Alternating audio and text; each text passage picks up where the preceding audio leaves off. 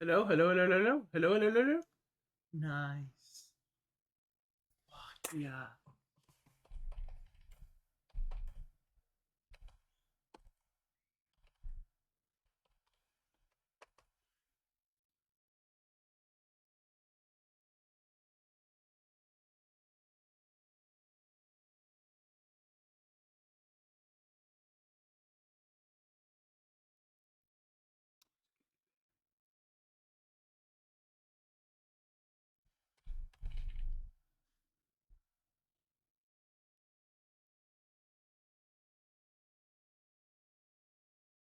Nah, it's distracting. Let's put it like right up here because this isn't gonna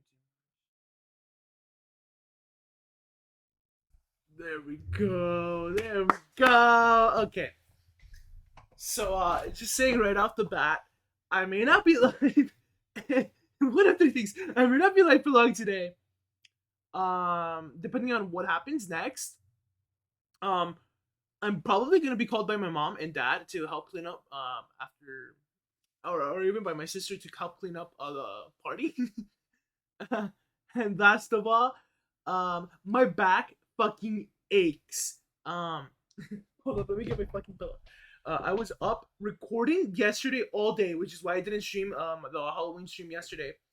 And I found that actually that was a blessing in disguise since I can stream a little bit today on Halloween day. Actually, um, so this is like last year, I guess. Except you all have to guess my costume now. And there's no game today. That's right.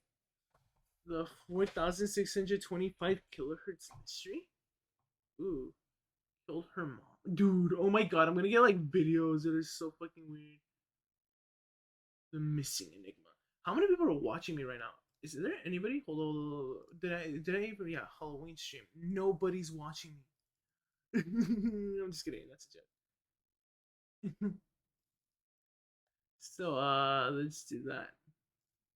We go, let's send the fucking message like probably people like trick or treating or something. Yeah, I wouldn't like doubt it. It is around that time, anyways. Uh, so let's see. Do I hear myself? Do I hear myself? So yeah, I do hear myself. Nice. Okay.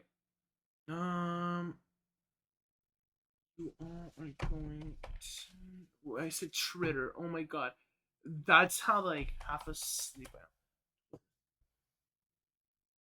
am. So my older sister was like, "Yeah, so what do you major in?" And I'm like, "Oh yeah, I major in computer engineering." Cool.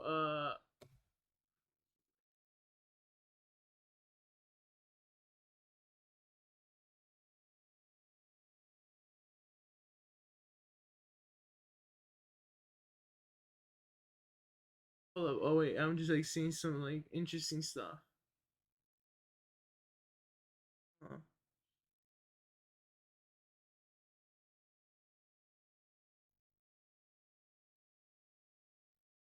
Oh, that sucks.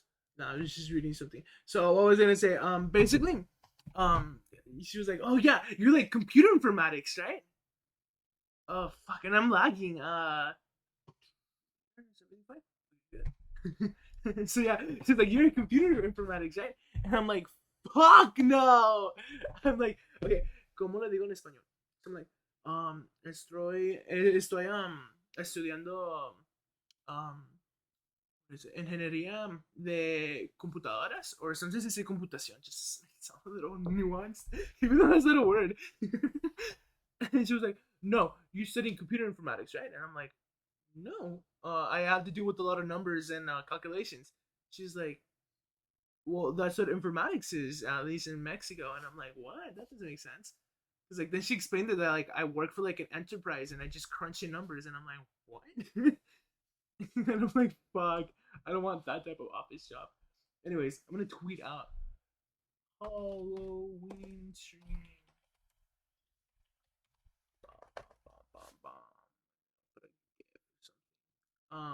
If you all want to guess my costume, go ahead.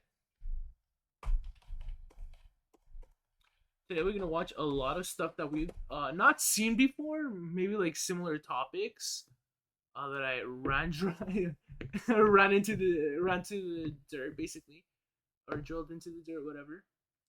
Um, Earlier this month and last month, and then the next scary stream that I'm doing is this actual Saturday. However, I do have to mention that the next scary stream won't be till like the 18th of December or something like that. So it'll be like a long time because usually these aren't my types of streams. Usually I'm playing like Pokemon and stuff. Dude, holy fuck! I swear I am going to play Pokemon. Not tomorrow, because tomorrow I have to turn in like another fucking piece of homework that's like super important. So tomorrow, I'm just saying I'm not gonna be live. I have to take an exam, and I have homework to turn in. Um, oh, it's gonna suck because like it's an essay and I haven't even started, but I have the sources. So why does it went to like 780 kilohertz? I had to to tell you all how fucking difficult today was. I had to remember what the fuck. I'm just kidding. No, I didn't have to remember. I was learning about time functions or whatever the fuck it was.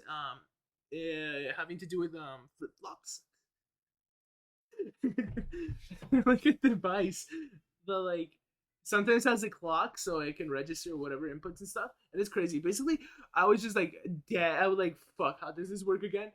Data latches start off at 0, then they go to 1 if the D input is high for like the second signal or whatever, and then they keep on doing that as long as it's 1.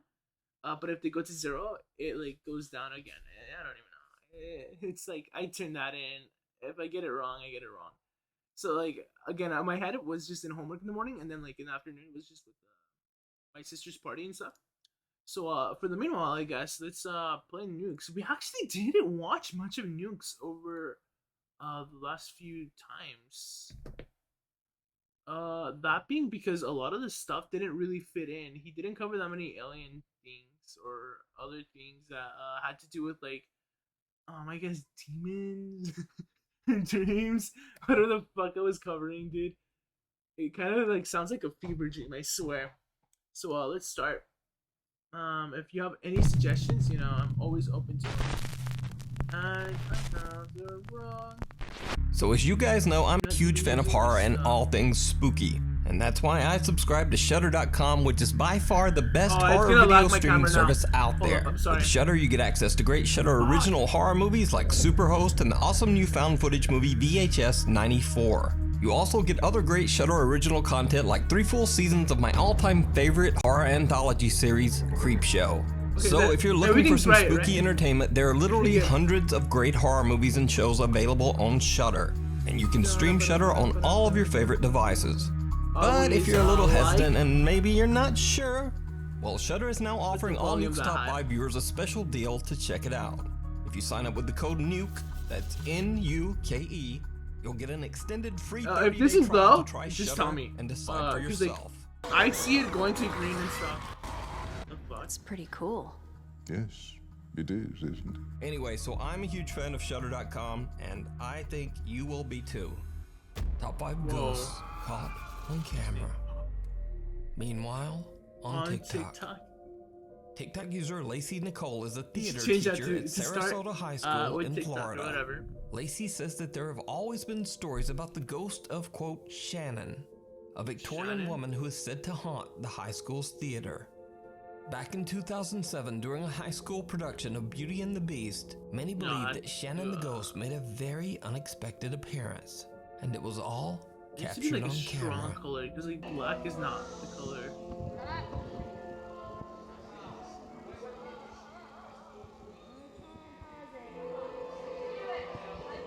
Whoa, what was that? Let's see it again.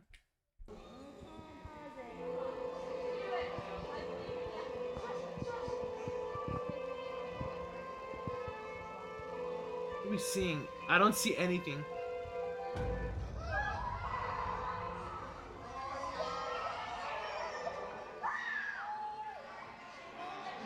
Okay. Oh my gosh! That's so like the play or whatever they're doing. Oh my god. Terrifying. The unexplained apparition of a woman in a flowing white dress can be seen floating 8 to 10 feet above the stage. Now, it should be noted that this was in no way a part of the play. So could this be the spirit of Shannon, the Victorian-era ghost that haunts the theater? Let me know what you think. Oh, that's background. Oh.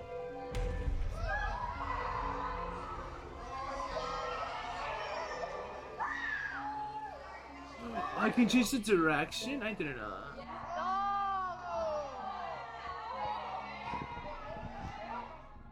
TikTok user It'sIC claims that his friends captured something very strange on their outdoor security camera. Like black or something. Yes, right now. You can go slow-mo. That like wisp on like the left side, really? Oh, what the frick, dude? That's like mango color. So weird. A strange figure seems to walk across the street and then just seems to float up into the sky. Even weirder than another. So hold up. Let me mute.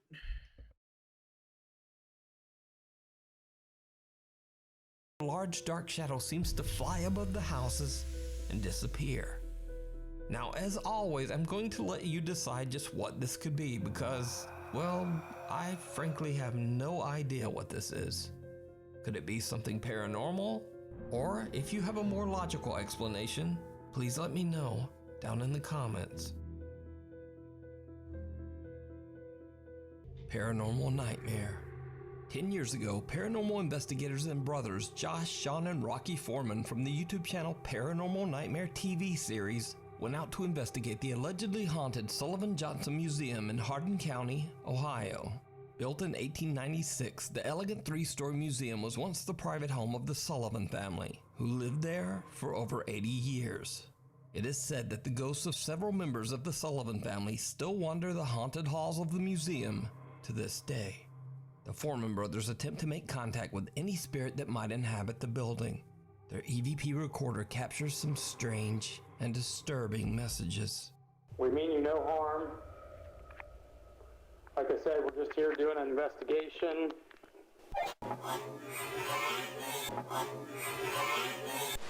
Are you in here?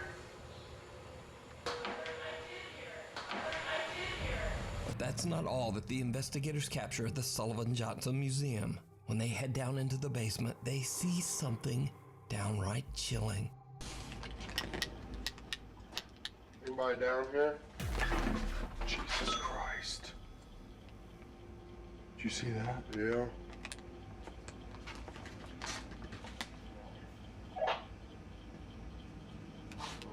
Time to go. Did you see it? As the brothers turn a corner, they almost walk right into what appears to be the small, dark apparition of a child. And its face just does not look quite human.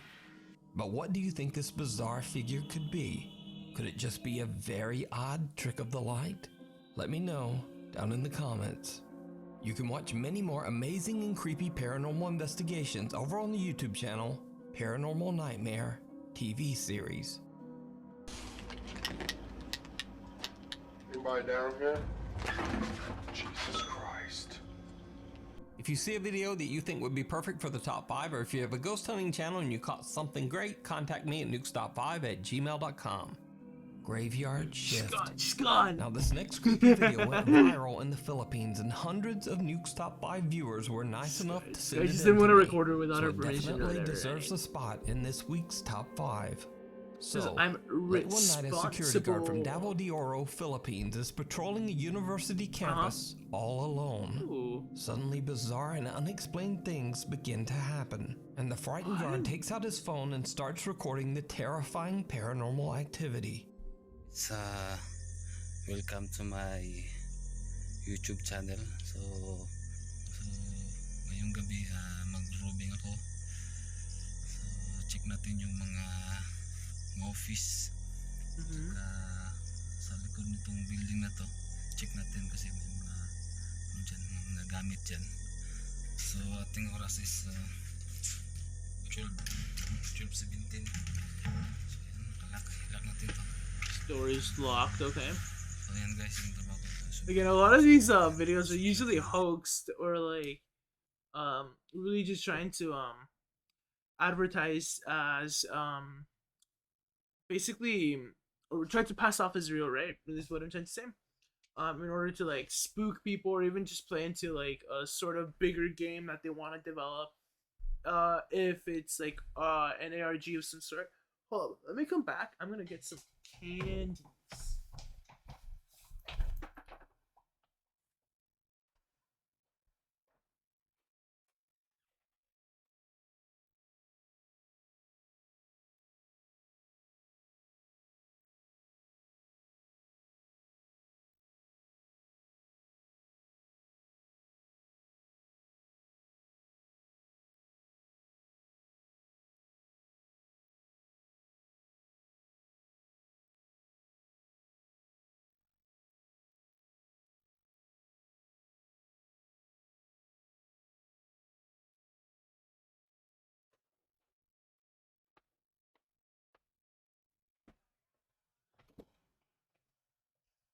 Here's my candy. Fucking dude, I love the vanilla versions of these. It tastes so good. I don't know why.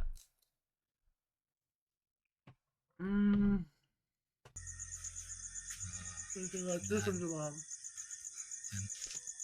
Where is the opening and closing?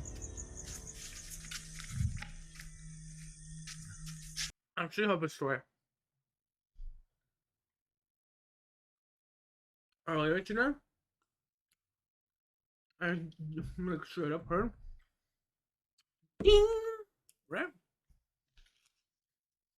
And I'm like, fuck. I'm gonna play like a game that has an old timey thing. The only device that has such a thing with sound, nor produces such a sound, is this not a toaster. Fuck, what is it?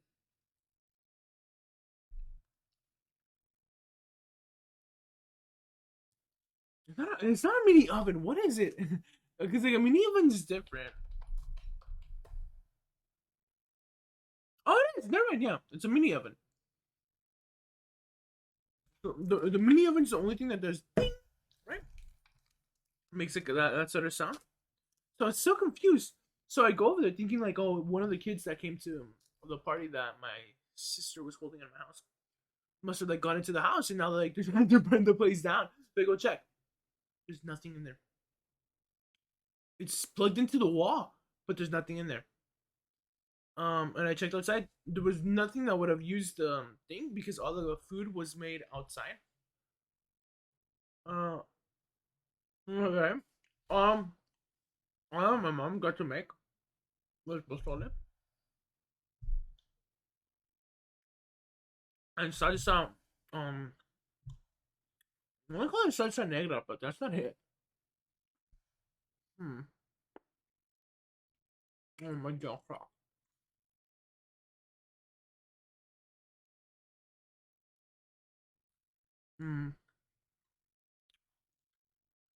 I like Tootsie Rolls.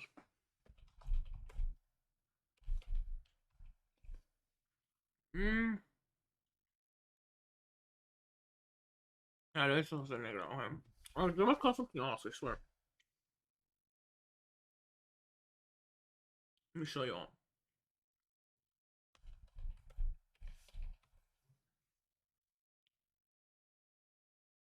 So, essentially, it's this, but a little darker. So, like, this color. And, I've never tried it personally because, I've heard my mom and dad just say, like, it's really spicy. I'm no wimp when it comes to spices, but if something's the color of black, it's gonna be pretty spicy in my opinion. That's all I have to say. It's like, I'll eat anything except for black pepper and salsa negra. Anything spicy. Do I have black pepper? I'm actually ghost pepper. Yeah, I don't even know what I said. That's the issue I was having yesterday with my speech when I was doing it for school. I like forgot what I said. If I said something, or like I would say the sentence that I would have had to read or not read out, but like rather remember is the kangaroo jumped, right?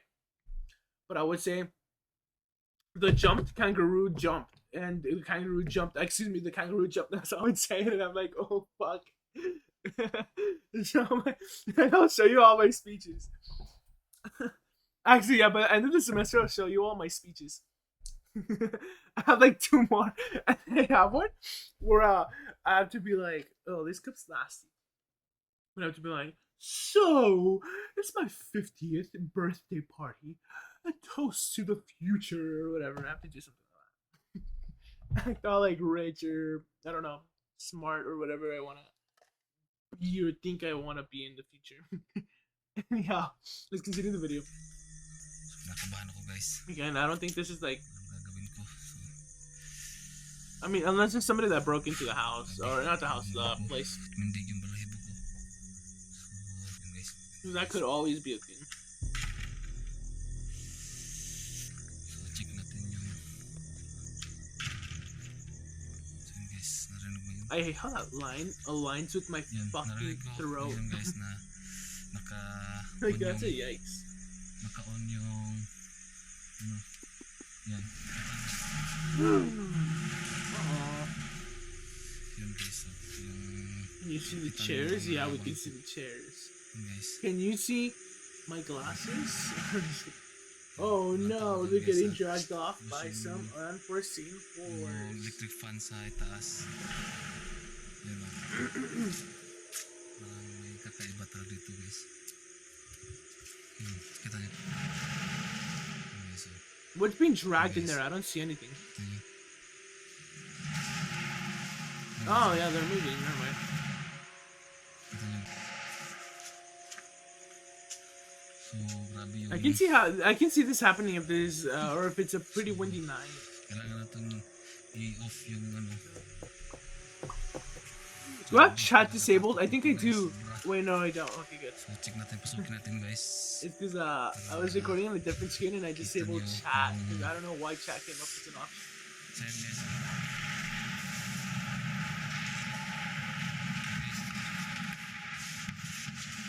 Interesting.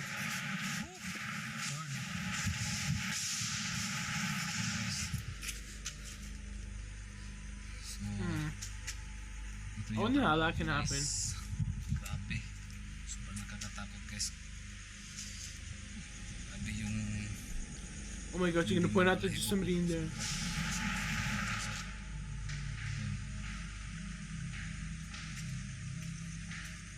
Like a ghost. Kita niyo naman, guys, yung... Oh, that chair or whatever's moving against the off yung... side. Wait, you can see my mouse now, right? There's something moving over here. It's rocking back and forth. Naka-on yan. Yan. Naka-on yan. Oh, that's turned on. No fucking wonder. Grabe. Labas na, guys, kasi hindi ko kaya yung takot dito. So, yan lang, guys. You mean you saw something? Kita, kids. A door opens and slams shut. Ceiling fans turn on by themselves. And most horrifying of all, classroom chairs slide across the floor in all directions. So could it be that this university in the Philippines is haunted? Or is it all just an elaborate hoax? You decide. Those are very interesting looking Tunnel chairs. vision. Popular urban explorer Chris Hill from Like the the YouTube long. channel Urbex Hill is back, I wanna see those, exploring another here. creepy abandoned location in his home Like, state usually of they're, like, Ohio. thinner, or, like, they This don't even time have, he like, travels a- to the Molly Stark Sanatorium. No, most of them do Beautiful, have like a sprawling little like hospital thing built so in you the can, like, go 1920s like for this. patients suffering Well, not from this high, right? tuberculosis. You know. Many of the hospital patients did not survive their Waverly stay Hills and passed away Sanatorium? from their No way. terrible illness inside these hospital walls. In 1995, the There's a lot of people with sanatorium was closed tuberculosis. for good, and the structure was left Tuberculosis. abandoned. I don't even know. The hospital was Is it said to be extremely tuberculosis? haunted by the ghosts Or of past tuberculosis? patients. Despite the spooky Like- stories and legends, Chris Hill is intent on exploring the historic building. Yeah, and not to makes his capture way ghosts. inside. Chris soon begins to feel like he might not be alone inside the old building. That's like a pair of pants. Oh, yo, my jeans came in. Let me tell you a story. That was a pretty fucking awful segue, not gonna lie. So, Amazon sent me the wrong pair of jeans. I got my black ones, the blue ones that I wanted, that are kind of dark. And then I was supposed to get like another pair of black jeans with the brown accenting of the what is it called? Threads, I guess. I don't know. The threading was supposed to be brown. They sent me like blue jeans, and I'm like, fuck, should I? Because like, not gonna lie, those blue jeans they sent me kind of look good though. I'm like, fuck.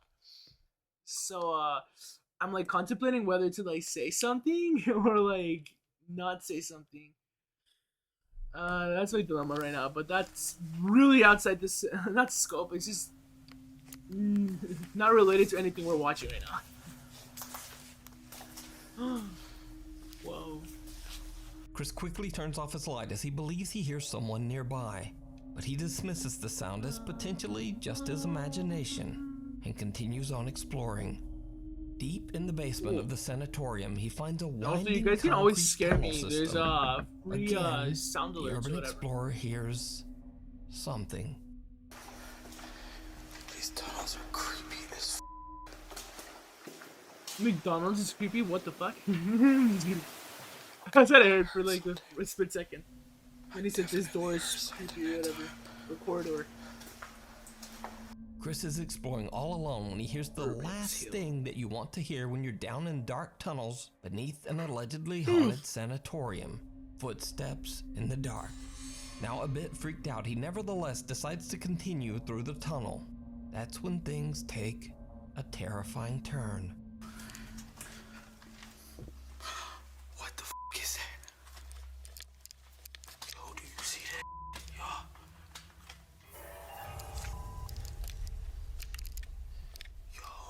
Yo, what the fuck? What did he capture? I actually don't see it. That is crazy. There's somebody down here. There's somebody down here. I was hearing like somebody dragging something. Wait, is this the one where he runs away? I saw somebody. I swear there was one where like he runs away and they explained it in like BuzzFeed Unsolved or something. It's like, in other words, I think this is old. It's like a steep slope down to that area.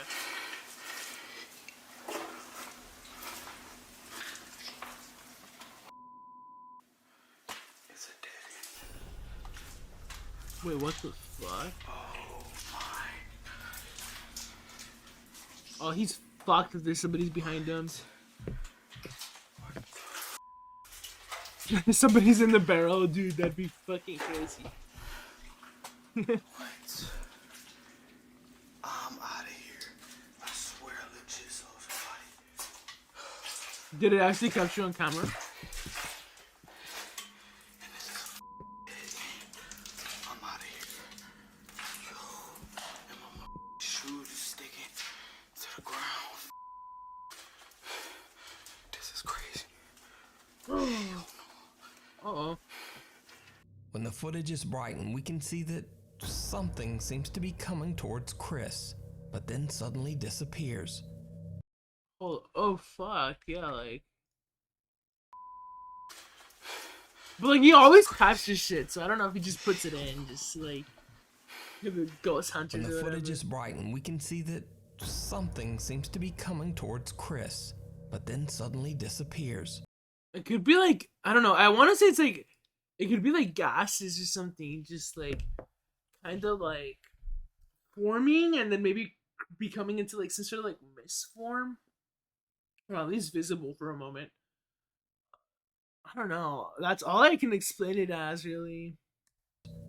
But most horrifying of all, Chris follows and discovers that the tunnel is a dead end, and whoever or whatever he saw had no place to go. The explorer is now creeped out and has had enough of the spooky sanatorium. But when he tries to find his way back out of the tunnels, this happens. What the fuck? Y'all will not believe this. My f***ing light died. His light died? No fucking way! Cell phone light.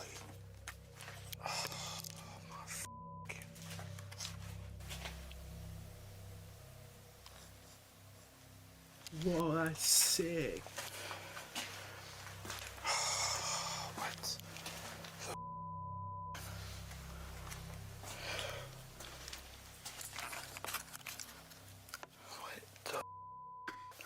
How is it There's no fucking music.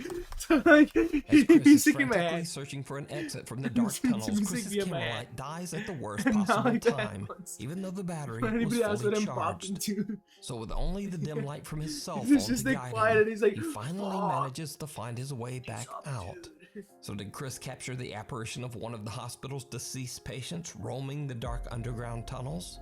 Let me know what you think. He's roaming the You underground can watch tunnels? this full 2-part exploration and many more videos of abandoned historic locations over on the YouTube channel Urbex Hill. The Haunting of Eric Gunner. Popular YouTuber Eric Gunner claims that he has had some terrifying paranormal encounters at his home in Mexico. Eric recently En su purchased casa and de moved into a México, new en home. México. Bizarrely enough, the woman who previously owned the house left most of her belongings behind. Eric says he has no idea what happened We've to the seen- woman. what? He also We've says seen that Ashley, he son? didn't really ask many questions because he got the house at a very good price. But soon after moving in, Eric is awakened one night by strange sounds coming from downstairs. He's worried that someone might have broken into the house. And to make matters worse, the power is out and he can't seem to get a signal on his phone. He grabs a flashlight and records with his phone as he fearfully goes to investigate. What happens next is downright chilling. Oh, I thought I was gonna start crying. I'm like, fuck, what's happening? Me choca ese teléfono. Creo que nunca había mostrado mi casa. Nunca les he donde mostrado recién mi me mudé. casa. Yo creo que algo se movió, it's nice. I don't even catch the accents. Miedo me da gritar hola. I'm even afraid to scream. I don't know. Jesus. Oh, he's talking. I don't know, I'm just trying to repeat after him.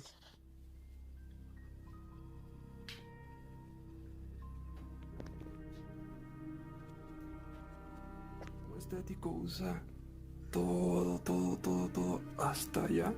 Imagínense qué tan grande está. O sea, real, es todo este pedazo. Yeah, it's huge. Holy hell. Ay, cabrón. No manches. Es un Siempre fantasma. se grabó. No. Eric doesn't notice, but as he descends the staircase, the voice of a woman can be heard saying atrás, or in English, back, or Atrás. perhaps go back. Me choca ese teléfono. No, atrás just means behind. So, like, I'm behind you. It's like, And then usually when they he say, heads like, back up the stairs, the estoy same atrás de voice ti or seems to something, say that means I'm behind subí, you. or go up. subí?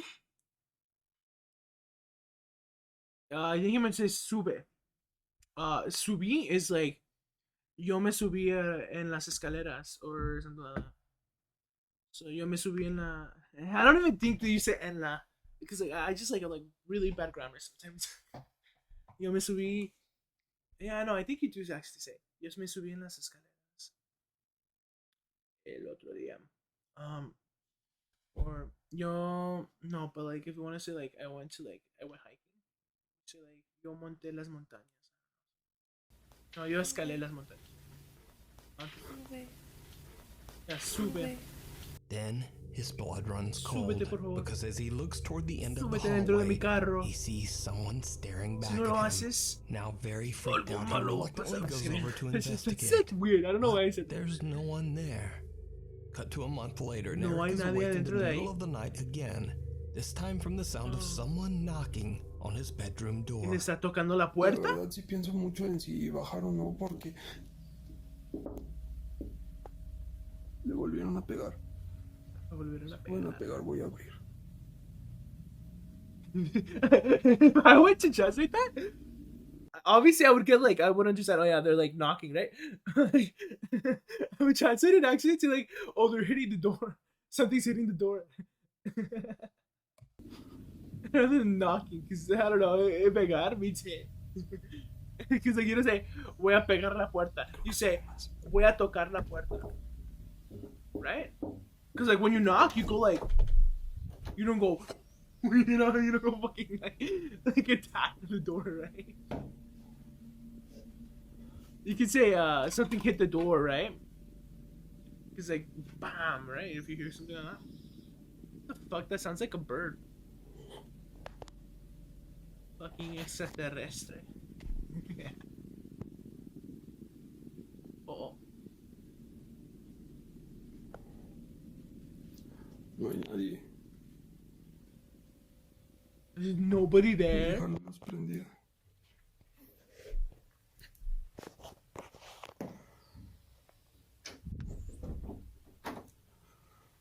It's his face. Entonces les estaba diciendo otra vez. No manches. Y tiene esa cara bien fea. La pared. Están tratando de usar la manija de la puerta. I think you say manija. But I think some people say manilla. Cause like it's like hand. Like it's like a punt. It's actually very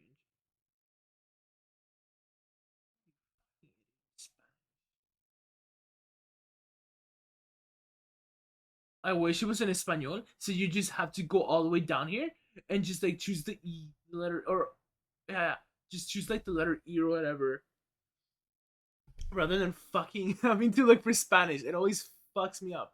There we go. Manija. Manija. Okay, yeah, they say manija. Never mind. Cause like some people say manilla. Cause like ja. Like I guess I don't know. I've heard that. I swear I'm not crazy. Maybe I have. Manija. ¿Cómo es posible que alguien corra tan rápido? No sé si están Someone is escondiendo. knocking, but when Eric opens it, Like I'd say that. Se están No escondiendo one there. detrás de las cajas. since the ladder to the attic is right outside his bedroom door, Eric decides to check up there. And it did not go well. No fue bien. Por aquí. Sounds like people. Well, let's like outside.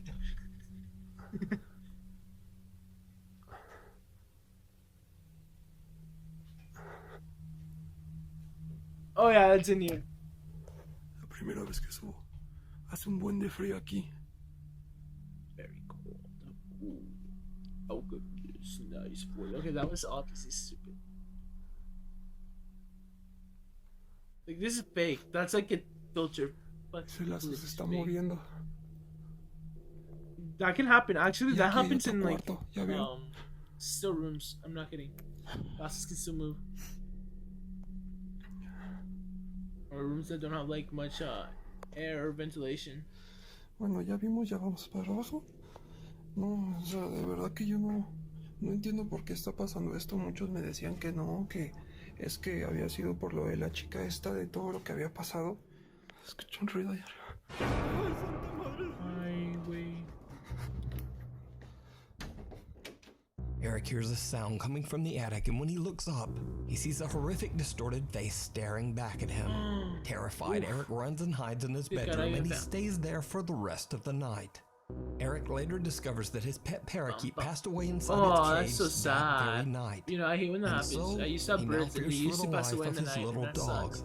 Not because of the Decides cold, not to because just we didn't pack feed up them. his stuff Probably and because they move out of already the had house for they had good. disease in them already. You can check out more of Eric They would Gunner's usually die strange like after a week encounters of over on us. his YouTube channel, Full Gunner. Sad. Thanks Take for watching. the Please follow me people on that, Instagram here give it to us and and on really Twitter take care here. of them. and on BitBop. I'll see you next week. BitBop? What the fuck is BitBop? Up! No song, no song. Let's do this one. This is like the normal react, right?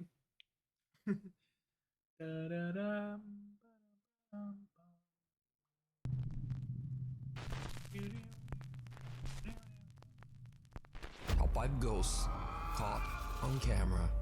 Haunted. Single dad Alex Calvo inherited his estranged grandmother's house in Florida after her recent passing. So he and his daughters packed their bags and moved to the home to start a new life. The house has been in his family for 4 generations and has been left mostly untouched. blood on my In fact, fucking when they hands. move in, the home is still full of his grandmother's belongings. Alex begins to record moments from his family's move to the new house and shares his experiences on TikTok. When they first arrive, Alex posts a video of the event, but concerned viewers soon point out to him that there is something very disturbing in the video. Alex is shocked. Look at our new house. I looked at my new house, yo. This is cool, right? Better than an apartment. Okay. Got everybody here. Heading on into the new house for the first time. They say go. Yeah. See how scary? It's kind of scary, actually. Oh, look at all this stuff. Oh, wait, is he gonna say that bullshit with the orbs? Dollhouse for you, Salo. It's empty. Yeah. Well, not empty. It looks like abandoned. This kitchen's pretty nice. Ready? I'm ready to go out, Mom. Go close the door. Kid talking about. Did you see it? When Alex walks past a mirror, a creepy dark figure can be seen in the reflection. Alex says that he has no idea what this could have been, but he decides to keep recording his experiences in the new house. Nice. A little over a month later, and in the middle of the night, Alex Calvo is haunted. Okay, I just heard a loud bang out here. It's the middle of the night. Sounded like it was coming from the kitchen. Hello? Oh. Wow, hello? things moving.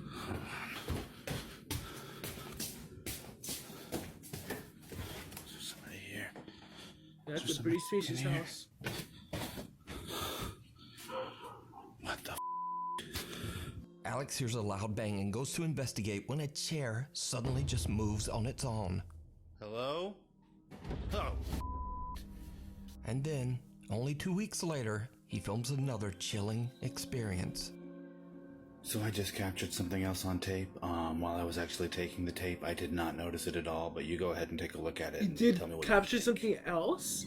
Okay, I just heard a really loud noise coming up here from the Dude, same I'm just so place where all quiet. the other I'm like stuff has been winding going down on. from today. Like something was dragging across the floor. Usually I'm more like blah blah blah blah blah blah blah blah blah blah blah, Turn on the right? lights, like everybody says. Today I'm just like a little more quiet. Okay, come on. I know I heard something. They're actually pretty fun to watch. I just want to digest them. See, I don't know. I don't f***ing know. There's nothing here. Turn on this light down here. Alex doesn't notice it at the time, but he accidentally records what seems to be a pale face staring at him from a doorway. My Amazon shit, He starts right? to believe that whatever's You're not making these taking strange it? noises and appearing in his videos might actually And be also the that was spirit so mega of his fake. deceased grandmother. Cut to another That's night. like a guy and that went Alex to the captures military. something Got a absolutely bus guy on the terrifying. sides and his hair just screws up. Okay, I am up here where all the different, like, scary activity has happened, and I'm hearing what sounds like somebody walk around on the floorboards. As I'm up here, I can feel, like, the pressure of steps landing around me. Oh my god, I yesterday, don't really know like, what's going on. It's, after it I just seems finished my pretty speech, crazy to me. I don't even know just- how I did this it. is- I was I like don't so know, this is tired. not what I was signed putting up away for some of when my I got this clothes house. because I had some of it on my bed. That being the jeans I ordered that came in yesterday, excuse me. And so like somehow I just knock into like the closet. Is there somebody in here, or was what that is it called? actually Mirror my thing? I grandmother? don't know. Oh my god. And like the side where you touch to push and slide the doors, because there's like slide doors, so there's slide mirror doors. my whatever the fuck you wanna God. call 'em. The bronze side ended up actually like cutting into me somehow, and it was weird. Alex It was can't like believe his eyes, as right in front of him, someone appears it was to like be standing see the in flat his side. doorway. It was like By the time my he fingers manages just to went collect like himself, bam, whoever and then or all of a sudden whatever it was has it didn't go disappeared. to the corner or anything. It So just could it be that bam. Alex's home This is is the haunted impact, by his and it somehow grandmother? cut me. And if not, then just what is this? So weird. Okay, that I is highly recommend that you watch Alex's full story over on his TikTok page. Alex Calvo is haunted. A different perspective. nice. Reddit user Bunny Toast was says that nasty. she I was was bleeding home a lot, too, completely so, like, all I alone got a with just her bandage. grandchild. I had to use 3 bandages her old originally phone to because play with. it was just kind The of like child bad. accidentally starts recording a video and captures something Like earlier today, chilling. I took him off and just replaced it with like a regular band-aid. Oh no. Let's change your butt. That's like my nephew actually. He doesn't. She is it like I don't know. They don't look like my nephew, but my nephew is like so it was like like you know they're saying like sounds like that. He's like Did you see it? Reddit user Bunny Toes is shocked when she looks back at the footage. Speak some Her English, grandchild like, seems to have no. recorded a tall shadow-like figure standing That would right be behind scary. them. The astonished Reddit user believes the apparition to possibly be her husband's deceased grandmother, who passed away 6 years What ago. is on up the with all these exact same grandmothers? spot where the figure Hold up, let me pause it. Yeah, can be seen in the video. But is it a shadow figure or just a very strange trick of the light? Let me know down in the comments. If you see a video that you think would be perfect for the top 5, or if you have a ghost hunting channel and you caught something great, contact me at nukestop5@gmail.com. The Haunting of Abiud Hernandez Alvarez. Now, the name Abiud Hernandez Alvarez might sound familiar to you because over the last year and a half, I've featured his continuing frightening story. Abiud lives alone in an apartment in Mexico City and claims that he suddenly began to experience terrifying paranormal activity at Dude, I look all terrifying. hours. Objects would move on their own, doors slammed shut, and the sound of high heels and knocking were heard in the halls. Most horrifying of all, Wow. a strange female entity began to appear in mirrors around his house, and then the apparition. Oh, this is the physically guy I attacked thought that he Abiud. In was his in last that he. video posted to Facebook, he recorded a shocking encounter with the female spirit he calls Yeah. Zaya, and then he just sort of disappeared for a while. Oh my Abiud god, has since 'cause returned and adopted a he had cute little something puppy named Milo. with the It's ghost. not long before Milo starts to regularly react nervously to something that Abiud can't see. Hold One on, night when something smells Abiud like is fast asleep in bed, a stab like it's burning. It smells like pretty nasty. Hold up, I'll come back right now. Check. If something isn't on. It literally smells like gas. My jacket. My jacket was. No, because of that wash.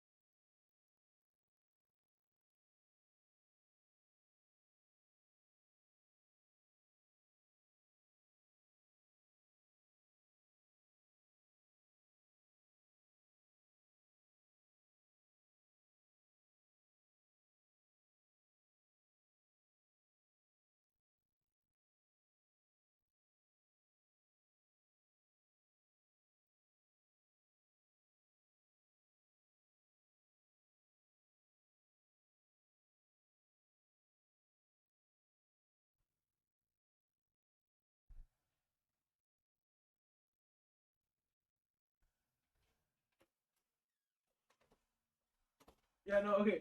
Like I said, and maybe my jacket, my mom smelled it. She said it smelled like fine. Like it didn't smell like anything. So it's not my jacket. And actually, maybe like the room. I'm like thinking it's actually the room that smells. And I just met one of my cousins.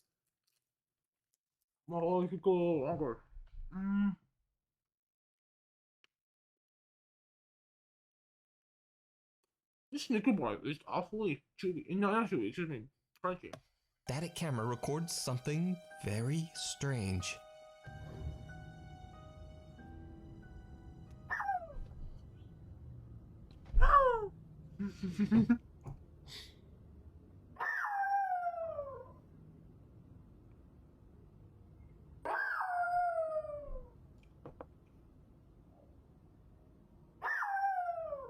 Oh my god, that used to be one of my dogs that used to...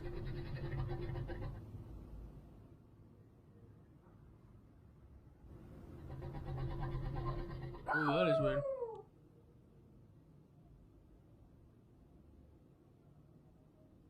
Milo barks at something that we can't see, and an ominous noise can be heard that seems to respond back to the little dog.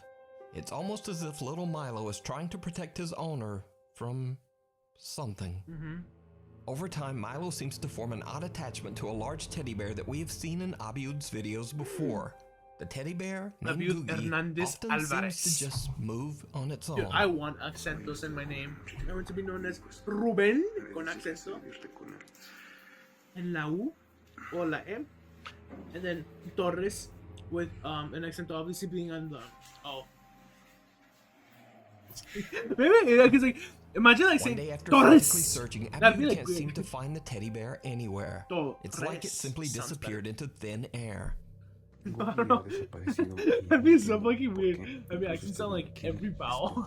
Hay como agua, como si saliera de él. Y toda esa agua se escurre y está directamente en el piso. It's like a leak. Incluso de este lado también se puede ver cómo el agua está escurriendo como de la silla. No sé, no lo entiendo. He did something. There's no way. Realmente no, pues no sé cómo explicar que Googie ha desaparecido. Ay, cabrón. Pues no sé ni qué chingados. Did you see it? Even though Abiud shows an empty chair, Googie the teddy bear can be seen sitting in the chair in the mirror's reflection.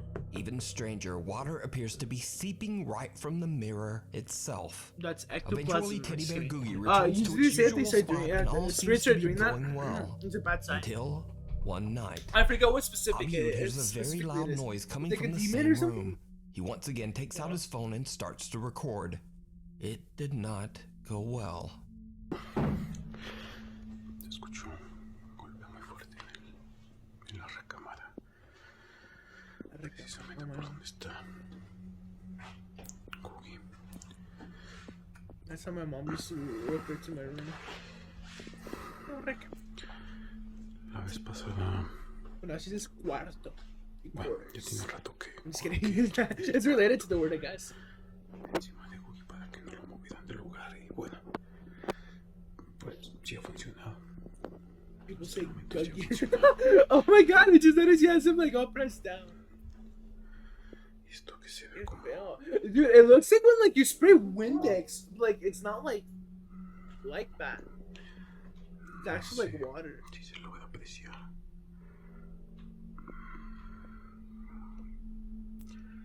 Bueno, aquí se ve como agua, pero es más viscoso que eso. De hecho, creo que no es la primera vez que grabo esto. ¡La madre! ¿Qué chingado fue eso?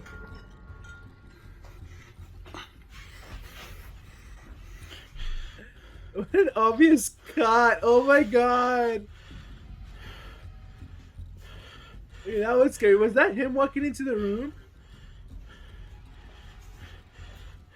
Dude, I need air freshener. I'm gonna hold up.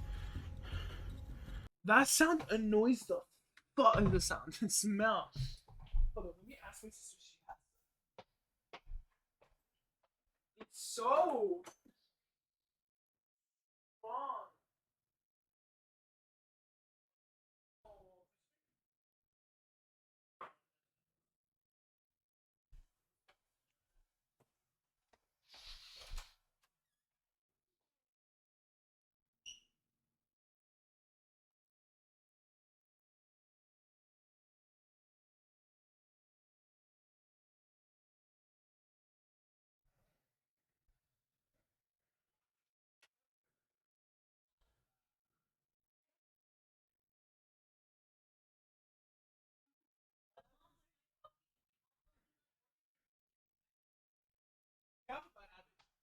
See you later. Thank you. Oh, let's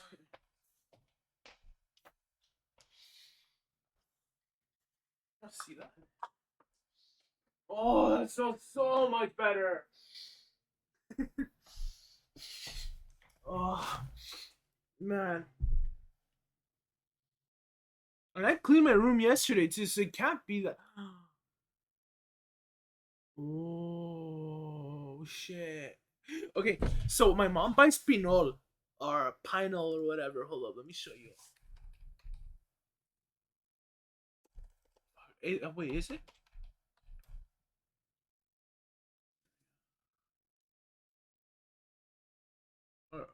Well, she calls it Pinol because there's a different brand called Pinalen. Yeah. Actually, no, she does have this one. Excuse me, yeah, it is Pinol. Because Pinalen is different. So there's Pinol, right? Or Pinol, as I guess normal people would call it in America. For whatever reason, Pinol to me smells like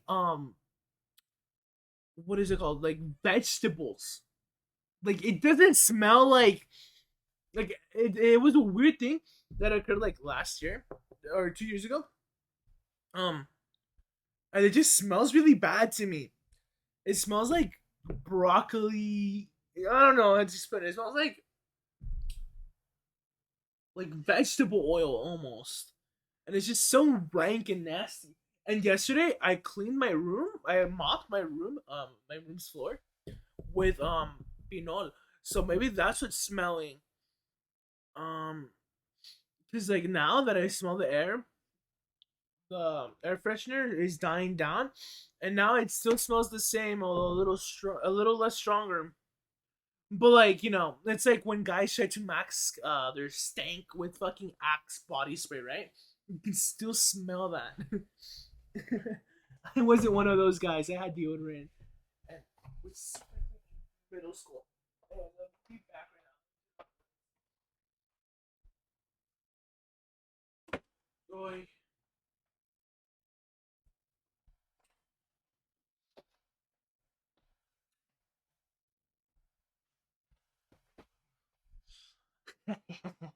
Y'all don't see. I'm not of this realm anymore. I'm just kidding. Imagine saying something stupid like that. Fucking crazy. Like literally eliminates me. So if y'all want to get that to happen to you, you gotta have your gamma at -2, contrast 1.04, brightness -0.222. That is 3 2s, right? No, hi. Yeah, 225 or whatever, 3 2s and a 5. And saturation 2.333. Hue shift 71.36 and opacity at 0.9063. My fucking kilobits per second is falling down for whatever reason. God, that smells bad. It's gonna go. Let's continue.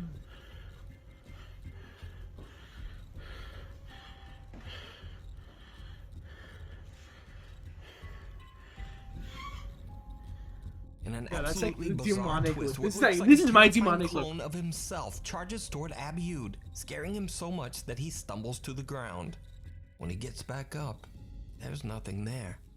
Also, a strange symbol that wasn't there before now appears on the mirror. When Abiud checks out the living room, something dark, scaring him so much that he's also a drowned. When he gets back up, there's nothing there. Also, a strange symbol that wasn't there before now appears on the mirror. That's like when Abiud checks out the living room, something dark seems to be standing there with him, only visible in the reflection in the living room mirror. After this horrifying experience, Abiud takes his dog Milo on a long trip to just get away for a while. So, is Abiud Hernandez Alvarez's apartment really violently haunted? Or is it just some bizarre horror ARG? It's a ARG. Either way, the videos are See, he's listening to me. He's seen my fucking video. To decide. See? You can find Abiud's entire story and many more videos over on his Facebook page. The tunnels. Founded in 1811, the seaside city of Astoria, Oregon has seen its fair share of dark history. In the early 1920s, most of the city tragically burnt to the ground. It was rebuilt with concrete reinforced pylons, creating a creepy hidden underground tunnel system. Many of these tunnels served as underground living space for the very poor, but they were also home to a lot of violent criminal activity and were very unsafe. One of the unfortunate poor people who lived in the tunnels was a woman named Abigail. Abigail was a poorly paid seamstress in a tailor shop during the day, and at night, she lived a very hard life down in the dark tunnels beneath the shop. In 1972, Abigail saw no way out and ended it all. Her remains weren't found until a week after her passing. Another unfortunate soul that is said to inhabit the tunnels is allegedly that of a young girl named Sarah, who is also said to have met her untimely death beneath the tailor shop. Over time, the underground tunnels were closed due to safety hazards. The tailor shop was sold and eventually became the Gully's Butcher Shop. Owner Diana Isn't it like a town where like they can Shanghai you or whatever? Or something might still be down in the tunnels beneath her and I mean, I think the people in that town use that in the basement of a but mysterious it just means seems to be kidnapping. sitting in And a I'm not chair. using it. I'm not trying Others to use have it gotten in nasty like, headaches during their racial visits, way, and right? some have even seen a large shadow figure.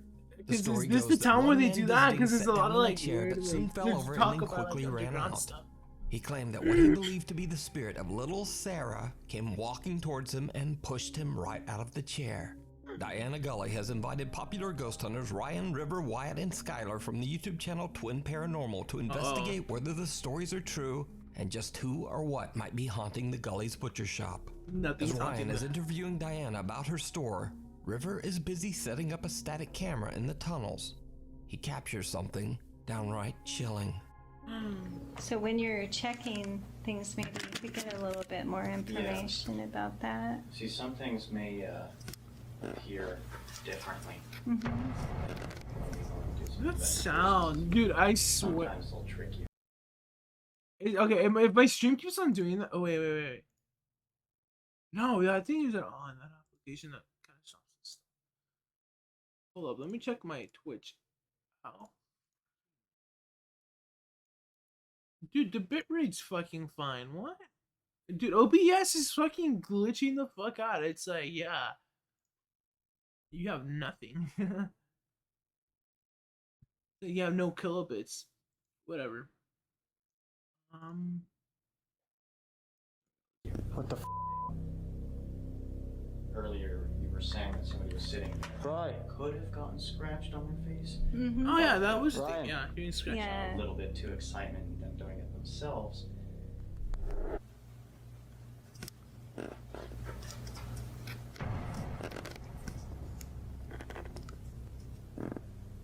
What the What happened to you? Dude, I've never had this happen, ever. I was getting a shot, and I hear someone walking like this. Okay. And they came right behind my ear, and they're breathing really heavy. Oh, no. I've never had this happen. I almost just frickin' lost it. You okay? I'm okay, but that was really scary. I'm not Is that gonna you lie. running over here? Yeah, it was me running over here. I've never had that happen. Now, a little freaked out, the team finishes their interview with store owner Diana and officially begins their investigation. Using a REM pod and 2 EMF meters, they begin to ask questions to the spirit of Abigail, and things just get weirder. That just went to red. That just went to red. Are you filming it? That went all the way to red. I'm not feeling it. Can you spike this one as well? This one in my hand? Can you spike my EVP? Whoa, whoa, whoa. Hey, dude. Thank you. Dang, that's some next level rigging. Thank you, Oh, Abigail. yeah, If scaling, this is you. aspect ratio. No, it's cool. Not one, not two, but all of their devices spike at the same time. The team moves on to a different section of the basement, and their devices are still continuously spiking. That's when Ryan experiences something terrifying. We're only...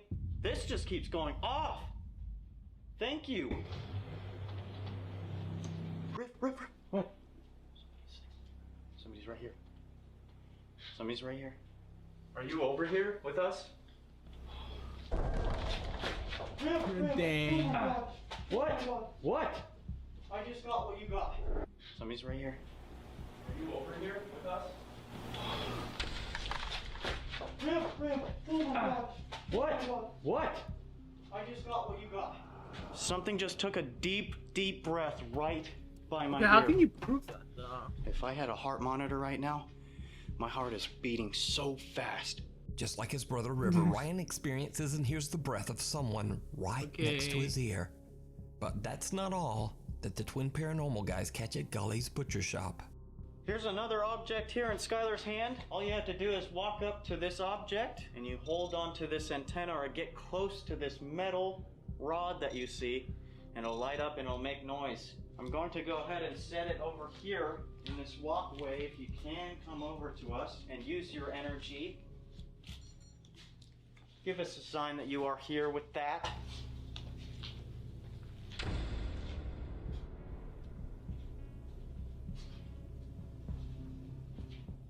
Give us a sign that you are here with that.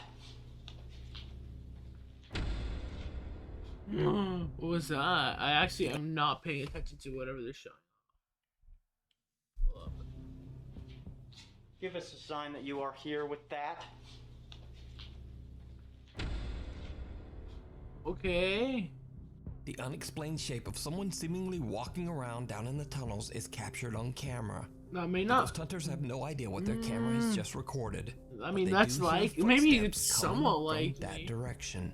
So could this be the spirit of Abigail? Could it be the ghost of little Sarah? Or something worse? Let me know what you think. The investigation at Gully's butcher shop is not over yet. Part 2 will be up on the YouTube channel, Twin Paranormal, very soon. The Legend of Kashima Reiko.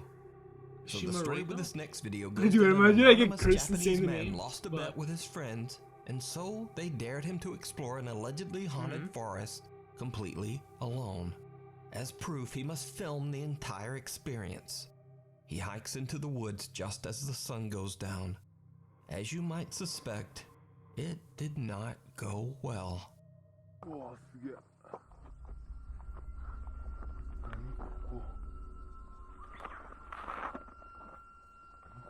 That's an interesting sound. That's something like the Dragon Ball Z. Whatever.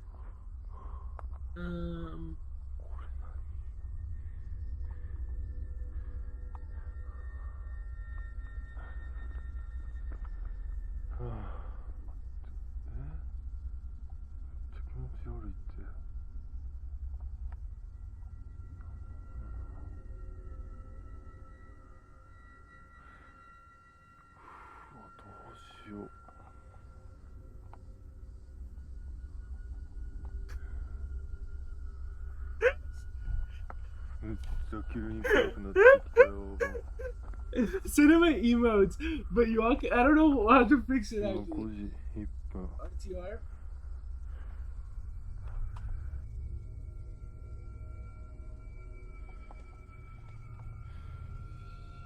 Let's see if that does that come out on Twitch.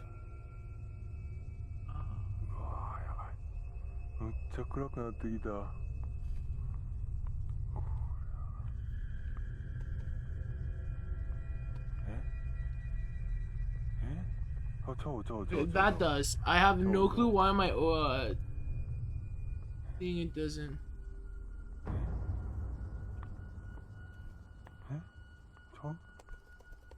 Oh, up better.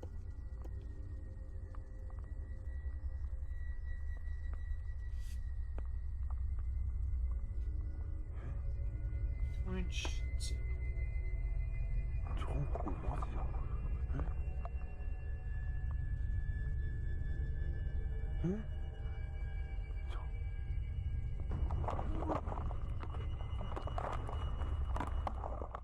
The pale, disembodied torso of a woman appears to crawl her way out of the forest, getting closer and closer. The man makes a run for it, and the video abruptly ends. Now, Japanese viewers say that the mysterious video has a basis in the frightening urban legend of Kashima Reiko. The story says that the vengeful spirit of a woman is forever looking for her lost legs. And if she happens upon someone, she will take the legs of anyone she encounters. Thanks so much for watching. Please follow my Instagram. I have no idea why they don't appear. My tweets here. And my ticks are my talks, whichever you choose. I'll see you next week. Oh my gosh.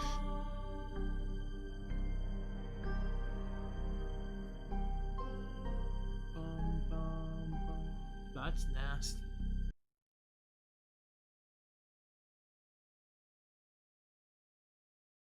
Should be banned.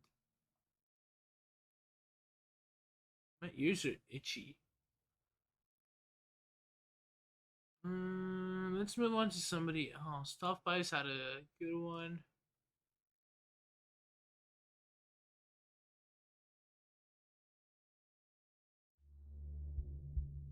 We didn't watch that one. Before we get started with this video, we just want to say that if you're loving all this daily creepy content for what is, let's be honest, the best time and season of the year, then consider supporting us over on Patreon. Despite lots of our videos not being ad friendly, we have no support only tier on Patreon. So even at the lowest tier, OBS, mother. Oh my god, I have not heard that. All of our exclusive documentaries. That includes The Murderous Minds, Minds of Madness, and all the standalone documentaries. We've always wanted to keep it fair. We don't have Patreon to make a ton of money. Pretty much everything goes back into the production.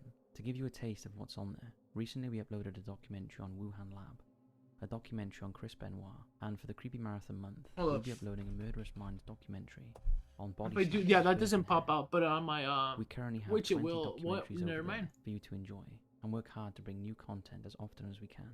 And remember that we understand times are tough, and not everyone can afford it. So if you genuinely cannot, just drop us I don't know what he's like. to Patreon at top5s.co.uk, and we give you access what is it to all of our called? exclusive Patreon Fuck, content. what am I looking for? Thanks everyone. Oh, hope you're yeah, enjoying the extensions. Creepy Marathon month. Please consider supporting. And now, let's begin.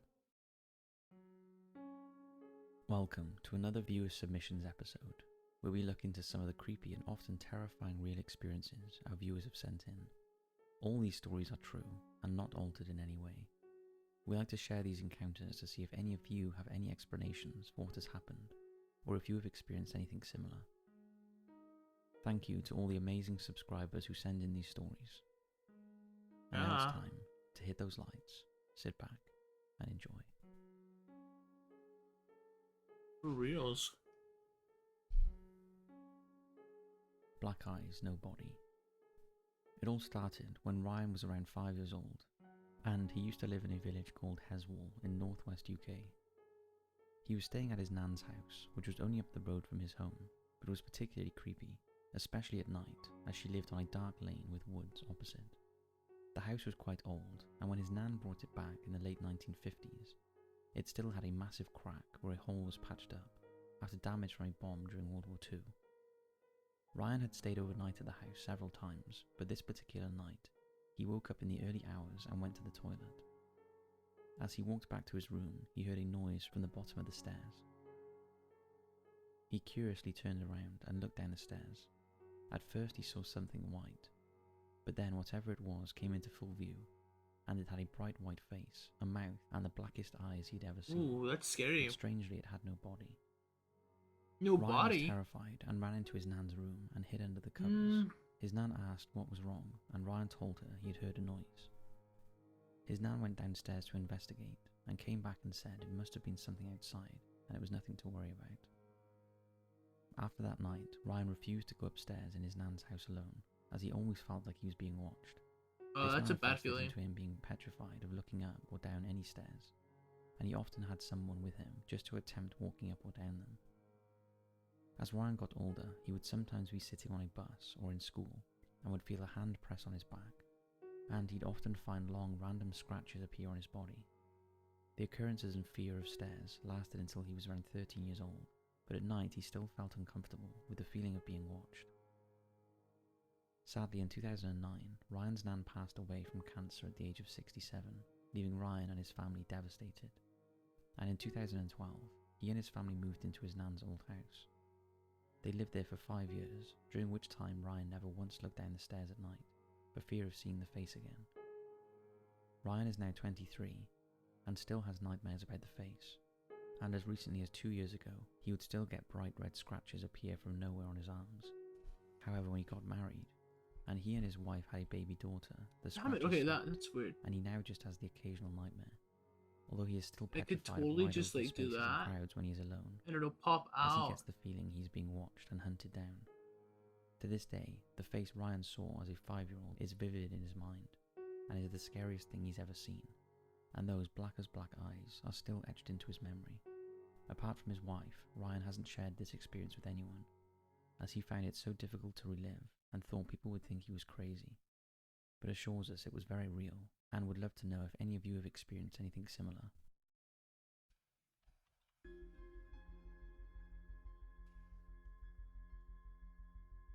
Strange anomaly on Ring camera. Ooh, it's just like actually gonna have like actual. It is from her Ring camera that she had installed about a year ago. We do get sent That's quite a lot weird. of Oh Ring wait, camera footage, mostly hold of up. I think I know why largely that's not. insects or cobwebs. But this footage is a little different. It doesn't appear to be your typical movement of flying bugs. What is that website called? Deborah Fuck. has shown the footage to several people, and they have no plausible explanation for what was caught. Take a look.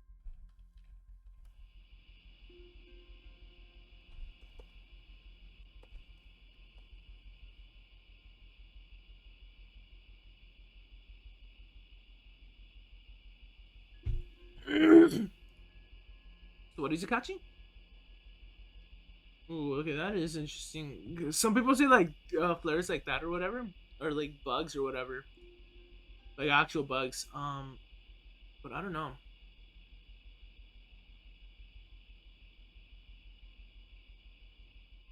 Pretty strange. Deborah is not aware that anyone died in the house before she moved in, or whether they experienced any strange anomalies, as she's never experienced anything inside the house. Deborah is a skeptic when it comes to anything paranormal, but is a little creeped out by what the camera has caught outside of her home. You will notice in the video a shooting star and a bat, but what the other floating mist is, we aren't sure. Yeah. If any of you have any suggestions, let us know in the comments, as I'm sure Deborah will sleep easier if she has some answers.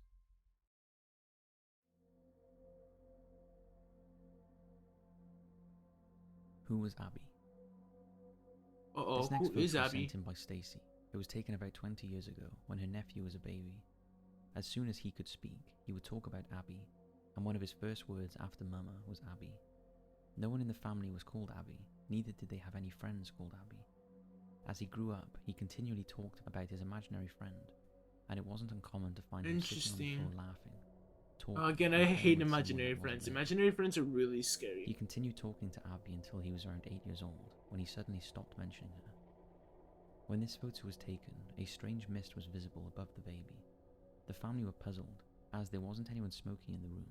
The temperature in the house was 72 degrees Fahrenheit, and there was no other reason for the mist to appear. They wonder if Abby had anything to do with it. Ooh, that is Paranormal interesting. investigators are convinced that a swirling fog or There's a lot of activity like is a sign of spirit. things with They are that. mostly captured in graveyards and can be white, grey, or even black. And sometimes they appear before becoming a full-bodied apparition. Is this what was captured in the baby's photo? We'd love to hear your thoughts.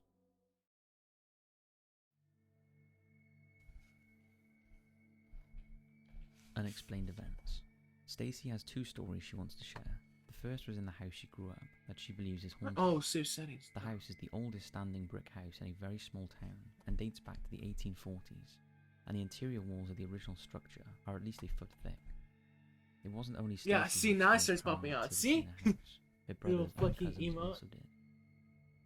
They are all middle-aged adults now, and rarely talk about the strange things that happened in the house, for fear that whatever was there will find them again. In fact, there were so many strange things that happened to Stacy and her family that she might eventually write a book about them. Stacy was very close to her great-grandmother until she had a stroke when Stacy was 14. After that, she was never the same, and when Stacy visited her in the care home, she had to be mentally prepared for her great-grandmother to think that she For was some one of reason, the many emotes are death turned wishes, off. and to pretend not to be creeped out when she talked to little children only she could see. One night, Stacy Whenever I happened to sound see her crazy, you great-grandma all standing better in the fucking doorway of her spam bedroom. that. She was very shocked and remembered saying, "Grandma, when did you get here?" Her Oof. grandma replied, "I am going now," and Stacy remembers saying, "Okay, have a good trip," and went back to sleep.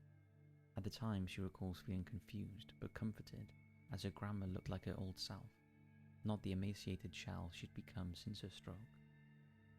The next day, Stacy asked her parents about the visit, assuming they had brought her home, but they kind of mocked her because it was so ridiculous. There was no way her great-grandmother could visit, as she was too ill. Stacy was confused, as she felt there was very much a man standing behind her great-grandmother, and had assumed it was her dad helping her up the stairs.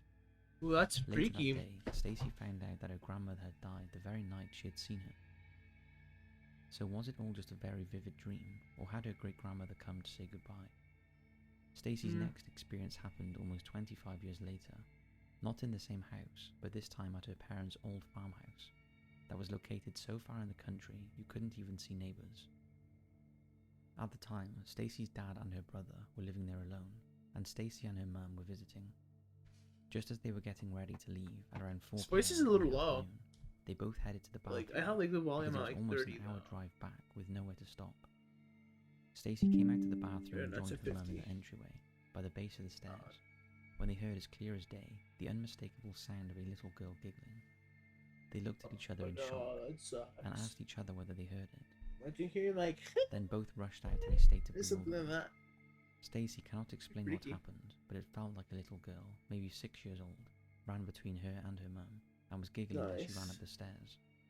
The whole thing lasted around 6 seconds, but both Stacy and her mum got the feeling the little girl was pleased with herself for frightening them. Oh, as I if she should was get playing some fun. pozole, especially because I'm wearing a red It could shirt not and have you been a all living want to person, stay. as they were the only Just two left. kidding. That's a joke. The No, rest but of like, the yeah, I want family pozole were right now. Fuck. Stacy cannot explain or dismiss what has happened to her over the Pozole. years, but has her own thoughts. She likes to think of them as echoes, like when you turn off an old TV and an image remains on the screen, and that we are all powered by electrical impulses and energy that can neither be created or destroyed, only converted to other forms. Yeah, that's somewhat Stacy true. is sure we will have the answers in the future, and the idea of her energy being converted and carried on comforts her. Stacy doesn't know how or why these things happened. All she knows is they did.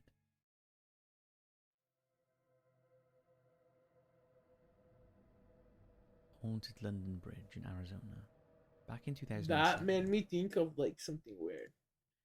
What if above the idea of having children, nah, it doesn't make sense though, because that would mean like the same original group of first humans would have to have the same like soul, I guess, or it would be like the same soul. So what I was gonna say right now is like, oh my god, what if humans actually propagate? When they propagate, you know, sperm and egg cell fuse together, you actually need a soul or some sort of electrical signal from the atmosphere or you know, environment or whatever, and then they create a actual person with a soul. But that doesn't make sense because like at all. It's like, hey, that would mean that basically the same sort of group of people are still alive, which is not truth, which is not the truth, because there's an infinite, or well, basically the population is exponentially growing, I guess. I think that's how it works, at least until we hit a limit. Darren moved to Lake Havasu City, 'Cause Arizona. it's like a weird And was curve. surprised to It's find called that the one of its main survivorship curve. attractions was the It'll go London Bridge. whoop. The bridge was originally built in 1830 and spanned the River Thames in London. However, by the 1960s, London was outgrowing the bridge, and it was decided a new London Bridge was needed.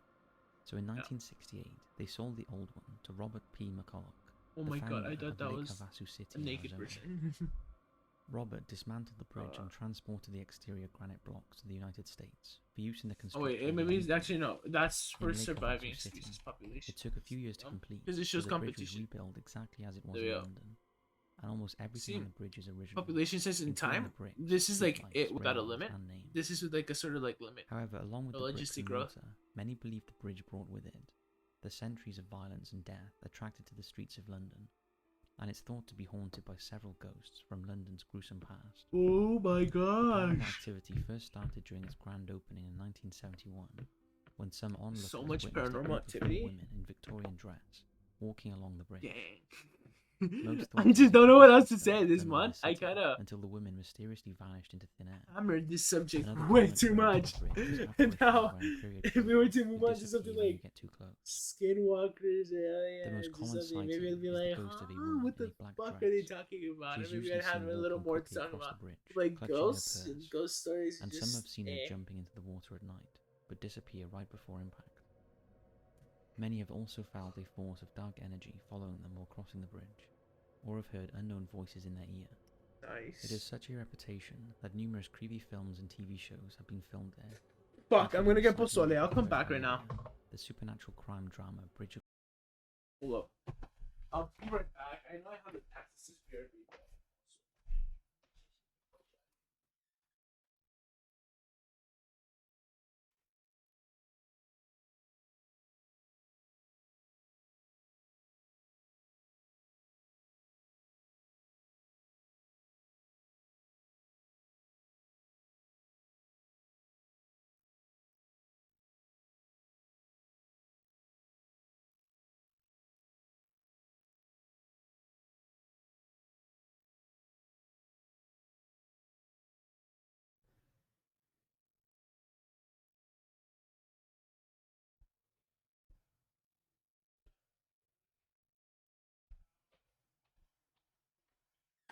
Yo, my sister's going right now.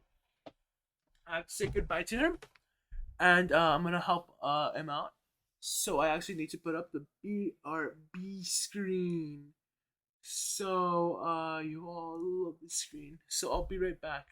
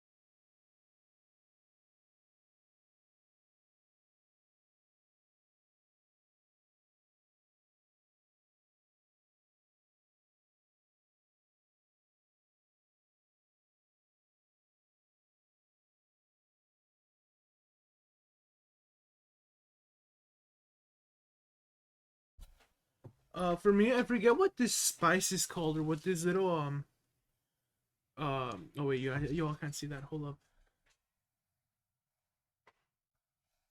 Where's properties?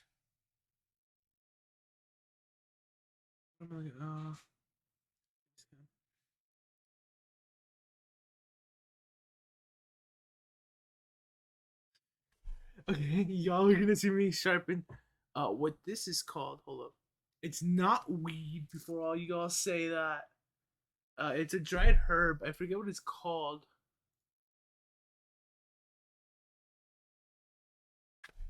So, yeah, you add it to el menú, excuse me, not menú, to el pozole.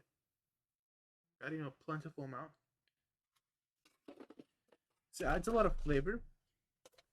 I like adding onion to.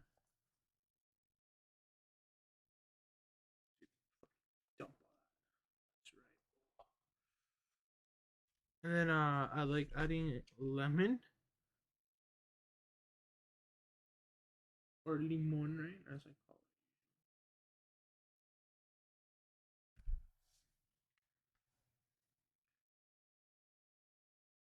it. More lemon. And then I'll just like dump everything else. I have rábano, cilantro, repollo.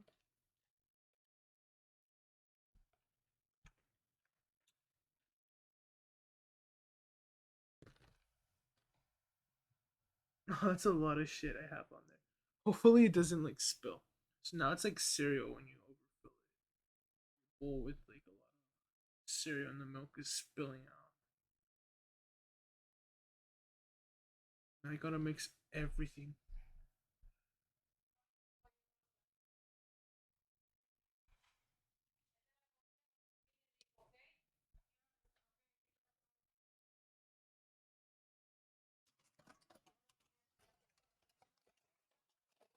Alright. I'll be back right now.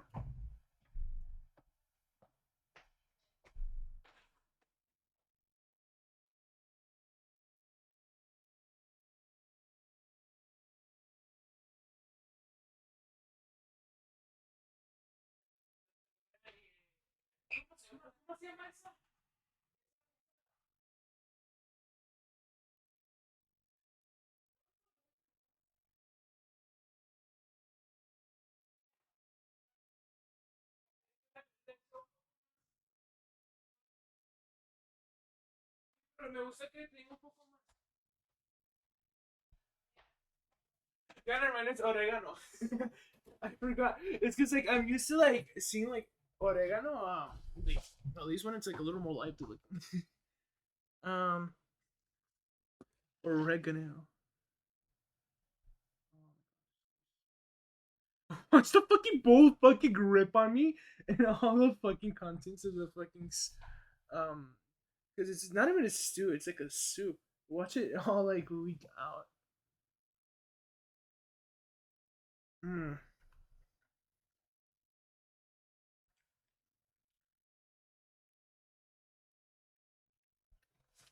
I had way too much. I'm not hungry.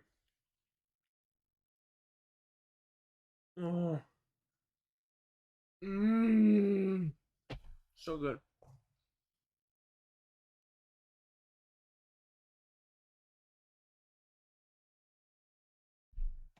And I'm drinking soda. Because today's Halloween. And what a way to celebrate the holiday, right? Usually I would trick or treat if I was younger.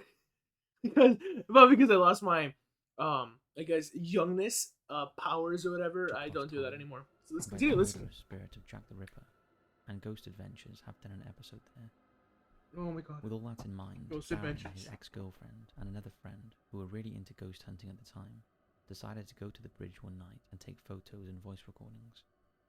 When they listened back to one of the recordings, they were shocked to hear a whispering voice they didn't recognize. In the clip, you can hear Darren's girlfriend telling her friend where to take pictures and things to look for, while Darren was holding the voice recorder.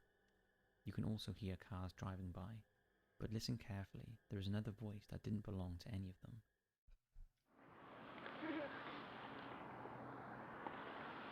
Try to get pictures of these down here. Try to get as many windows as you can. and more space where people could be walking or hiding or sitting.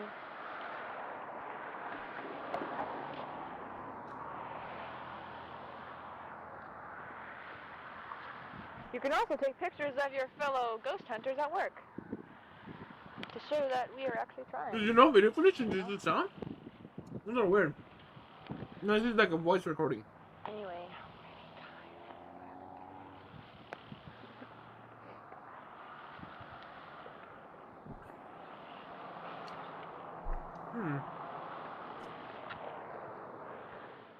We have to agree, if that wasn't any of the three present, and Darren assures us it wasn't, then it's pretty creepy, especially with the history. Oh, I bit my lip. Darren thinks he can hear. How many times do I have to tell you? What can you hear? So that's 5 creepy viewer submissions sent in by our awesome subscribers. We hope you're enjoying the Creepy Marathon month, and we'll see you right back here tomorrow for another scary video. Nice.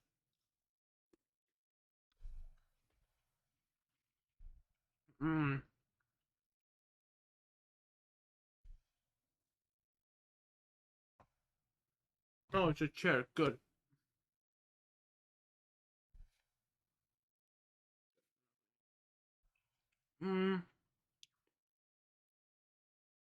British TV. Can they fucking copyright me?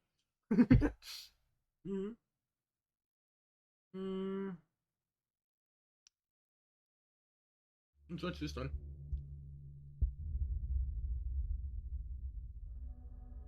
Adventure has been around since the dawn of human existence. The drive towards exploration is a trait we'll carry, an evolutionary necessity meant to sustain our species and keep us alive, to keep us searching for the will to live. In the last 2,000 years, with civilization centralizing society into communities and cities at large, exploration has taken on a new meaning, especially in the modern age. Many of us will go our entire lives without ever needing to traverse across continents, scavenging for food or shelter, or a place to build our home. And yet, that inkling, to go on an adventure, to explore the unknown, and feel the adrenaline coursing through our bodies still exists. For a select group of adventure junkies and adrenaline fiends, they found the perfect outlet through an activity called urban exploration, a real-world experience growing more popular by the minute. Urban exploration, also called UV, or urbex for short, These are the type of people we need covering ghosts and stuff. Lost to abandonment and decay, or secret. But we need somebody that's like not super biased either. And exploring them, usually accompanied with photography or videography. Not saying that this guy's biased or anything. Events. Popular locals, urbex and like getting something that's like truly impartial is kind of impossible. And modern ruins of places such as hospitals, schools, malls, and factories. Underground dwellings such as catacombs, sewers, and storm drains, and transit or utility tunnels. Obviously, with these types of feats, the threat of physical danger is high, and without permission, explorers run into the risk of legal trouble. No, this one's him. Like any other exploration, history has its fair share of see that one stories, ranging from run-ins with the law, the paranormal, and even death itself. To give you a closer look at the art of roof and tunnel hacking, here are 5 examples of urban exploration gone wrong. Now, before we get started, because like Oregano is made into a paste. Video sponsor, Surfshark VPN. Yeah. Chances are you're a fan. This is how it looks, and in Italy they ground it into a paste and make whatever it's called. I forget what it's called. Into the unknowns of the universe, or binging the newest thriller series. This type of oregano is the one that my mom uses. You probably spend a good amount of time online to add into the pozole and give it flavor. There was a safe way to do so. In addition to an opportunity to access the web from any location in the world, no strings attached. With Surfshark VPN, these incredible possibilities are delivered directly to you in the simplest ways possible, letting you evolve. I bit into a bone. Oh my god! One of Surfshark's greatest keys is its ability to unlock access. That's the bad thing about pozole. On Earth, now, when you make it in a rush, you can't take out all the bones. Even East Asia, surf the web in any country in any time zone. This means your favorite television shows and digital programs. Not just people include the bones just to give flavor. Territories are now available on your own streaming service accounts like Netflix or Amazon Prime. Just switch servers on the VPN to a country of your choice, and entirely new libraries will be at your viewing disposal, on an unlimited number of devices too. There's also an additional level of security as well. So if protecting your data and information is a priority, Surfshark VPN uses industry-leading encryption to secure your data, keeps your browser history confidential, and automatically blocks over 1 million known virus hosting websites and other phishing threats. It may sound too convenient to be true, but we promise that's just the tip of the iceberg. For a limited time, use our code TOP5s upon checkout to unlock a brilliant 83% discount, along with 3 months free. Strong and a 30-day fangs. money I'm just back kidding. guarantee. Easily the best price on the It's the most like atmospheric thing. Shadows of Pennhurst. In the southeast region of Pennsylvania sits a town called Spring City, a borough in Chester County with a population under One of my 3,000 textbooks in people. elementary used to have this picture. It's a small, sleepy community, unbeknownst to many in the Midwestern United States. At first glance, Spring City doesn't seem like it has much to offer in the world of urban exploration, but lurking in its borders is a hotspot for adrenaline junkies to get their fix. The Pennhurst State School and Hospital. Pennhurst, also called the Eastern Pennsylvania State Institution for the Feeble-Minded and Epileptic at one point in time, is an abandoned hospital campus that closed in 1987 after decades of long-standing rumours of its horrible conditions and heartless staff. It opened in 1908, but after only a few years it became overrun with criminals and orphans. The Commonwealth of Pennsylvania wanted to rid their hands off. Residents of the hospital were thrust into manual labour such as farming, butchering, laundry, or general maintenance. You know, I didn't know this. In This the is an 1960s, interesting location word that's not spread talked about, I like guess, a lot. wildfire about the inner workings of Pennhurst, about how dirty and disgusting the dormitories were kept, and how there weren't enough workers to keep up with the number of Oh, that's sad. Not only that, but there were reports of violence within the walls of Pennhurst. Documents detailing But abusive like, nursing, I and feel like even to some extent it would be hard to mismanaged keep up if you didn't have that many with some going as employees. far as to organising Or people that physical cared enough to clean. confrontations between patients themselves. The hospital eventually closed, but the Commonwealth never kept up the buildings left behind. In addition to the empty residence halls and administrative offices, the hospital also had a couple of tunnel systems underground that connected the older admin buildings. These tunnels were never filled after the campus was abandoned and became the perfect place for urban explorers and ghost hunters alike to document their adventures. In June of 2013, one individual that goes by GreatSint86 on Reddit visited the Old State Hospital with his group of fellow urbexers who had heard stories about the tunnels and their haunted history. They first visited the old cafeteria building, one of the first to be built back in the early 20th century. Here they found the entrance to the tunnels through double doors, one being bolted shut and the other being wide open. They then went down into the basement, where the only source of light were the little beams from their headlamps and the light filtering through foundation windows in the adjacent room. Interesting. At one point, the three explorers stopped to chat amongst themselves. One of them Nothing noticed here the yet. light from the adjacent room darkening out of the corner of their eye, and the entire party went silent. They turned to the doorway to see a shadowy silhouette shaped somewhat like a person standing in the frame, blocking the light. It was large and grotesque, resembling more of a giant than of an average man. It seemed There's a lot of shadow people in these places too. And the room That's went interesting. About None of the explorers hesitated, places like hospitals and and they stuff. ran as fast as they could away from the room and back upstairs, tempting whatever lingered in the tunnels no more. The person who shared this story said they had been on countless urbex adventures. Reason why and none is of them really ever left him with his legs feeling unknown. the energy chilled and lifeless. He was always skeptical of the paranormal, but was sure this experience involved a spirit. Actually, if the paranormal was real, like truly real, from the countless there'd be like horrors hidden within Pennhurst. maybe like some sort of like scientific like pattern and or knew he something was there. lucky to still be alive and tell the tale. Not because it's not. Pennhurst has since seen many of its dilapidated buildings demolished. Maybe it's just but is still regarded as a something haunted primitive location by both that the tourists and atmosphere lifelong must residents, give off into hoping to one's catch a mind, better glimpse or of the embed into paranormal one's terror. mind. We'd love to know if any of you have ever been, and if so, did you experience anything strange there?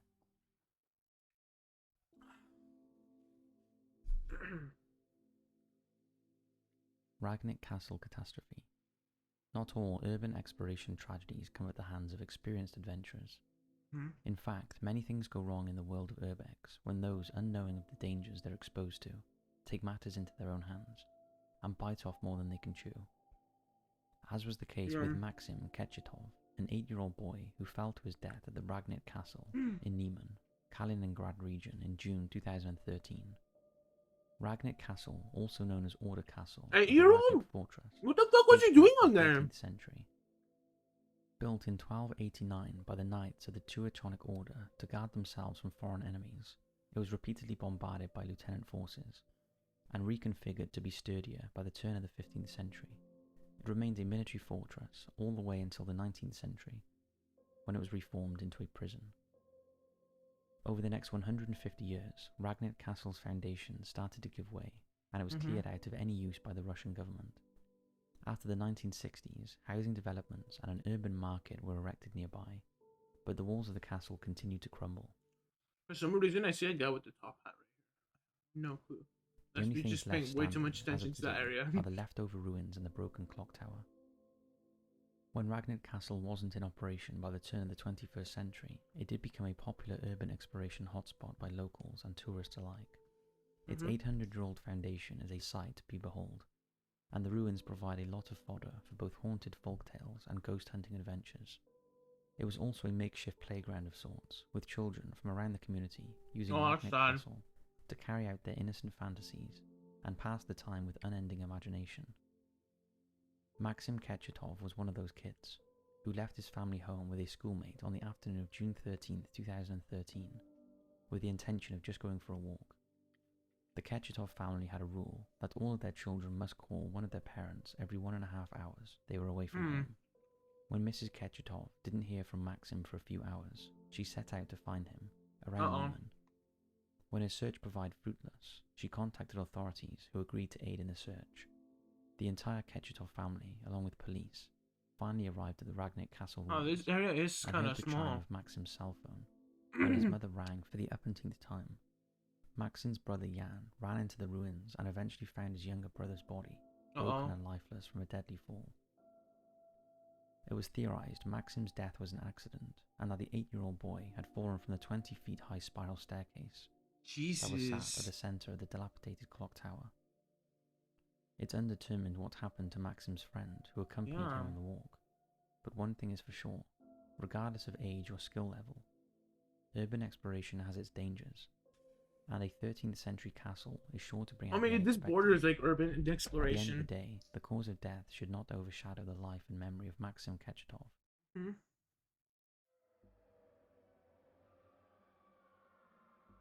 Manston's Mystery Man. Jackie Pallo, known also by his nickname Mr. TV, was a world-famous professional wrestler from London, England, and a bona fide star during wrestling's heyday in England during the 1960s and 1970s. A lot of different countries have like their own like wrestling league. Confident beyond imagination, It's interesting and to me. beloved by wrestling It's fans not like across the country. anything. It's not like While his shtick may have offended football some, or others, it was football. undeniable. I use football, yeah, Pallo's because I'm an impact on American. English I'm a pop dirty culture American. was everlasting, I don't watch football. and his success from both sports and acting garnered him decades worth of wealth and accumulated fortune. Like soccer. After his career wound down, Pallo spent his days at the family Actually, yeah, farm football's in right. Ramsgate, Kent, a little west of Canterbury. The ranch called the Ozone They don't call it Ranch soccer over there. was located on Hayne Road and consisted of multiple farming structures along with the main house. Pallo lived there until his battle with cancer came to a close in 2006, and his wife and son followed him in death within the next 12 years, in 2013 and 18 respectively. Sometime after Pallo's death, the Ozengel Grange was abandoned and left to rot by the remaining Pallo estate. It was never exactly clarified why the farmland was left for ruin, especially being so close to a couple of busier towns like Canterbury. Nevertheless, it became a legendary landmark due to its history with Jackie Pallo himself, and urban explorers alike started visiting the farm, with hopes to capture a former icon's residence lost to time. Photographer and fellow Canterbury man Paul Jones took up the assignment in August. Dude, that's a crazy. What the fuck? Determined to capture Ozengel in a unique fashion that hadn't been seen before. Dude, you look weird with those like within the photo. What the fuck? Careful not to disturb anything, in hopes to find something unexpected. His hopes turned to dread, however, when he found exactly that. In one of the living quarters, Jones was snapping photos of a perfectly intact grand piano when he spotted a door that had rope tied across the like side, because like as if warding off I'm like, visitors. fuck, I'm feeling like there's something in the back of my throat now. This only piqued Jones's interest even more. When he attempted to open the door, he found it was blocked by an upright mattress, pushed against the doorframe to prevent entry. Deep down, Jones felt he was about to walk in on a corpse, and when he garnered enough muss to push the mattress down, he walked into the room to find the dead body of a middle-aged man, The man appeared to be a homeless person, someone who had been searching for shelter and ended up passing away in his only hiding place. Jones contacted police and they took the man's body away, and an exact cause was never released. Jones's story led some to wonder if the body was somehow involved in a murder and the killer left their victim in an abandoned place, hoping no one would find it for years. Others wonder if someone more sinister or supernatural was living at Ozengale, and the man met his demise with something otherworldly. Jones has since come out to say one of his Urbex peers had actually visited the farm a couple of weeks prior and found nothing of the sort during their visit, meaning the body was laid to rest recently and not left over from Jackie. Yeah, that would suck. Kind of being like the #1 witness to a murder that already occurred. One can hope. No, you're not a witness. You're more like you found the body. That sucks. Always to Hell. A popular genre of videos on YouTube these days are actual urban exploration vlogs, inside looks at both professional and amateur urbex enthusiasts who take that extra the guys that jump and edit their adventures into a condensed short documentary. More often than not, these exploration vlogs are innocent in nature and are simple means of recording an experience, rather than attempting to capture something sinister or suspicious. Ah, fuck, I don't have any more soda. Time for the water bottle. However, some lucky urbex vloggers do stumble upon something spectacular, but whether that be of a positive or negative light is completely dependent on the location of the exploration. In June of 2016, a famous urbex YouTuber by the name of Usopp but he's gonna found himself right in the middle of that type of phenomena, going out one night to film a bit of creepy exploration with a friend, only for them to find themselves caught up in a web of potential danger. In a nondescript area of an unidentified metropolis, Usopp climbs through a broken window board of a large abandoned school building, supposedly left to rot and decay for years on end. It's unknown if the school building was owned and operated by a private company, or if it was left to the city's control, but it was left with minimal security and maximum dangerous conditions inside, as hinted at by Usopp's gas mask. Throughout the first part, Usopp finds plenty of urbex staples, like crumbling infrastructure and endless graffiti. It didn't take long, though, for things to take a turn towards darkness. Usopp and his friend started picking up various pieces of used gun ammunition, such as a shotgun shell and bullet casings. What the fuck? Oh, Some viewers have claimed a few of the casings are from training ammo used by police and armed forces. Wait, but if he uploaded this video, he's alive, right? The school building make no sense. Unless somebody uploaded it. At the end of the first video, Usopp walks into what could have been a much worse situation. After turning the corner to find a long empty hallway, he captures what appears to be a tall figure walking across from one room to another. When he attempts to call out the figure, something frightening returns the call. Take a look. A bullet? He's not gonna get shot. Please don't tell me he's gonna get shot. Please don't tell me he's gonna get shot. Please don't tell me he's gonna get shot. I'm gonna mute this. Hello?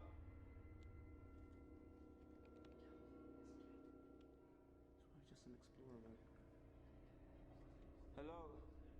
Are you an explorer?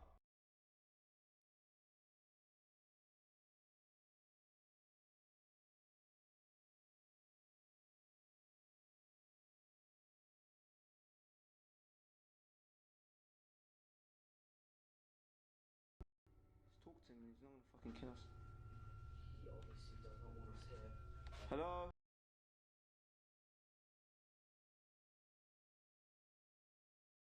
Look at his face.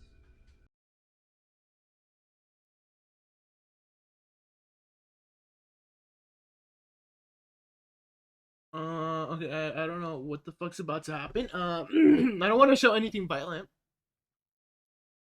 Maybe we can, possibly, maybe hear the sound? In the sense that, whatever happens, I trust,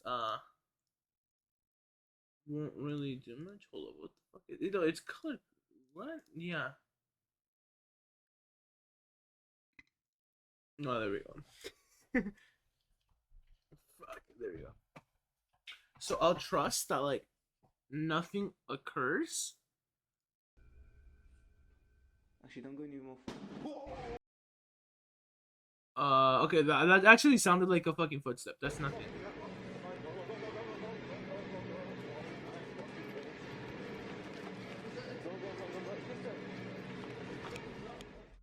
course, Yusuf and his friend were smart enough to run at the sound of the gunshot.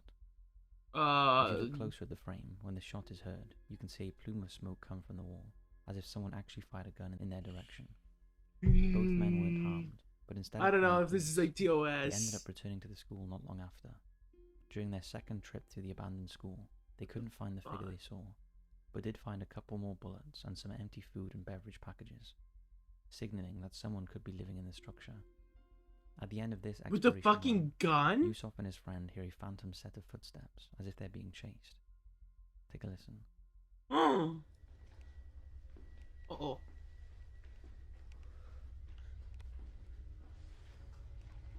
For some fucking reason, I have like Daisy's voice clips in my fucking head, going Anna boo boo or whatever it is.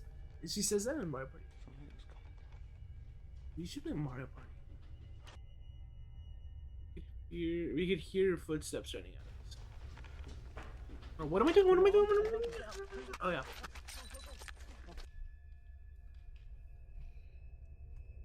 Bleh, bleh, bleh, bleh, bleh. Did you cut your trousers as well? Please don't tell me they get shot or cuts something. out shortly after this, and the two explorers officially call it quits on the abandoned school. There are plenty of people who believe Yusuf's findings are a hoax, pointing to the shadow figure's modern-looking shoes and coincidental sighting. However, the figure isn't necessarily a ghost, and could just be someone looking for shelter. Yeah. Why this person would fire a gun is another question. That is Yusuf scary. probably didn't alert the police due to the potential legal problems of trespassing on the property. So what do you think? Are they gonna be like, why the fuck are you even Is there? this another case of an Urbex mission faked to look more That dangerous than it actually sucks. was? Or did we witness a person who didn't want to be found lurking in the shadows, using the ruins of yesterday as a hideout from detection?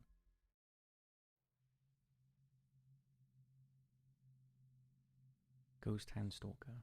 In early 2019, another YouTube urban explorer and haunted local enthusiast, Franco TV, grabbed his gear and ventured to an abandoned neighborhood somewhere in the swampy state of Florida in the United States. The tiny ghost town had been uninhabited for a few years, and was rumored by locals to withhold some creepy symbols and other odd findings. Franco TV decided it was the perfect place to hopefully capture some unexplained haunts and spend an evening filming the overgrown suburb. At first, Franco finds mostly innocent artifacts. One of the cargo bins left on the old lot did contain a severed Minnie Mouse head with a strange graffiti image sprayed above it. Is this like some the creepypasta? I forget what it's called. Mickey Mouse something. One of the abandoned houses. There's another creepypasta with dead Mickey In Mouse. addition to music or chatter emanating from the distance. Wait, Passing by his location within the ghost town's limits, driving slowly, but with its headlights turned on. Well, wait. Oh, okay. That reminds me. Well, my sister used to own a Minnie Mouse bag. That actually was like Minnie Mouse's, like, I guess, figure kind of stitched onto a black bag and not really her head.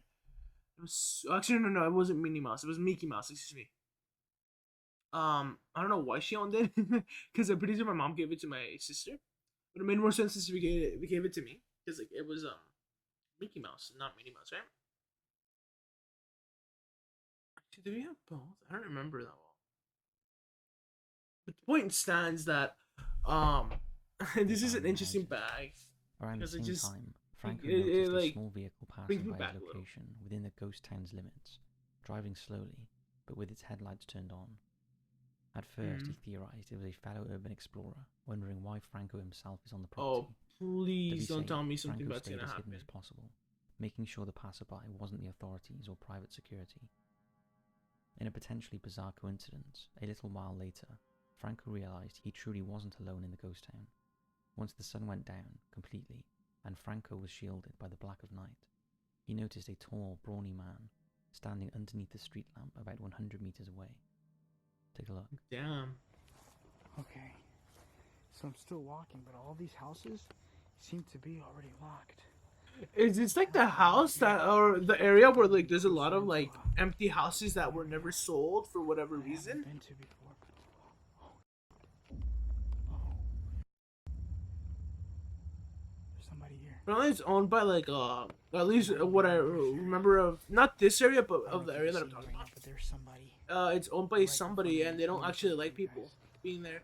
Apparently a group of people actually spent the night there with I don't think without permission. Or with permission. Oh, that's scary. Fuck. I don't know what that's about. But there's some guy just standing out there. He's moving towards the house.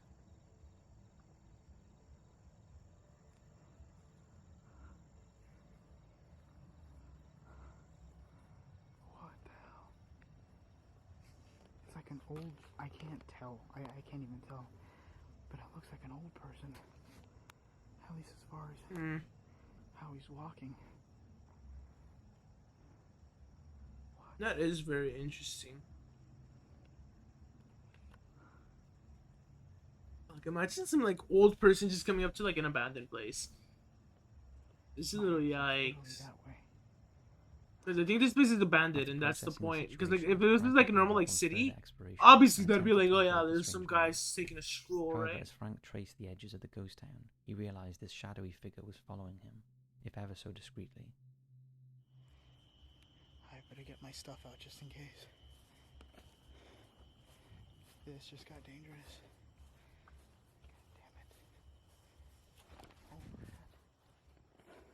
Alright. I don't see him, but what I think I'm gonna do is see if I could go that way and then turn back around just to get towards the outside exit. But I'm just making sure this friggin' does not come out of nowhere. Because this guy's been... No, shit. Oh my god. He's still there. He is right there. I'm gonna stick the camera out so you can see. Can't go like that. Oh yeah, this guy. What the okay, this guy's like staging it? Or there's actually just like a maniac following him. Oh, he tries to hide. It's kind of like weird. Yeah, I don't know what to say about that one. That was freaky. That's like stalkerish. This guy's literally going through the grass.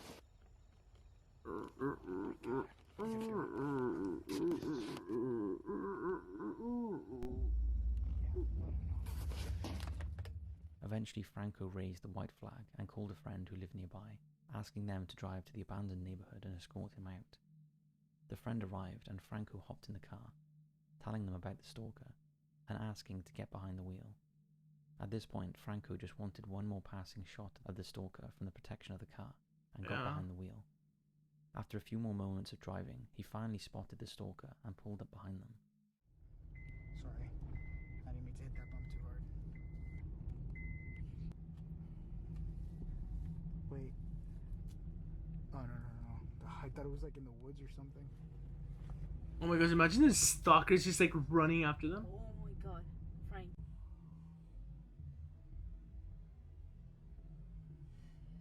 That's it. That's him. Or her. What is he doing? I don't know. Zoom in here. What the hell? What the That's a dude. Oh, is that a knife? What the fuck? Frank.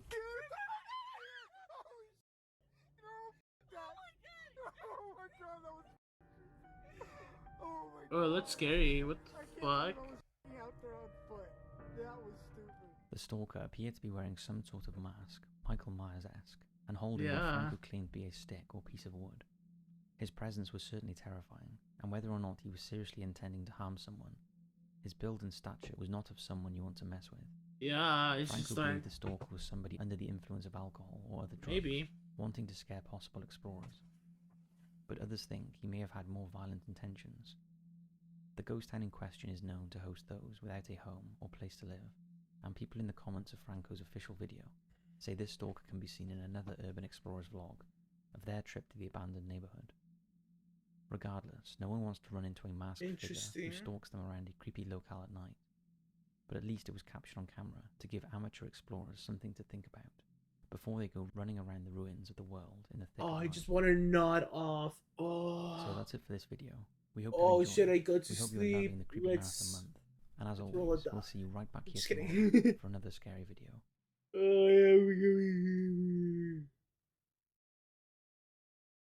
yeah.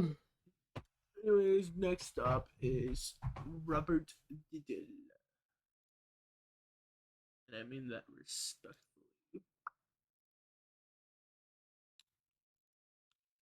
The next one, I don't know, it's akin to, what's that doll called? While stories of haunted dolls can be traced back many generations, The other one. it was not until the arrival of Annabelle, Hollywood yeah. characters such as Chucky and Annabelle that the concept of possessed puppets truly cemented itself within the Never wider did talk public about this one, huh? consciousness. This In should be this the episode, next topic we next year. examine 3 allegedly true stories of toys which seem to have a life of their own, and try to determine exactly many what was videos, too. behind the devil in the doll. Thanks to Surfshark for sponsoring this episode. Surfshark is offering an amazing deal for our subscribers only. I wish I By could going have to surfshark.deals I'm just kidding, man. /bedtime stories, you can save up I'd to be a asking for basics bedtime story Wait, but we gotta hear this. deals forward with a 30-day money-back guarantee. That'd be outrageous You owning can't go Surfshark, wrong. but you know, having their service is better. Dum, ba-da-bum. Dun, dun, dun. Ba-da-ba-da-bum-bum. Ba-da-ba-da-ba-da-bum. Ba-dum, ba-dum. Da-da-da-da-dun, dun, dun, dun. Oh, my nose hurts. Ow. Boom.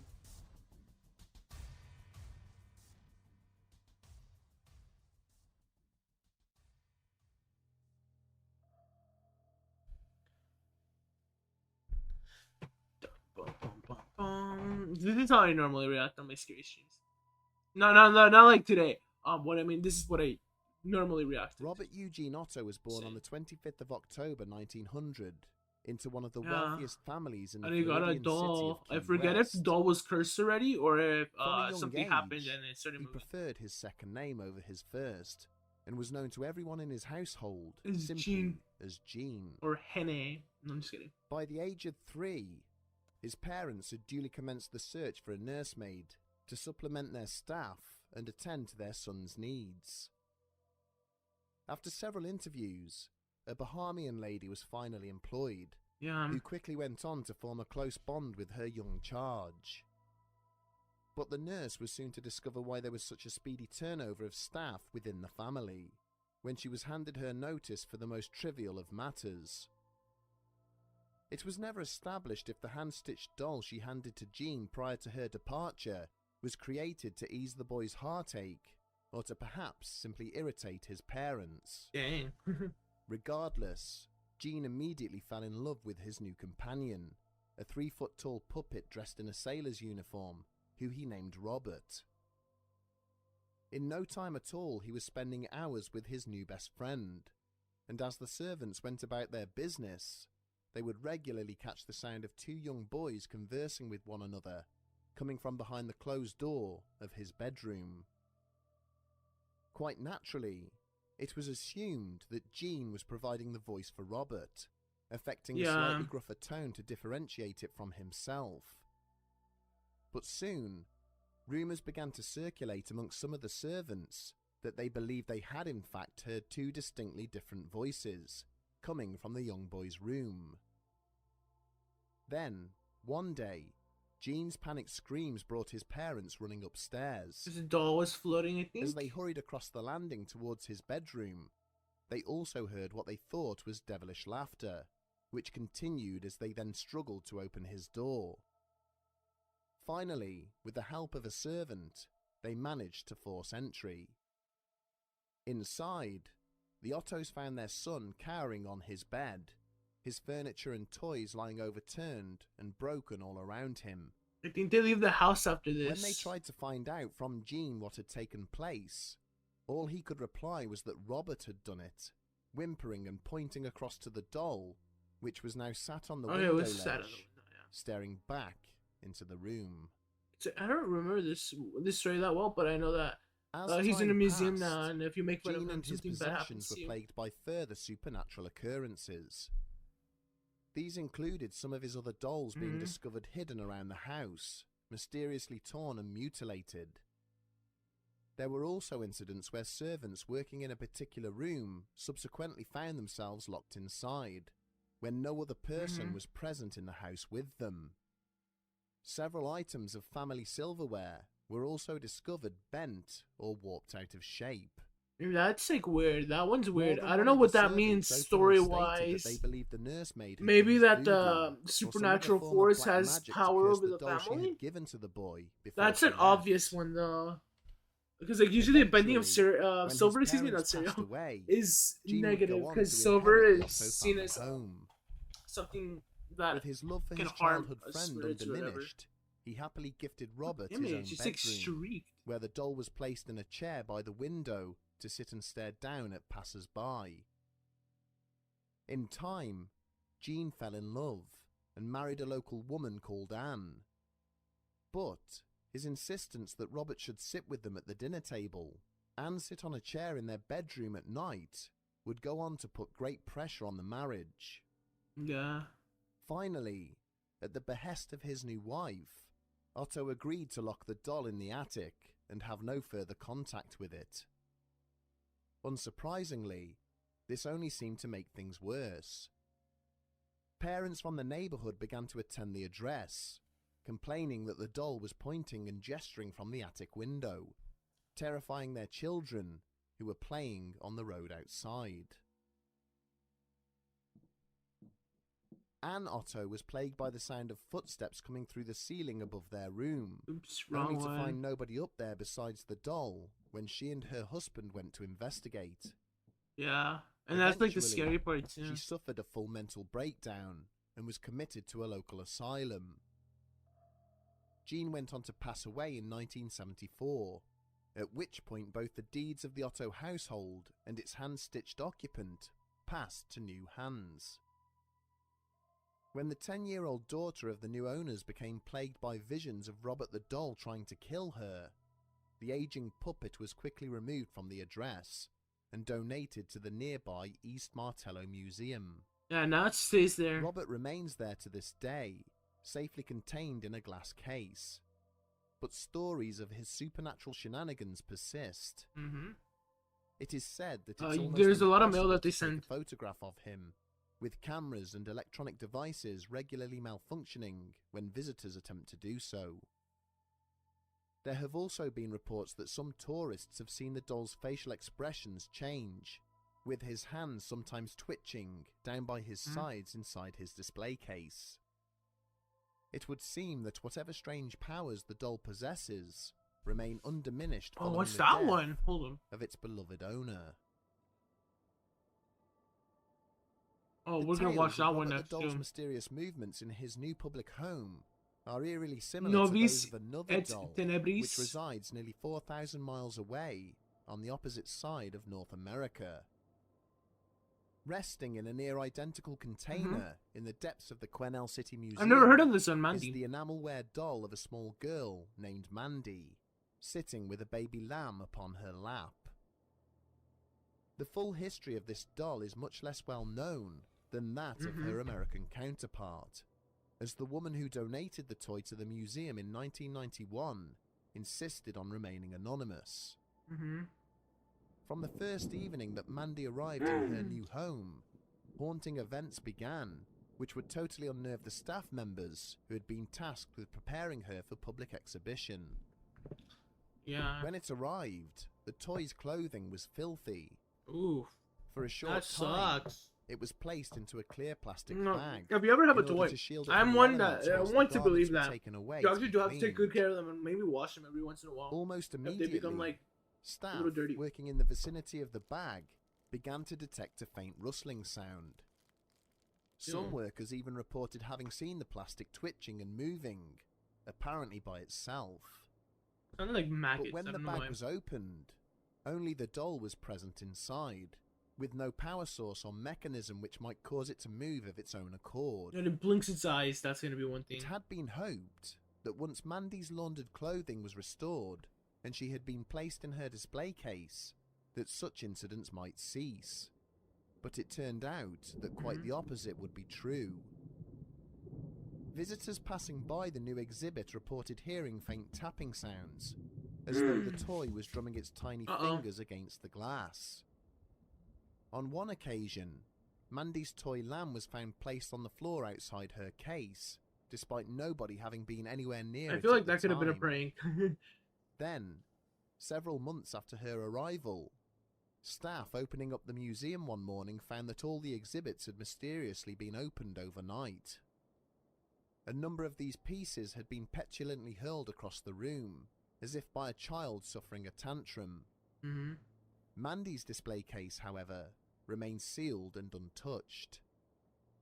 It was at this point that one of the workers suggested inviting a medium to come and assess the toy. I mean, usually at that point, something like that happens. Why not, right? Was quick to agree to this idea. Usually mediums a local seer was are not the best source of who conducted a psychic reading of the doll. Sometimes they can be fake. Deciphered that it had previously belonged to a little girl. You know, like in many stories, and then other times, unfortunately, they're actually when her real. owner had died at a very young age, but really the child's spirit had been transferred into the doll she was holding at the time she passed on.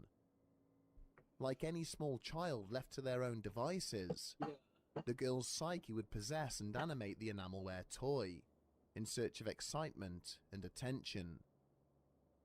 But when the curator contacted the woman who had donated Mandy to the museum, he was unprepared for the entirely different tale she related.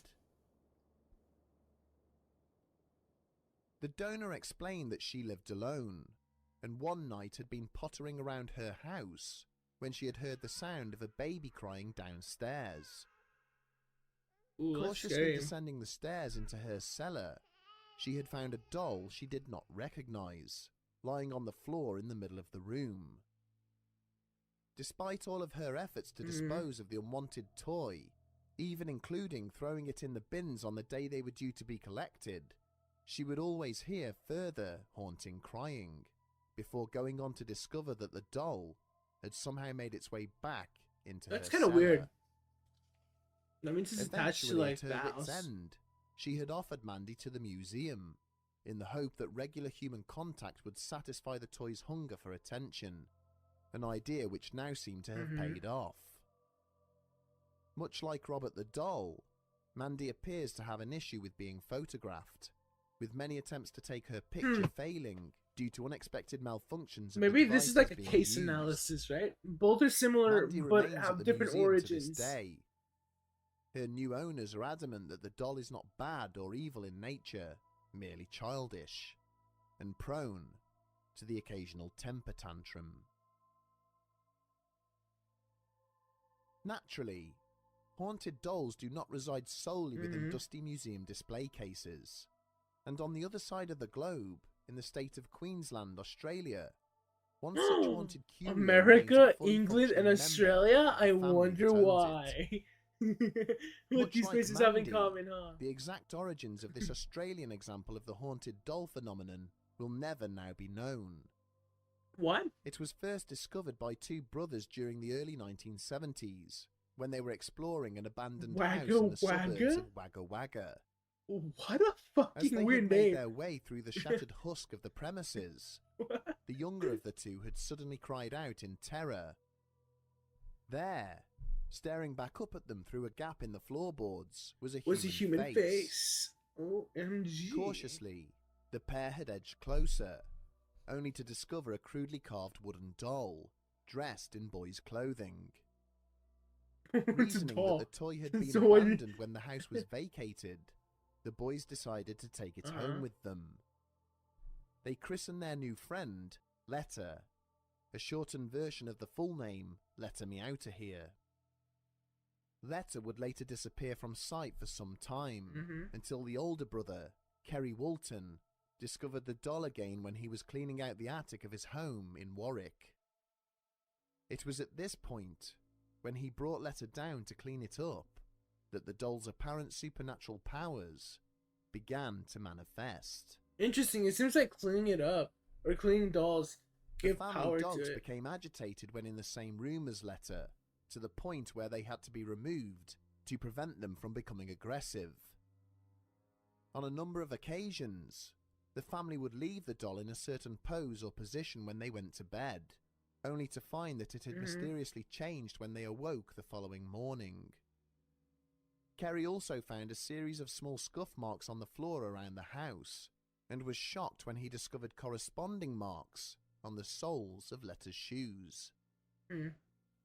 Determined to get to the bottom of the doll's origins, Kerry placed it in a sack and took it to a toy expert, who stated that they believed the doll was European in origin. They theorized it had been hand-carved, possibly by gypsies, and that the thick black hair woven into the top of its head may well be human. Jesus. Dumbfounded, Walton returned home with Letta, only to recoil in horror when he parked on his drive and found the doll now out of its sack, lying across the rear seat of his car. Uh-oh. Okay, that's Finally, horrible. When his children awoke screaming in bed one night, stating that they had dreamed that Letta wanted to kill them and could move of its own accord, Walton called for a spiritualist. I wonder what's the difference between a spiritualist The and medium who like agreed to a hold medium. the Okay, doll then never mind. There's no stated difference. that they believed it was possessed by the spirit of a young boy who had drowned Uh-huh. many years ago. Oh my god, Ben drowned. Reasoning that the toy was This is lonely actually pretty as similar to opposed to that. malevolent, Kerry decided to sell his story to the local media. Since that point, the supernatural occurrences within the Walton home have ceased, only manifesting themselves when visitors come to see and hold the haunted doll. During one interview, when a journalist began to ask about the spirit of the drowned boy, a nearby clock flew off the wall and smashed upon the floor. No, it may have been rigged. I feel like that Several would other be interviews something have also that the become owners would rig. disconcerted and upset, as they have allegedly felt the doll moving around as if trying to make itself comfortable when they have been holding it in their lap. So, are we to believe that the human soul can transfer into an inanimate object, thus prolonging its time amongst the living? There is certainly a key number of similarities in each of the cases we have examined, which seems to suggest that such supernatural possession may be a reality. He would be a good researcher. And yet, psychologists have a very different theory about the phenomenon, which dates back centuries, all through the evolution of children's toys. What is this? The oldest surviving dolls still in existence from the 17th and 18th centuries possess angelic, exaggerated human features, designed in such a way to bring joy to the child playing with them. But over the years, more and more effort has been put into making the dolls look realistic, producing an end result that is very similar to a real child, but still not quite perfect. As a consequence, such dolls are unnerving because of their subtle differences to a genuine human child. I can agree with that. People will accept the presence of a doll as it resembles a human being, but will also subconsciously remain hypervigilant and guarded if they know it is not a real thing, building an almost instinctive distrust of it. Yeah, and any little As a like knock-on movement. effect, the mind can overinterpret and misunderstand situations which occur when the doll is nearby, mistakenly attributing accidents or coincidences. And a little to its animation that he presence. played right now with the doll In moving essence, right there. What has been is kind of proof of manufactured it, is not and intended the other to be dots. frightening, but as it sits there staring back at you with glassy eyes and a big smile, it is inherently unnerving. With the popularity of the Conjuring film series, more and more stories of creepy dolls have now come to light. It is clear that some of these lack merit, but others, such as the ones we have examined, like in remain creepypastas and intriguing. stuff. So, when looking to purchase lifelike companions for your children, it may be worth ensuring that you know its full history before you bring it. Dude, I just bought a into your fucking home. Target doll. What is that gonna do? Gonna fucking like, dude, what if I bought a Furby and the Furby's like, "Hi, I'm gonna eat you." No. It'd be fucking scary, and all you hear is like, ah. Then you go to like your child's fucking room, and you don't see your child named Henry anymore. That'd be fucking scary. Let's go to highways. I swear he did one on highways already. Novice et tenebris. That means novice and I don't know what tenebris means. In our first Highways of Horror episode, we heard accounts from those who drive for a living. Oh fuck! What is this? Why is there a cross up there? On the road? In this second part, we hear from those who are merely traveling between two locations and had a terrifying encounter. Yeah, because they were workers mainly. Strange and dark.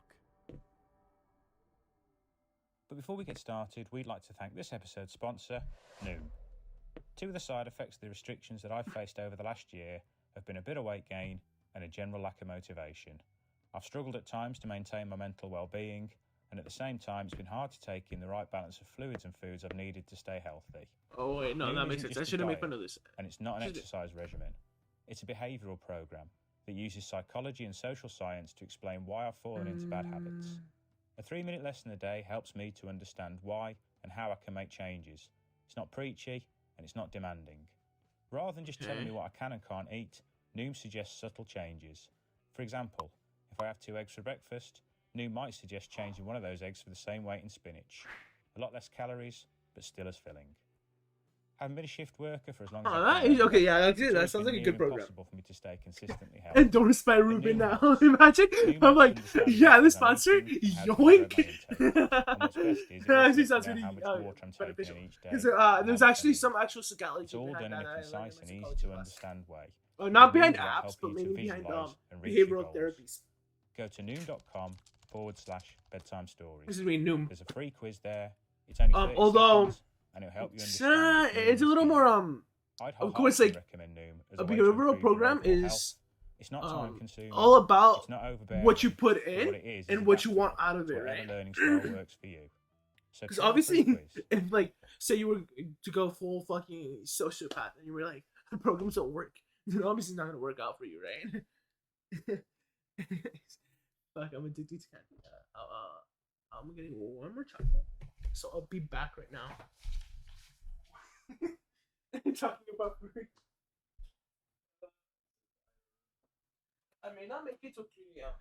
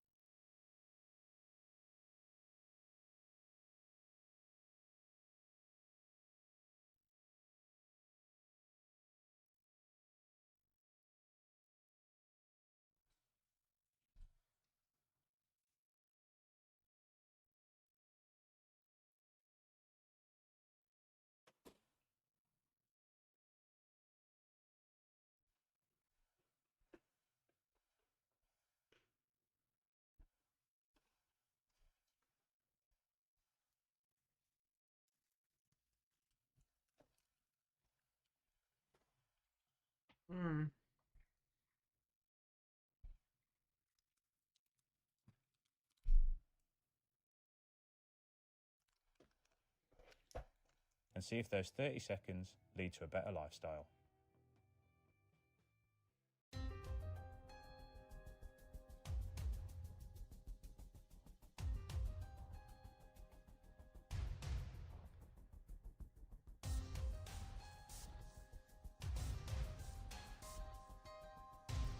I don't know, I like dancing. I like moving too. Guys, in my speech yesterday that I made, not made that I did, video, that I'll eventually show, you all will notice something. I like going like this. I just can't stay still. My mom says like I have lombrices in my body, and that's just an expression saying like I just move a lot. And she's like, "Tienes lombrices en tu cuerpo." No, she doesn't say like that. ¿Tienes lombrices o qué? ¿Por qué te sigues moviendo así? It's like if you have parasites or whatever the fuck they're called, it's supposed to be that you squirm a lot, right? Because like they're coming out of your ass. Okay, like actually, like a dog, with a heartworm infection or whatever they're called. Stephen Penkridge cursed his father as a light rain began to fall. Knowing his luck, it would soon turn into a downpour, and he would arrive home with something resembling a drowned rat. It was just after 8 p.m. The autumnal nights were arriving earlier with each passing day, and even now, the sun had already sunk below the western horizon. The night sky there was tinged blue with the afterglow, but it faded to a deep black overhead. There was just enough light to see by. His friend Paul Patton lived in a large country house just over a mile away, and that's where he had been since late afternoon. It'll take 15 minutes. Normally, he would have cycled, but he had ridden into a ditch 2 days earlier and buckled his front wheel. That sucks. As a result, he had been forced to walk to his friend's house. His mom had promised to pick him up in the evening so that he didn't have to walk back in the dark, but his father had had to work late, meaning that the family's only vehicle was unavailable, leaving him in this predicament. But a mile is only like 15 minutes. It wasn't the walking that Stefan minded. It was the coldness of the approaching winter, the unpredictable British weather, and the encroaching darkness. He lived in the small town of Newport in Shropshire, okay, the cold England, maybe. and whilst it wasn't a bad neighbourhood by any means, there was a certain foreboding which fell over these country roads at night, thanks in no small part to the various myths and legends permeating the surrounding area, which now preyed upon his 15-year-old mind. On this evening, he was walking along Chester Road, and had just rounded a bend leading away from St. Michael's Church, heading towards his home on the outskirts of town. On his right was a high brick Did y'all see my eyes now? built on top of the sloping You embankment, can't see him because like the which ran almost the entire length of the highway. A little bit. The night was quiet. There were no houses or streets along this stretch of road, only fields and trees. He hadn't seen any other pedestrians out walking, and not a single car had passed him as he made his way along the path. What? Up ahead, about 50 feet away, an indistinct movement on top of the wall caught his attention. He struggled to see what it was in the dark. All he could make out was a whitish smudge, and initially assumed it was a cat or polythene shopping bag, which had become snagged in the old brickwork. But as he drew closer, this shape seemed to grow in size. Oh, he's as seen if a somebody ghost. had been crouching down on top of the wall and had then stood up at his approach. He could now make out the definite shape of a person as he came to within 15 feet of whoever it was. And then he stopped walking. It suddenly dawned on him that the figure was in fact a dull white translucent apparition with no features whatsoever. And it was just standing there, seemingly watching him from the top of the wall. Nice. A chill ran through his entire body as his mind began to process what he was looking at. He had heard stories all through his childhood of a ghost which supposedly haunted this stretch of road.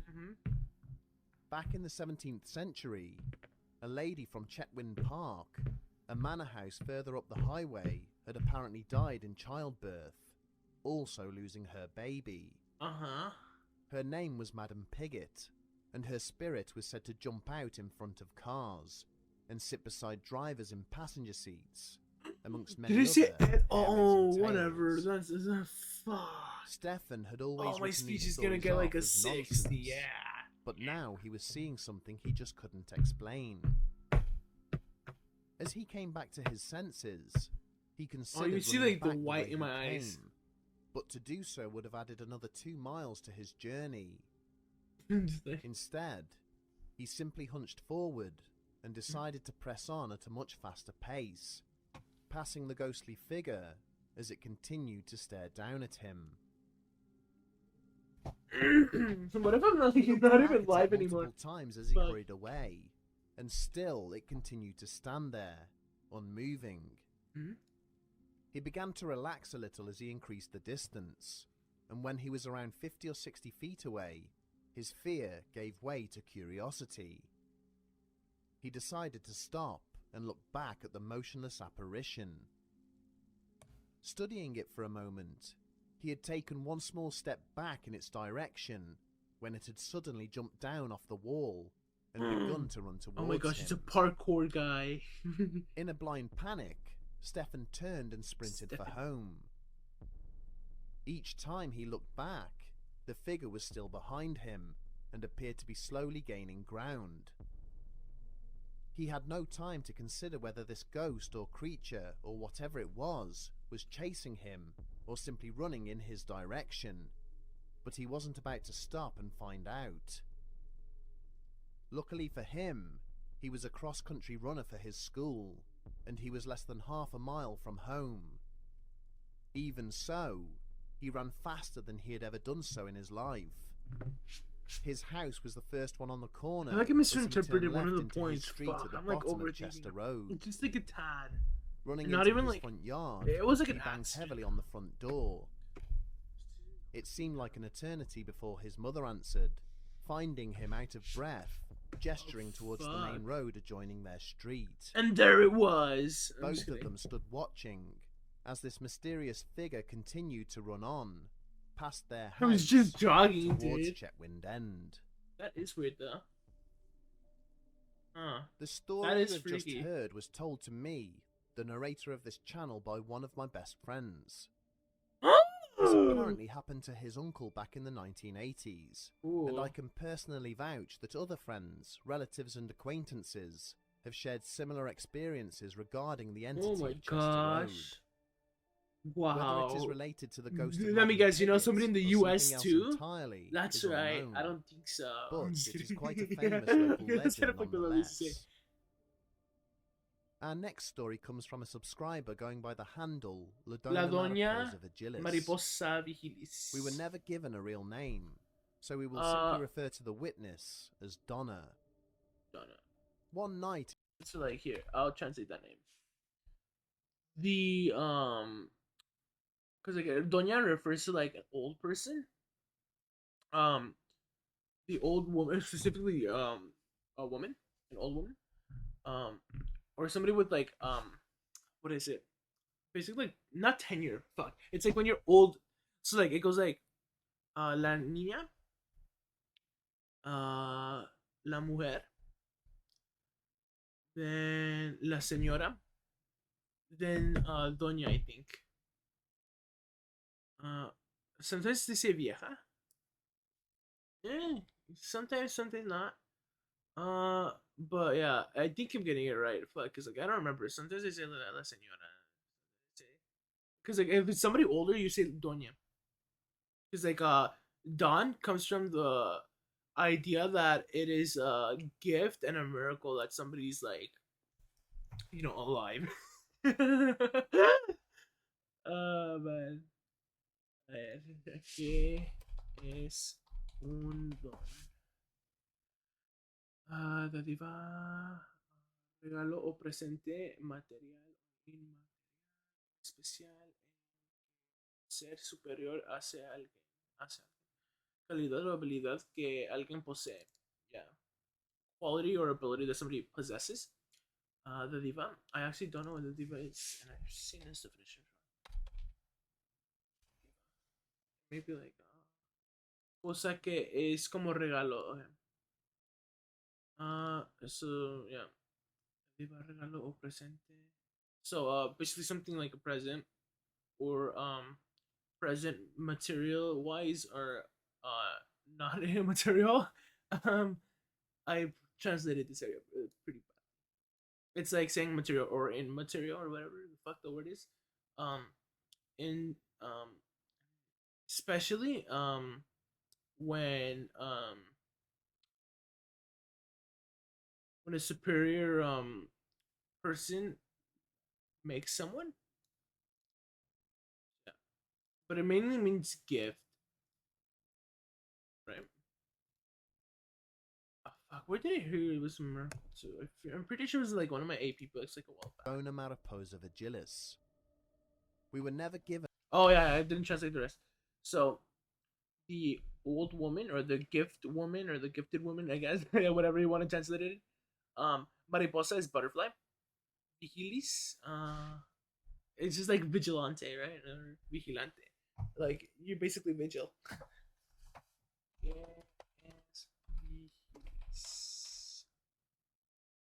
There's vigilia.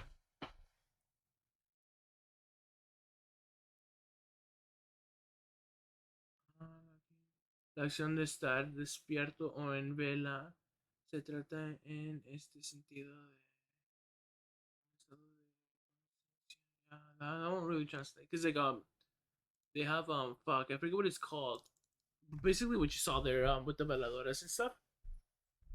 Basically when people mourn, sometimes they have like I forget what it's called. It's not vigilias. I forget what my mom calls them. But they get into this period where they put these candles, right? Going by the vigilis, I don't know. Mariposa Vigilis. We were never given a real name, so we will simply refer to the witness as Donna. I wonder if that name has anything. It like One adds night to in the story September though. of 2009, Donna was traveling east along Highway 70, heading for Ruidoso in New Mexico. Ruidoso, that means loud. With her in the car were her 3 dogs, who unfortunately despised one another.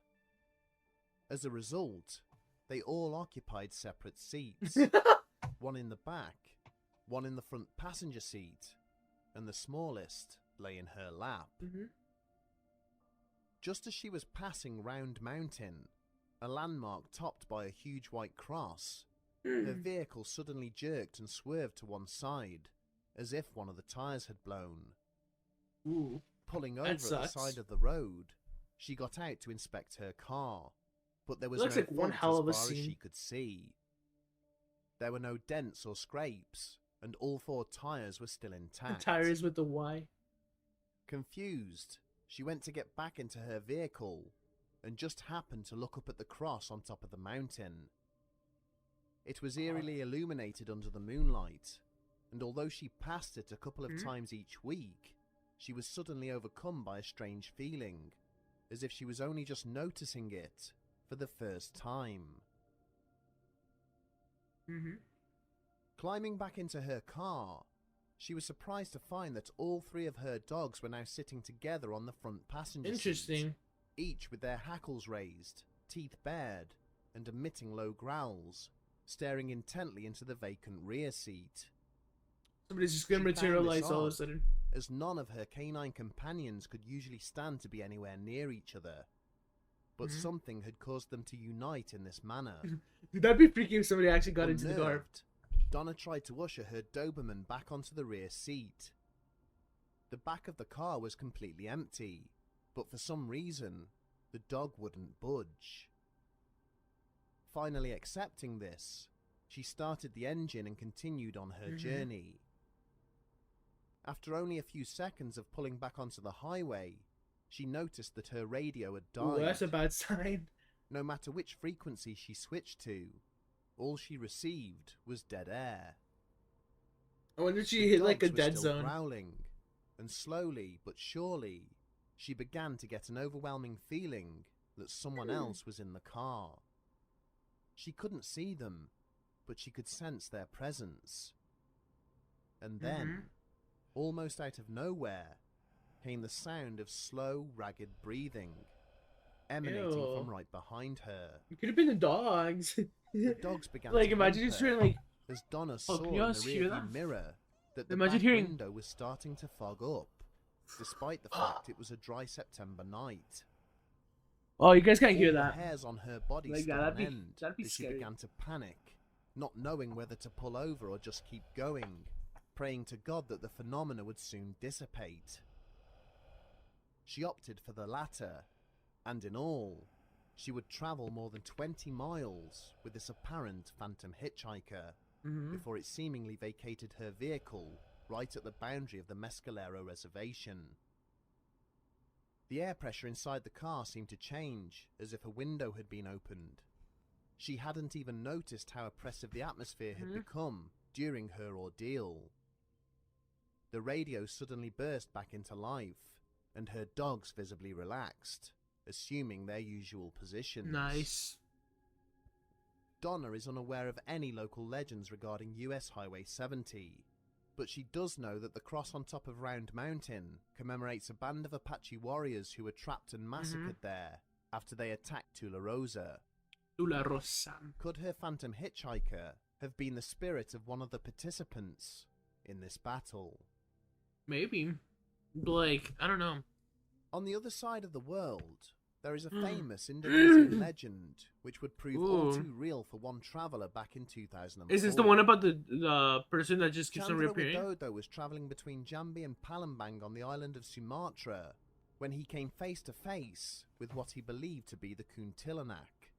Kuntilanak? The Kuntilanak is said to be a vampiric female spirit, which preys mainly on young women, but has been known to attack men. Why young men? He was driving late at night in March. Does it like drive them to like their demise? Stretch of highway when he noticed a woman in the road up ahead waving him down. Thinking she may be in distress, he began to slow his vehicle and came to a stop right beside her. Oh, that's scary. In the full moonlight, he could see a very pale but beautiful woman standing at the side of the highway. Lowering his window, oh, they're all dressed the same. At least through the silent. Most like ghost women and ghost girls are just dressed in like a white dress or something. Chandra found this a little unsettling, and as he was in the process of repeating his question, he noticed that her face was beginning to change. He watched incredulously as she transformed from a beautiful young woman into an old, haggard creature with bulging that's a different story and a mouth full of but not the bulging teeth. Eyes. Reminds me of the Disney tale of that witch or attempting to flee the scene and leave the strange woman behind him. But almost immediately, the headlights started to flicker and the engine spluttered and almost stalled. The car began to move, but it seemed hugely underpowered, as if it was pulling off in a higher gear. When he got about 20 feet away, he could see in the rearview mirror that the woman was still standing there, waving at him as he drove away. Her arm moved above her head as if in slow motion. Suddenly, he was overcome by a tremendous rumbling sound, and the car began to shake and vibrate. Chandra later said it felt like he was in an earthquake, but the further he got from the strange woman, the rumbling dissipated, nice. And the car soon began to pick up That speed. is one hell of a story. Even after all this time, this experience is something that Chandra thinks about every night before he goes to sleep.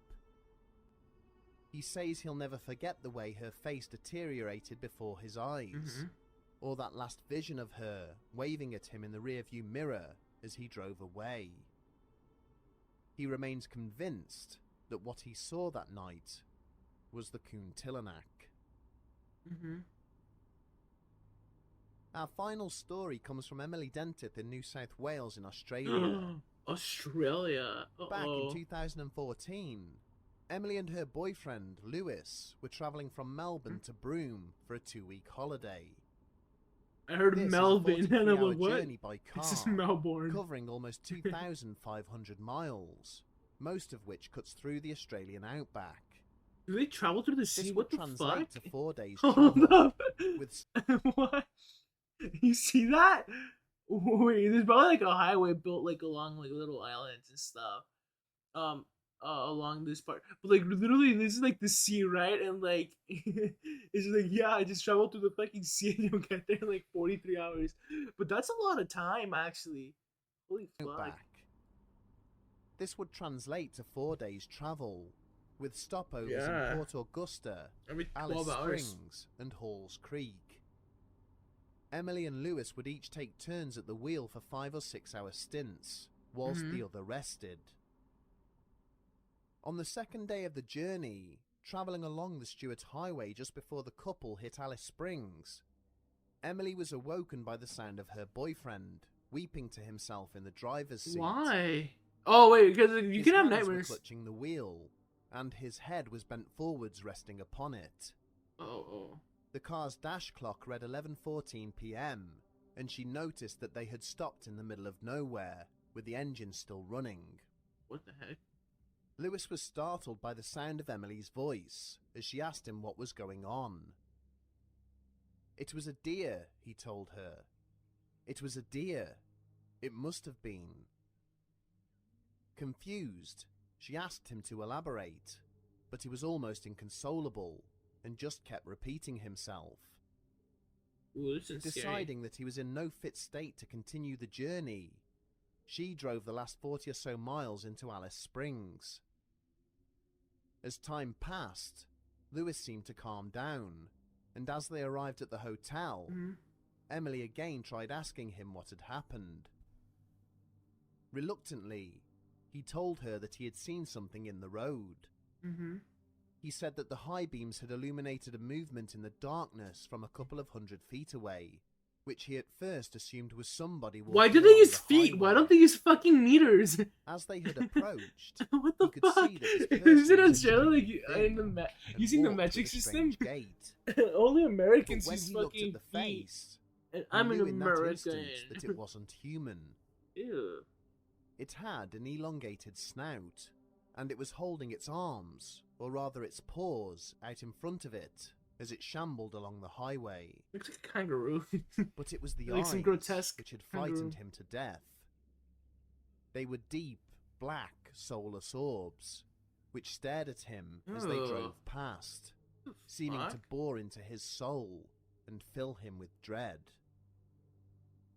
It was a deer, he said again, and explained that they are known to rear up on their haunches and walk on hind legs from time to time. But Emily could tell by the way he said it that he was trying to convince himself more than her, especially since he knew that deer populations never ventured this far into the outback. She went on to explain that Lewis was never the same after this incident. He developed insomnia and fell into a deep depression as a result. And tragically, Oh my he would end up gosh, taking that's his sad. own life the following February. Jesus, is this creature really that? I guess that must have left an impact in him. It's really sad. Wow, it doesn't even like combine these stories. It's just story after story. Haunting of Indiana. Oh, let's watch this fucking new ass one. Oh wait. Before we do, I forgot to like these videos.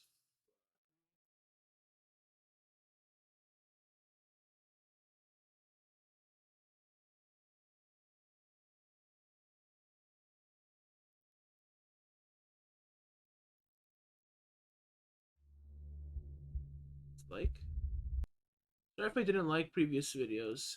Fuck.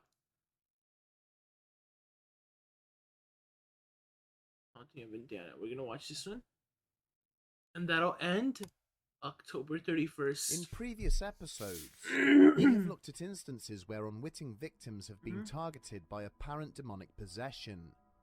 But this week, we examine a case in which an entire family were allegedly driven from their home by a host of demons, forcing them to enlist the help Is of this the both one the that- church and the police in an effort to save their children. Oh yeah, this is one that fuck. The demon house that Ghost Adventures talked about. Oh, this one's good. I think this is the one. We watched this in a watch party. However, you all didn't see that. You all just saw me like, oh yeah, that's real good. Yeah. One day I'll watch more stuff using the watch party feature, but I just need people to like join. Otherwise, it's just watching a fucking movie and just be like, yeah,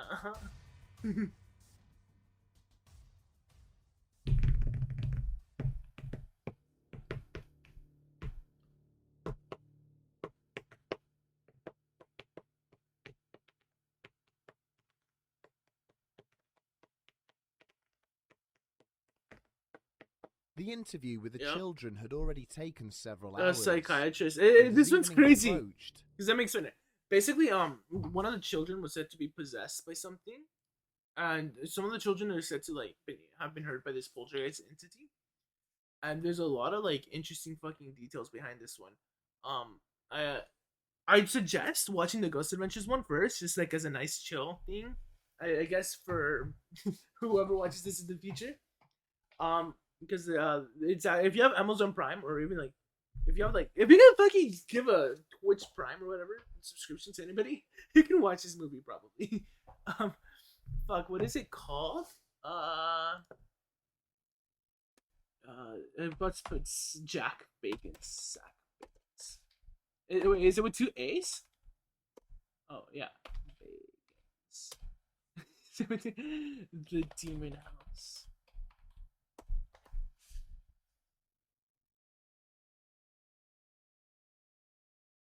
Yeah, exactly like the one they drew. Very good fucking documentary. I wonder if they're gonna get into like what Zach Valerie Bagans did Washington here. found And I'm herself saying Zach. longing I don't for know why the I'm end saying of her Zach. working day. Zach Bagans. She had been asked that afternoon Oh, by her supervisor at the Department of Children's Services to go The across child town to services the were called hospital in because they thought the Gary family was and fucking assist lying. the staff there in assessing a family which had been brought in. With the children's mother and grandmother seated next door in a separate room, she and one of the nurses had spent most of the day questioning the 3 siblings in an effort to find out why the police had removed them from their home. Yeah. And whilst the interviews with the family's 12-year-old daughter had gone well for the most part, sadly, the same could not be said for her They were 2 acting brothers. really weird. The younger Some of them were pair, floating and stuff. who was 7 And years the old, what you call it, the child service person actually saw this happen, and she was freaked out, and I think she quit on the had a family. tendency to growl and bare his teeth when asked questions. Ooh, He this would is roll scary. his eyes I like right this back scene. in his head until only the white showed, announcing that it would soon be time for those who were present inside the room to die. Jesus Christ. His older brother was less aggressive, but had largely remained silent when questioned, simply staring back at the caseworker with a disconcerting smile.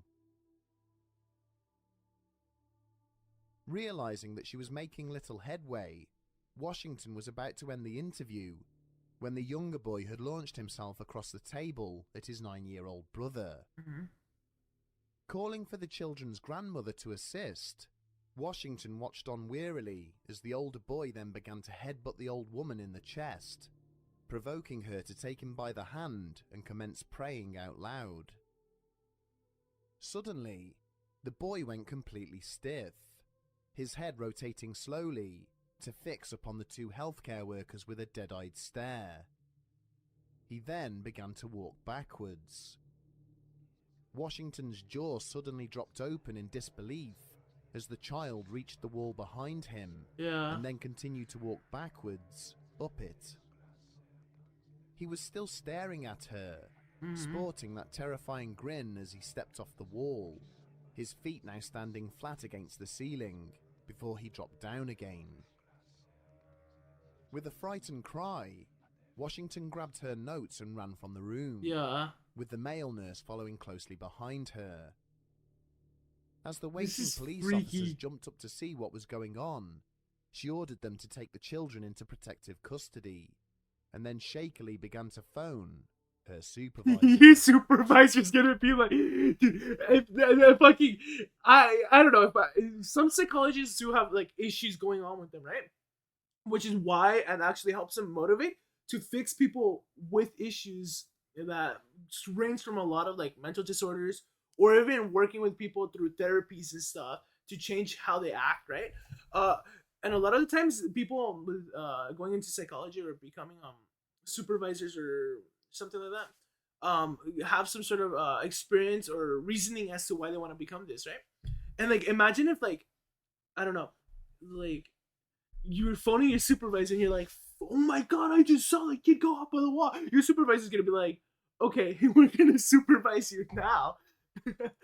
I don't know. That's what I'd imagine. But obviously, I'm just like blowing this up and exaggerating. Might have been amiss with the one-story house in Caroline Street, where she had just relocated her family, were the flies. So I think one thing I brought up when in the movie is that the house could have had some sort of like a gas leak or some sort of chemical or something just in the house that caused people to hallucinate and go crazy. But what doesn't make sense is how the healthcare the social worker, whatever it's called, got to like experience and got in with this, other than it being hysteria just spreading from person to person, right? After less than a week at the address, she found that the porch area and screen door was somehow permanently carpeted in a thick layer of grossly distended black flies. No matter how many times she tried to kill or remove the dead insects, they quickly returned, causing her to call the landlord and ask for assistance. For his part, he seemed as surprised by the issue as she did, saying that he would get someone to come round and look into the problem. He also stated that nothing like this had ever been reported by any of the previous tenants. Yeah. Several nights later, Latoya had been sitting in the living room with her mother. Latoya is the more normal of the people, I both think. Women had been startled by the sound of loud footsteps. Like, it was mainly the children from that the basement below them. Thinking that this could potentially be one of her sons playing a prank, Latoya had gone across to the cellar door and opened it, only to find nobody there. Bewildered, she switched the basement lights on, before suddenly recoiling in horror. There on the wooden steps, illuminated by the solitary light bulb shining down from overhead, were a large set of glistening boot prints. Latoya had quickly locked the cellar door, and then checked every room in the house to ensure there were no signs of a break-in. All three children were still fast asleep in their beds, with the windows and doors to the address apparently locked and secure. After several minutes, when she went back to check the stairs, there were no footprints. The mysterious boot prints had because of incidences like this, it makes me think like maybe like the family themselves were like hallucinating, right? Because like, oh fuck, like we thought we heard something underneath there. Oh shit, we see footprints. Something's happening. They go check, go back. There's nothing there, and it was just their minds reinforcing their a sort of suspicion that they had that inclined them to see footprints or hallucinate and seeing footprints down there. You know, there's like a lot of psychological and like actual like officers from I guess biological components in this, or not even biological, just like frantic 911 call weird components such as like the air in the house. Like when they arrived, stuff like this, and there's also thick sludge and stuff. Seated in the living room of the house with her three children hugged close, eyes darting frantically around the room. Latoya explained to the officers that she had arisen in the early hours to get a drink from the kitchen, only to encounter a dark figure standing in her path in the living room. She had cried out in fear as the shadowy intruder had lunged towards her, only for it to fade into nothingness as it made contact with her. Consumed by a freezing sensation and a sudden urge to vomit, she had briefly collapsed to the floor, before regaining her senses and managing to call the police. Despite their best efforts, the police officers could find no trace of an intruder, either inside the address or its surroundings, and advised the mother of three to try and get a good night's sleep.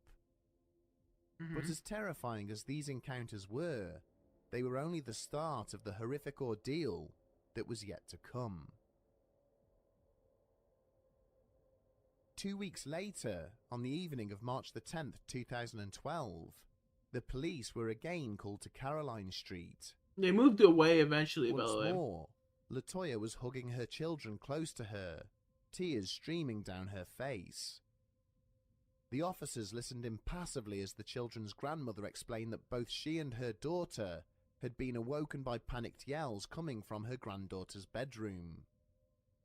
Hurrying through the house, They had found the 12-year-old girl levitating several feet above her bed. Fuck, is that not Latoya? Fuck, apparently I fast asleep. remembered. It had been her brothers who were screaming in distress. Yeah. Unable to rouse the floating child, Rosa Campbell had immediately ordered the others to join her in prayer, at which point the girl had descended to the bed. She awoke with no apparent memory of the event. Mm-hmm. It would transpire that the local churches which the grandmother had contacted in the aftermath of this incident were as skeptical as the police officers. Yeah, and they did not offer that much help to her. With the religious community refusing to help, which is family really weird. Instead turned to a local clairvoyant, who stated that she could feel the presence of multiple demons inside the address, advising the terrified tenants to vacate the residence immediately. Mm-hmm. Lacking the finances for such a move, Latoya instead attempted to cleanse the address herself. She erected a simple altar in the basement, made the sign of the cross in oil on the children's foreheads, and read a psalm out loud. Mm-hmm. The situation quickly deteriorated. Latoya and her mother later discovered her 7-year-old son hiding inside one of the closets, apparently talking to an invisible child. Oh, that's scary. The boy explained that he was conversing with the spirit of a dead boy, who was describing to him how it felt to die. Yeah, part of me too actually thought during the movie span that Zach Bagans, and when they were revealing some of these details, that maybe the boys or maybe some family members were actually experiencing some sort of form of mental not dissonance, fuck, what is it? Some sort of like mental illness, or maybe like something mentally wise, right? I was just screwing over with them, which I don't know. It just, if you see it through that lens, it clicks in, but we can't just infer that they have something wrong with them, because that's a little wrong, you know what I mean? Both he and his brother seem to become, and it's like unfortunate because this is a craziest fuck. Honestly, getting to know his mom would probably be pretty cool, but it'd be really fucking sinister. Hold on, let me close the fucking the restroom, because if I close the restroom, it repeats something. It almost feels like I'm not in my own house. It feels like I'm like somewhere else. What you know? I don't have the other fan on. I only have one fan on, and I'm like getting cold.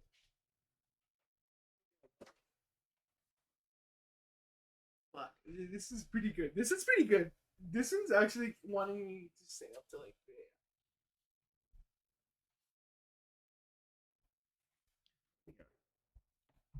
a.m. Oy. I like this.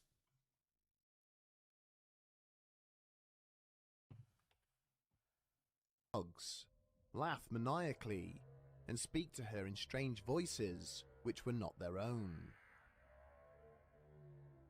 Oh, that's scary. Following an incident where an item of furniture apparently levitated by itself and then flew across the room, injuring her daughter, the Department of Children's Services were contacted by a neighbour who had concerns for the safety of the children.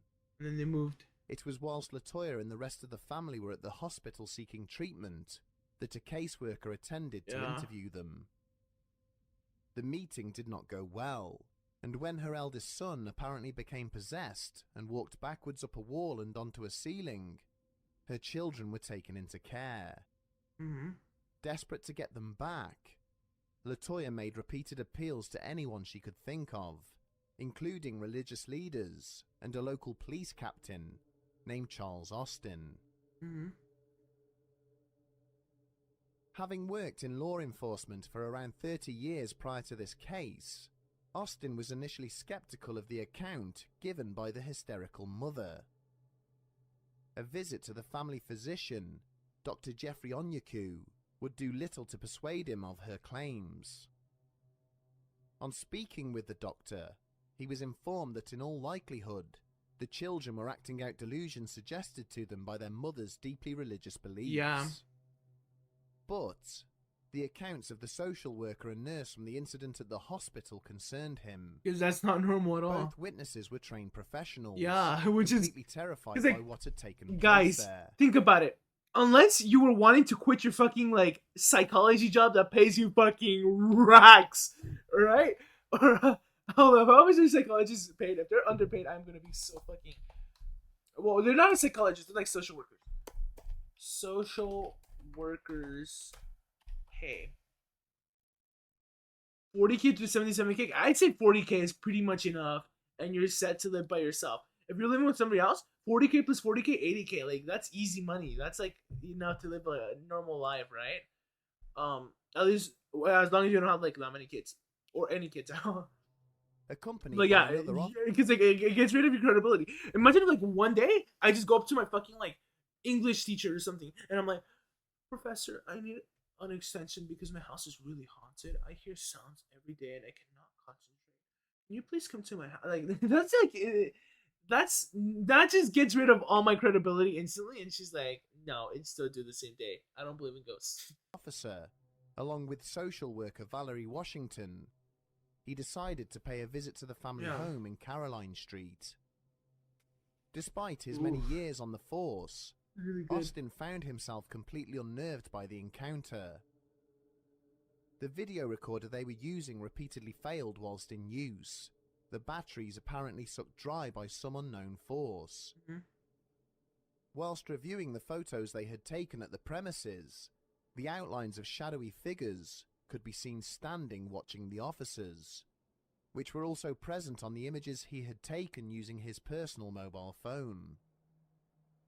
When he later went to review the audio notes he had recorded, Austin heard a mysterious voice talking in the background, which had not been heard at the time of the recording. He would later experience electrical issues at his home address, with devices which means shorting something out followed him or failing when he touched them. and it affects people. This house affected a lot of people. And so Another Zach Bagans tore it down individual who eventually. agreed to help the family was the Reverend Michael Maginot, who had been contacted by the chaplain from the Methodist hospital. When he spoke to LaToya, she pleaded with him to conduct an exorcism at the house. Agreeing to a preliminary visit to the address, he found that lights flickered when he went near them, and the window blinds would move around despite the windows being securely fastened. He would go on to conduct 3 separate exorcisms at the residence, 2 in English and 1 in Latin, none of which passed without incident. During one of these visits, a strange oil a began lot of to oil ooze and out stuff. of the fixtures, And Zach dripping onto the Bagans, when floor they went below. to apparently in the documentary, right, the Demon House, when they went to investigate, they found that the oil was like it's similar to ectoplasm in a way. It's like ectoplasm, but it had no. Fuck, I don't remember. I don't remember what he said. His words kind of like. Hold up. Zach Bagans Demon House oil.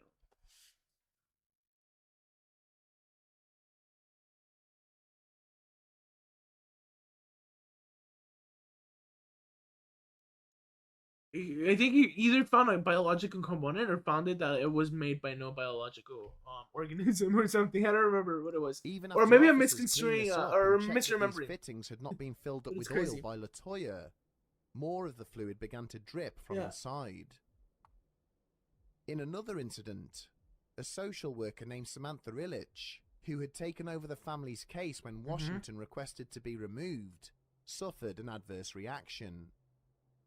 As with the officers on the previous visit, she discovered a strange fluid oozing out of the wall in the basement.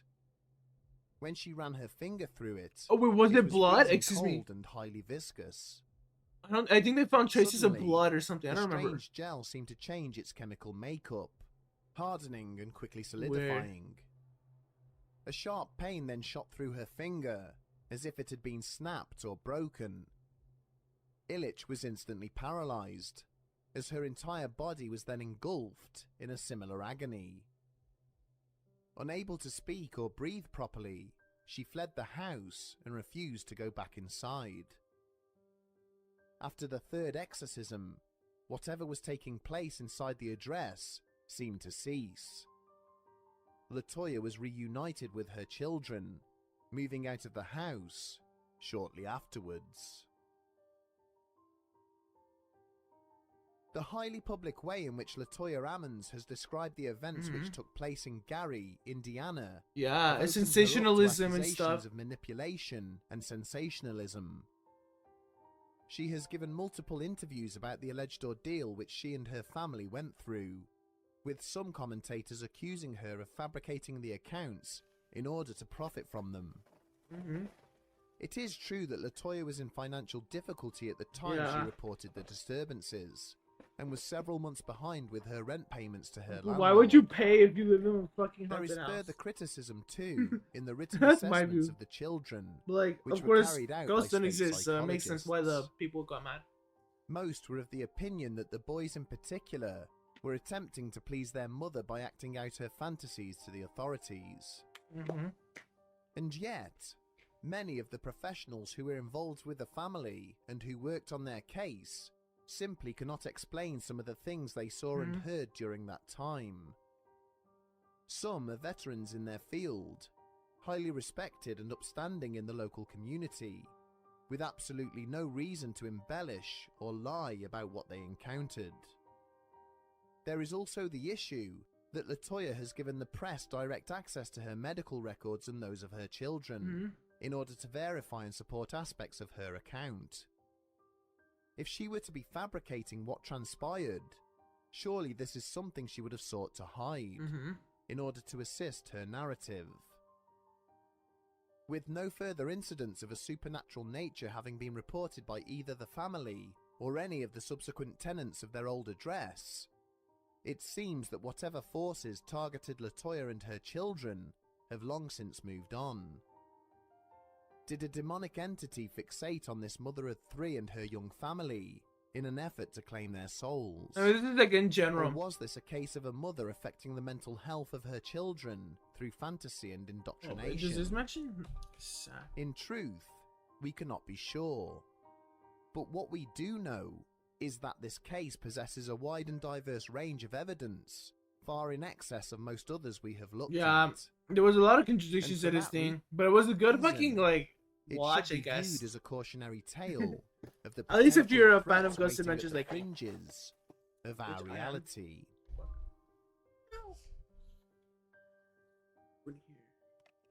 Which is why I guess they're not mentioning them. They're very interesting, though. Oh, that's stupid.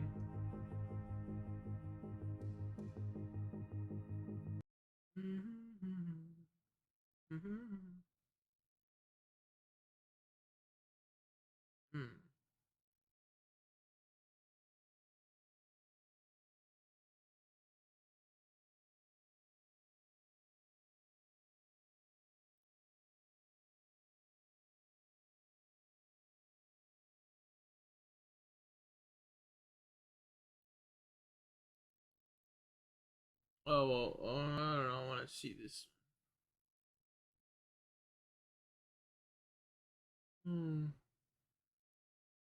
Ever find a message in a bottle? Don't open it, oh my gosh.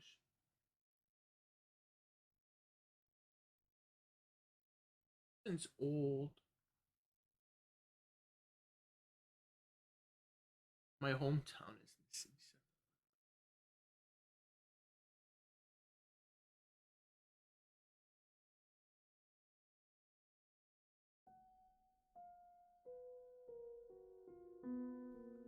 No, that's weird. Let's watch this one. Like, scrape.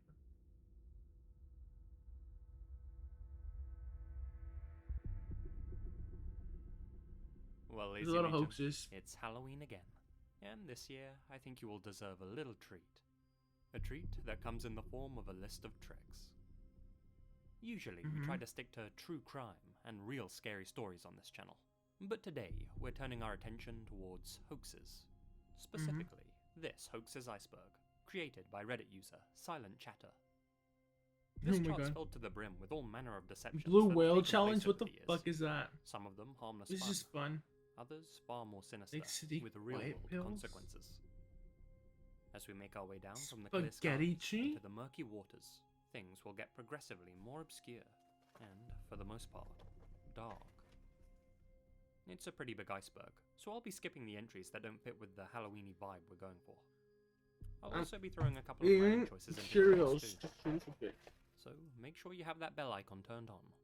Cue that iceberg tier list music, and join me as we make our way down into the abyss.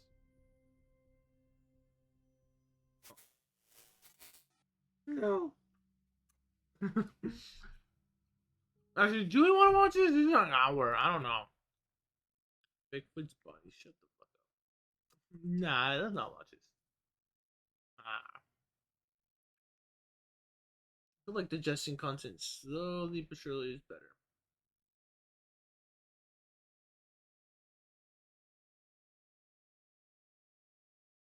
Wait, they're still around? I thought they ended or something. Unless they gain like full autonomy over their channel. Cool. Oh, there's wartime stories channel.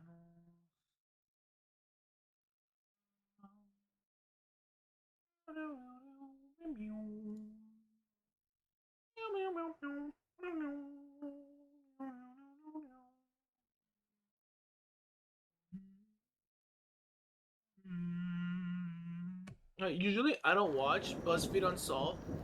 You feel that? You feel the vibe of Gettysburg? It's ominous. Took us 5 years, but we're finally here. At the Farnsworth House Inn, the most haunted inn in the world, or some say. I didn't get copyright struck by them.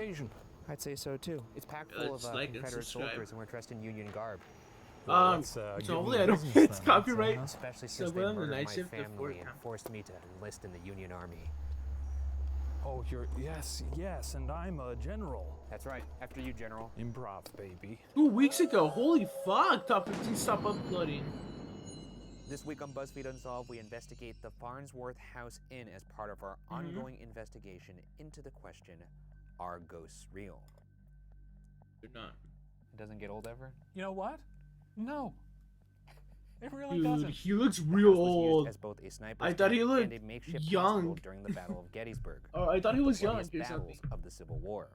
Its bullet-riddled walls would have been where hundreds, if not thousands, would tragically lose their lives. Hey, something to point out. Point it out. This is an episode about the Civil War. Yes. We're both wearing blue. Not quite the shade. Mine's blue, more like a it's blue, sky come blue, on. and yours is more. You kind of look like Paddington Bear. But Michel Gondry ass over here. You look like you're gonna ask me for some marmalade. Those Mario Brothers. You're like the third one, Bluigi. Luigi, what the fuck? Okay, that's such a But, bad joke. I see what you're saying, and to that note, we are going to be dressed in full Union soldier attire for the most part. Well, I'm glad I packed my mustache then. I gotta say, the prospect of pissing off Confederate ghosts by wearing Union outfits. Ooh, you gotta love it. God, no, I want to make such an inappropriate joke. Construction on the home began around Like- 1810, and new sections were added in 18... Realistically speaking, I probably don't have any ties to like a American person that fought in the Civil War at all. If at all, I have like Spanish ties and maybe like Native American ties, just because I don't know, because like maybe my mom's mestiza and so is my dad. It's just like it's like so weird because like, you know, a lot of families like saying, "Oh, I'm whiter than you" in Mexico sometimes. When it comes to Zacatecas, at least, because like my he's not the best person to talk about it, and he's fucking like he's ignorant in that behalf, and it sucks. Luckily I tried to teach him the ways around you know, being a normal fucking person and not fucking, you know, being like, this sucks or something, because that's horrible. That's a horrible mindset. But what was I gonna say? Because like I don't know, because like if at all, I wouldn't say like I'm like, oh, I only have Spanish origin, because like that may not be true, because like, you know, Mexico is also kind of a melting pot of culture in a sense. Has many people from different places. For example, you know, the Native Americans or the indigenous peoples that live there, right? Because when I use Native Americans, I'm like, fuck, am I talking about like the ones in America? Do they also count in Mexico? I don't know. But, like, indigenous people is definitely the way to address them, I guess. And the Spanish, obviously. And then there were some German people and other people from what is it called, Eastern Europe, that came there too. Though that was way earlier, before a lot of like bad corruption. 1933, That's transforming like the a building whole into the thing. house It's we so know in it history. as today. The home was later named after Brigadier General Elon John Although I'm not sure Farnsworth, about Eastern a Europeans. Union soldier who died at just 25 years old during the Battle of Gettysburg.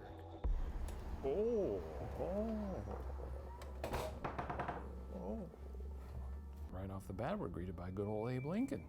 Konnichiwa, motherfuckers. Oh, you murdered my family. Uh-oh. Now you're gonna fucking die. Was the Japanese involved in the Civil War? No, it was like 40 Chinese dudes, but I assume these ghosts are all racist, so they probably think those Oh are the yeah, same thing. they don't like you one bit. And they can go fuck themselves. That's right. Fought between July 1st and July 3rd of 1863, the Battle of Gettysburg is widely regarded as the turning point of the Civil War. Tragically, it was also among its bloodiest battles. Of the 165,000 plus soldiers who fought over those 3 brutal days, at least 46,000 were injured. Can I?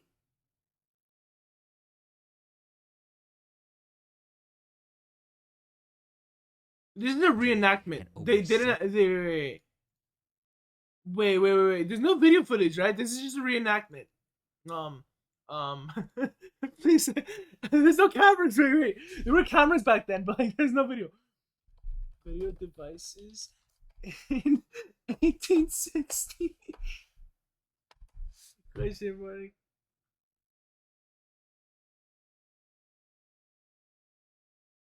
Well, you wouldn't be able to hear sound, that's for sure, because everything like back then, cinematography and stuff like that was completely silent. So this isn't true. That's a lot of people. That's a lot of 7,000 people. A lot of people. Yeah, it's like, what do you get? Yeah. That's a lot of people dead. I think I have no problem saying I would have probably been a deserter, to be honest. I don't give a shit. I would have fragged my commanding officer. I wouldn't have Just fragged rolled him. a grenade under his cot. And Jesus. I would have later. been like, hey guys, I gotta go take a piss. And then I would climb up a tree and I would just sit up there and I would just wait. Just like, coast clear. And then I would come up, I'd throw a bunch of dirt on myself and be like, oh, it was real scary, you know, headbutt a tree a couple times, get all bloody. Sarge!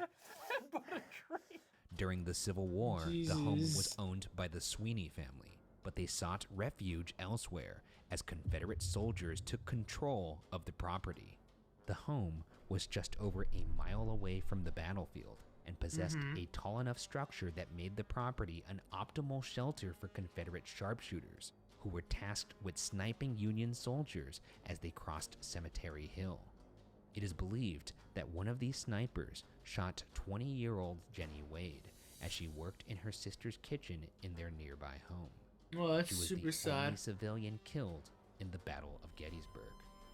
Thankfully, Union soldiers retook the property by force on the 3rd day of battle, and by late afternoon, the Confederate army had retreated and Gettysburg was won. As for the snipers who shot Jenny Wade, The battle was. I think spirit this wasn't the haunted first the battle attic of Gettysburg, the because there were building like where they were 2, if I remember right. It's been a while since I've been in a history class. How many battles of? Unless I'm thinking of Bull Run. Getty.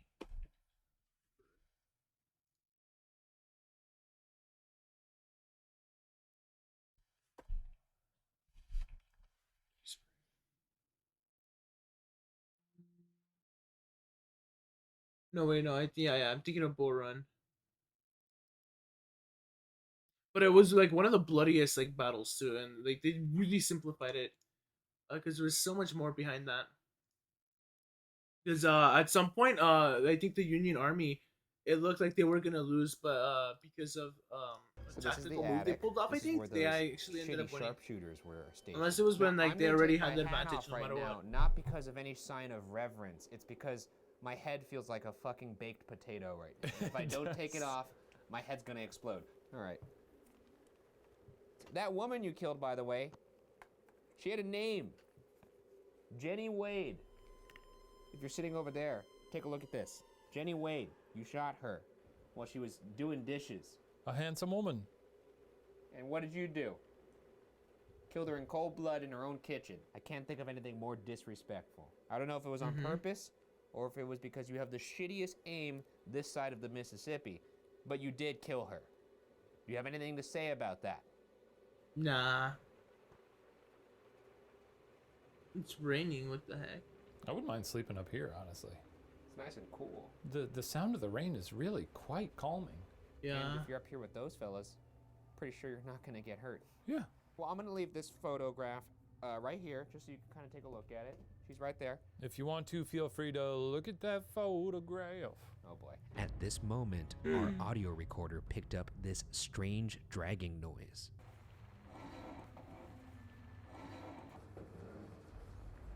That just sounds like the Could this stock be the sound. of a sniper rifle being something. put into position?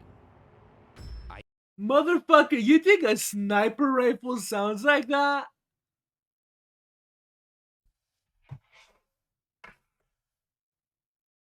That's like the kind of sound you hear.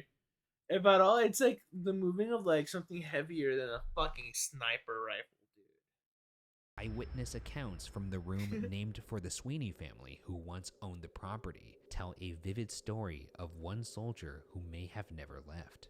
As a guest of the inn lay in bed, she heard the door to her room open and footsteps stride across the creaky wooden floor. Oh, shut up. Thinking it was her husband finally coming in from the tavern, Don't tell me the something woman bad is reached gonna up happen. to turn on the light and found no Oh. one in the room. Positive she I legitimately thought this guy said that she was gonna get R word. had been dreaming, she turned off the light and went back to bed. Again, the door opened and footsteps made their way across the floor. But this Jesus. time, she felt someone sit at the edge of her bed and begin to take off their heavy boots, setting them down one by one in front of the dresser. She reached up to turn on the light, and once again, the woman found herself to be quite alone in her room, with nothing Scary. but the imprint of where someone had once sat on the edge of her bed, outlined in her comforter. Let's go to the Sweeney room now. Apparently, a psychic who visited this place would not even enter this room. Well, they say stuff like that a lot. That's fair. Yeah. That is fair. I mean, Hey, could one of you ghosts sit on this bed? I'd love to see your buns. I mean, that's what we're here for. We traveled The very reason why I far thought that, by the from way, is because I thought they were talking about like to see how your a soldier beautiful came buns. There ain't and nothing more in this something was world gonna that I happen want to to see her. right now than She was those gonna become man a mounds. ghost. So let's have it. Horrible thinking on my Put part, those though. two beautiful cakes on here. Let's see them. Just get them on there. Come on now. That's not what I want to see. Come on now. If you could demonstrate what the butt print might look like. Let's get my old flat ass on there. And I'm really gonna... Yeah, there we go. Yep. Okay. Nice and hot. Jesus. Don't know about the Oh, weird no. motion of the ocean you're doing, but you know what? You're right. I think that's sufficient. Okay. Okay, an Ooh, extra it sounded like bonus. it I broke that. something. Don't you fucking dare say that. You son of a... After all that, I mean, there's kind of an ass print. If I walked in here and saw that, I wouldn't say, now that's an ass. No, that's weak, if anything. Yeah. Okay. Well, that is Oh my god. Yeah, you're like... quite a view. What do you... Don't... Are you there? Did you just get possessed? What's going... Hello? Ryan! This is the scariest thing that's ever happened on this show. What are you doing right now? Ryan? Fuck. Ricky? Okay. Again. Look at that. Look at the outline right there. You No, can but see the yeah, but- clear outline of the No. ass right there and the crack. That's a strong crack. Yeah, it all just looks like wrinkles, though. Yeah. Is there anybody in here with us? Say my name back to me if you want to communicate. My name is Ryan. What do you want to talk about? November 23rd. It's a hot, cool day. It's very specific. What did it say? Specific. Did you hear that? Oh my god, it's so dumb. I'm in pain. I'm serious. I am fucking serious. Help! I'm in pain! No, I'm serious. It sounded I'll rewind this fucking footage right now. Let's cut and let's fucking rewind the footage. Why are you in pain? Okay. Are you bleeding? What? You realize you're a prolific loser. Cool. Oh. Okay, yeah, this is rigged. Is that so? Yes, that's This is so. kind of funny though. That is so. You are prolifically one of the biggest losers in history, if not the biggest. Well, we're gonna leave. Do you not want us to leave? Leave? You know, you're the first person who's ever told me to leave when I asked that. I appreciate the honesty. You are an asshole, but... Well, that was eventful. That was a lot. That was a lot of the radio. I don't know. The Schultz family, who has owned the property since 1972, claim there are 16 spirits that currently occupy the residence. Several of these are that of fallen soldiers from the Battle of Gettysburg. They But some of believe them that are these spirits demons. continue to patrol the house, quote, as if stuck in a continual loop, forever fulfilling their military duties, end quote. However, one of the non-soldier spirits is a woman found in the Schultz room, named for the current owners of the home. Guests have reported the sensation of being tucked in under their covers at night. Many attribute this to the possible ghost of a midwife from the 1800s, who may have worked at the home while it was being used as a makeshift hospital after the war. This is the Schultz room here. You know, you okay? Yeah, Earl? I hit the ceiling A little too much booze before the war. Not enough booze. Maybe. That's the thing about this show. Oh, very good. Did you I like like that. Yeah, you son of a bitch. Hello, my name is Ryan. I'd like to be tucked in, please. Thank you.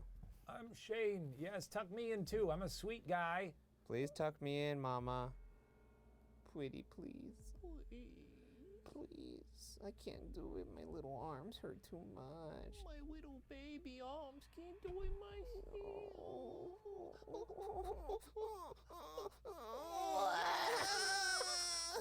That is weird. But I'm also weirded out because there's toilet paper on my fucking bed. And I'm like, what the fuck? There's like a roll of it. Did I? You know, just a couple of grown men. I need to be reminded why I got toilet paper earlier. Crying like a baby. Oh yeah, because I spilled something. Yeah, That's they're like, commitment. why are they wearing blue uniforms? They should be wearing. It's so weird. Again. Bones in that one. Bones on that Fucking one. burned them, dude. Burned them. Why don't we turn the lights off just for 30 seconds? Yeah, that's and see right. if- What if I go like that? Okay, no, that'd be. No, I was about to say, what if I go like this and? Go. Right Tuck us in now. I don't know why I thought that. It was such a like. It's not even like an intrusive thought. It's just like a stupid fucking thought in general. It's like, what the fuck? Why is this so quiet? What the fuck? Boo.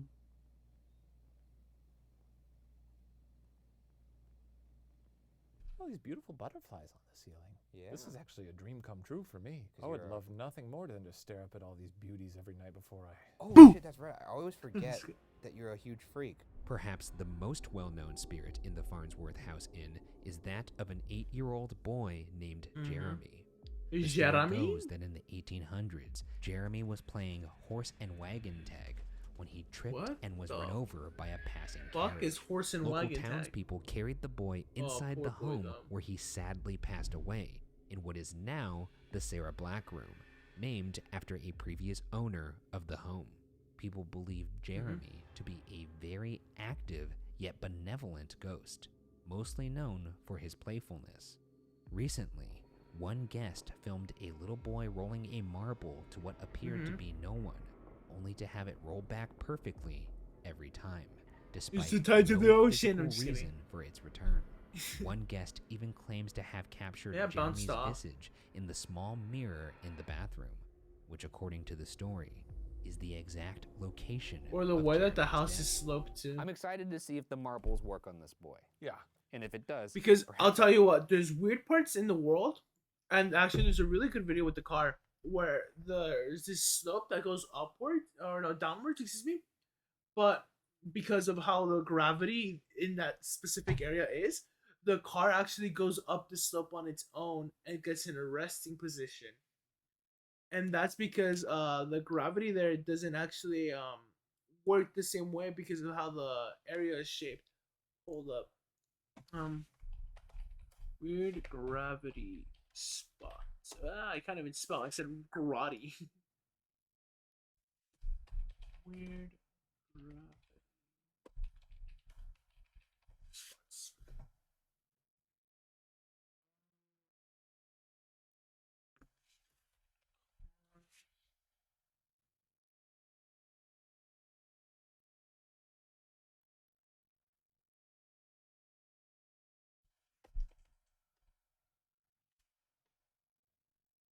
Kind of like this, but this is more or less because of the air currents.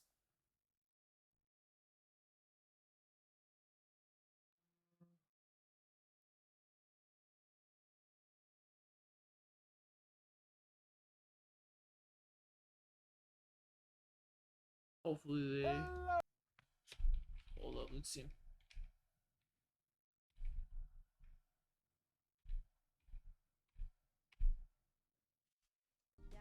Yeah, see, it goes downhill. It could be better. How are you not now real my What Hill? You guys need anti-city. Explain We it. gotta figure out how to explain it because it, like, we're pointing downhill. It's a neutral, so you guys can verify. Neutral. Neutral. Duh. This doesn't make any sense. Like, it legit doesn't make. Yeah, see, like that. So there could be like a weird gravity spot just in the house. And actually, there's other videos too that prove such spots exist in like homes as well. But just because due to like where the house was built, really, and it's just completely by accident, right? It's not even like there's a ghost or anything. It's a weird fact that not many people know. I feel. A while ago, buddy. We're on season 7. You're gone. Fuck you, but also true. Jeremy, I heard what happened to you. That stinks, man. I know it happened in this bathroom. Do you want to talk about it? If you move the marbles, we'll let you go to heaven. Jesus, man. That's what you gotta tell them. It's fucked up. These are my methods, man. You're fucked up method. You're mad, man. You're too afraid to say this kind of stuff, but that's what's gonna get results. I don't know about that. Say it. I don't know. Like, yeah, I'm not gonna summon a fucking demon on Jeremy, you if you play with these do something marbles, that I tell you. I'll buy you an ice cream. And he'll That's talk all to God and let you go to heaven. I won't do that, but there's an ice cream shop right across the street. I'll get you a nice cone. And if you don't move these marbles, you'll go to hell. That is also not true, Jeremy. If you don't move these marbles, you're going straight to hell. Wee! Yeah, look at move. Wait, Shane, why don't you roll one towards me? Show him what we The want. most fun a boy could have.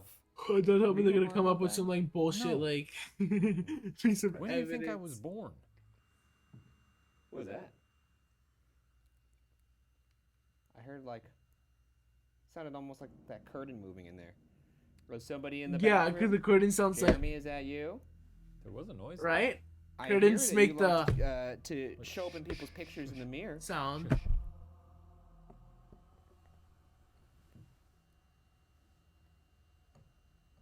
Jeremy, can you let us know you're here? Ryan, go in the bathroom alone. Sure. Close the door behind you. Turn off the light. Okay. I need my phone to take a picture. Jeremy, are you in here with me? Jeremy, Ryan's all alone right now. He'd love for you to visit him. Jeremy, I hear you like to show up in pictures. Do you know what a picture is? Oh my god, that's so fucked That's up. true. Here we go, Jeremy. I'm gonna turn off my light and I'm gonna take some pictures in the mirror. This is a classic horror movie trope. Ryan does this at home all the time. It's how Oh I my have God. fun. Let me look in that photo. Nothing in that one, Jeremy. Let's take it again. I'm actually. Oh my God, pretty a little kid's suspensed gonna out appear. Right now. Let me see. I swear that'd be so weird if that happened. Ooh, there's a little orb right there. We got an orb. Where? Jeremy, are you in here with me? Oh no, that's just a reflection. That was Yeah. it's a false orb? False orb. Okay. We got a all false right. orb in Jesus here. Christ. My heart started racing. Jeremy, since it's been a little tough to talk to you in other methods, we have a flashlight right here. All you have Actually, to that do line looks so demonic, turn it but on. it's actually just Jeremy, like the are you in here blue- with us right now? Turn the flashlight on right now if you are. Well, I guess he's not in here. What other room are we going to? Is there anybody else in this room with us that's not Jeremy? If so, turn off the light right now. Mm-hmm. Ooh, we got some flickers. Oh, maybe. Okay. If you're a Confederate soldier with us in here, a rebel, turn on the light right now. How do they know how to fucking turn on the light? If first? you're none of those people, turn on the light. I'm gonna turn on. Oh my god, that's so who's stupid. here? That's like the easiest way to Do break. you have nothing to do with the Civil War? If so, turn off the light. I like how the point of this show is that this guy like maybe believes in ghosts and is afraid of them, and the other guy is just like, I don't believe in ghosts, and ha ha ha ha ha, ghosts come get me, and this just fucking happens, and somehow they still strive to keep that sort of dynamic going. Oh. Kind of nailing it right now, okay. It's like Scooby-Doo at this point, right? Somebody's gonna wind up being the fucking guy in the mask, and it's already just it's so like noticeable. I'll figure out. It's like 20 questions. I'll- This I'll- is fun. I'll figure out who you are. Who are you? This is fascinating. Okay. I wish you could give us a hint. It's cool that you visited here, and I'm sorry that you died and are haunting this place, but you're not like a super interesting person. No. Did you die here? If you did, turn off the light. Then why? If would- anyone wants are to you guess doing? my costume, Did you just like it here? Do you just love Civil War history? Is that what it is? Turn off the light if you love Civil War history. I don't know. I'll give you VIP or something. Okay, you're really This person's fucking weird, You're man. just a However, strange if this is after being. the stream, Do you I'm think unfortunately we're boring? unable to do Turn this. off the light if you think we're boring, because then I'll know you're lying. I've been called many things in my life. Oh, you motherfucker! I swear to God. He don't like that. You better not turn that fucking light off. I dare you, buddy boy. You're in for a world of hurt. Oh, no, you did not. I don't think you're a boring guy. I'm tired of you, and I'm tired of your whole situation. You know, we've This- talked to a this lot plays of like a movie, like a comedy ghosts, movie. Yeah, that's because they're real. Where they're just gonna And you're fight one of the fucking dumbest ghost. motherfuckers. Where the ghost is just gonna come in like, what's up? What's up, SA? You wanna fucking fight? Like, I don't even know. It's just like straight up like what the fuck? Are there Americans here? Not a Hispanic guy. Like straight up, it plays like a comedy sketch like that, and then they get in a fight with the fucking ghost. Dull as hell. We're gonna leave. This now. sucks. If you That don't was a want pretty good fucking script, though. to leave, turn off the light. Really hope you don't. Good. Okay. Oh, man. Well, goodbye then. That's incredibly. Ooh, And they I'll turned watch light on that. us to leave. I don't Too give a bad. Yeah, shit. too bad. We're Oh, fun that's guys. 20 We're fun guys fucking and we're minutes, good- we're though. good at Holy parties. shit, we're not. Okay. Lamar's usually has Bye, something Jeremy. around this time. The most haunted part of the building might be the cellar, which during the Civil War was turned into a temporary field hospital to treat those wounded in battle. The makeshift ward would witness countless deaths and injuries throughout the harrowing days and weeks that followed. Down to the big bad we go. This is a low door. It is. This is the cellar. Cellar. Jesus fucking Christ. This is the cellar. This is this was used as a. We watched this makeshift one. We watched this Civil one War quite a hospital while back in ago. the day. This is probably. And we'll end off on that because unfortunately I do have an exam tomorrow. Oh, obviously. So yeah, great. that's it. I mean, But they're gonna dump him out of the attic. We'll have to. I'll have to down end here? up. that's true. Is there anybody down ending here the with us? stream Can you turn that light earlier off? than I wanted to? Because I wanted to go to 3 a.m. but then I'm like, fuck, I have an exam tomorrow. That may not be wise. If Abraham Lincoln is down here, turn that light on. Oh shit. Still Love your is. address, dude. It was good. If Robert E. Lee is down here, can you turn that light on? Jesus. That's a big get right there. That ain't him. He's not hanging around some fucking basement. Why Yeah. not? He lost. Hey, Bobby, if that is you, you really blew it. Yeah, suck my balls. If you want to hit the follow button, hit the follow button. By the way, I'm serious. He might just be like, "Hey, Ghost, hit the follow button on my channel, and maybe we'll talk." Yeah, I feel like you just get a fucking follow. To suck our they're balls. like, "Oh, Turn shit." that light off. Oh, wow, dude. Okay, great. At this moment, our audio recorder picks up this threatening voice. My body is very bulky. I got no ass meat. I'm sure it's not going to be redeemed.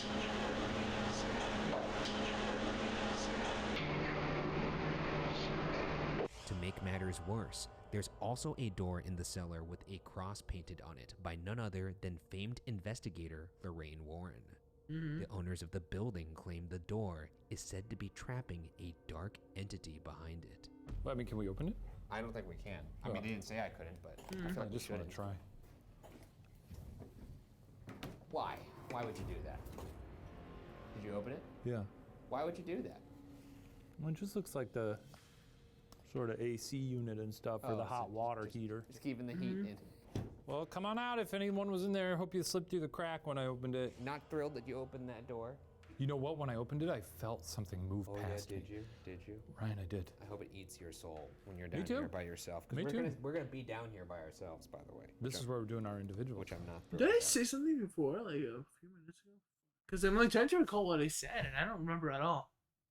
Hopefully, I didn't say anything stupid. Well, you won't be alone down here. Like, God, what the fuck did I just say? Have, Oh, yeah, then I'm ending early, yeah. This creepy child. Yeah, look at that. Who doesn't want that next to them? Hi, Ryan. Are you trying to intimidate me or the ghost? I don't really know, but yeah, I'm gonna go down there. Yeah. What do you think you're gonna find? I hope I find the devil. I hope he's real red and has a little pointy tail. I hope he does too. I hope I get to kiss him. Well, I hope you don't come back upstairs. Okay, I'll be back. All right. Yeah, that house is Every super fucking small. time I hit this fucking door. Jesus Christ, some anger issues. Okay, heading down to the basement by myself. What are we gonna find down here? Why is this house so Probably small? the same stuff we found before. I've never wanted to fight a ghost on this show, but this is the first place I feel like. Well, I guess the Axe Murder House, but I was scared of that guy. These fucking rebel wank jobs. Yeah, I don't know. I think I could handle myself down there with these guys. As haunted places go, this place is one of the first ones that's this decked out. They really got this place bumping with some freaky shit. Like my good friend here, this guy. Hello, sir. Those are some lovely, what are those, daisies, lilies? You don't look well. Oh yeah, if there's any ghosts or ghouls or mummies or Draculas. He always talks about mummies and Draculas.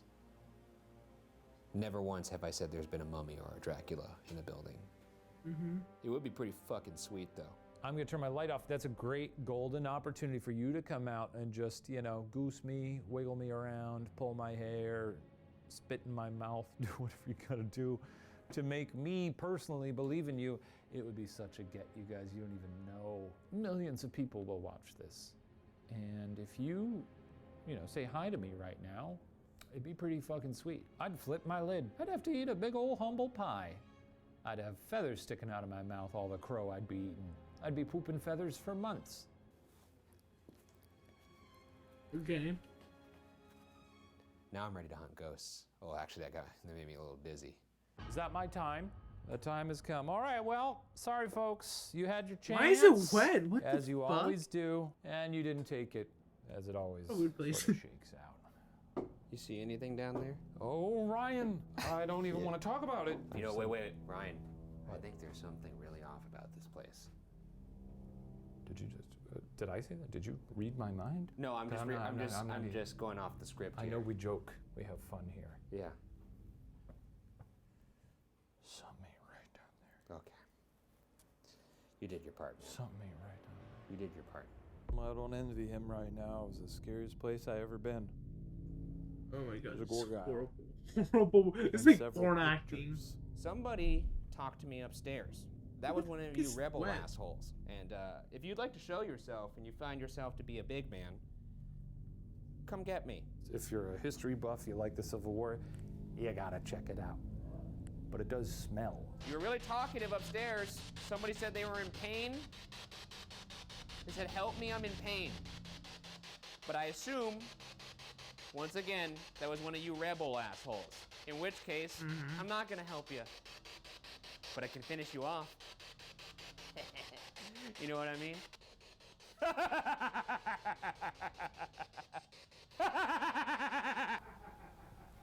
Ryan's having fun down there. Oh.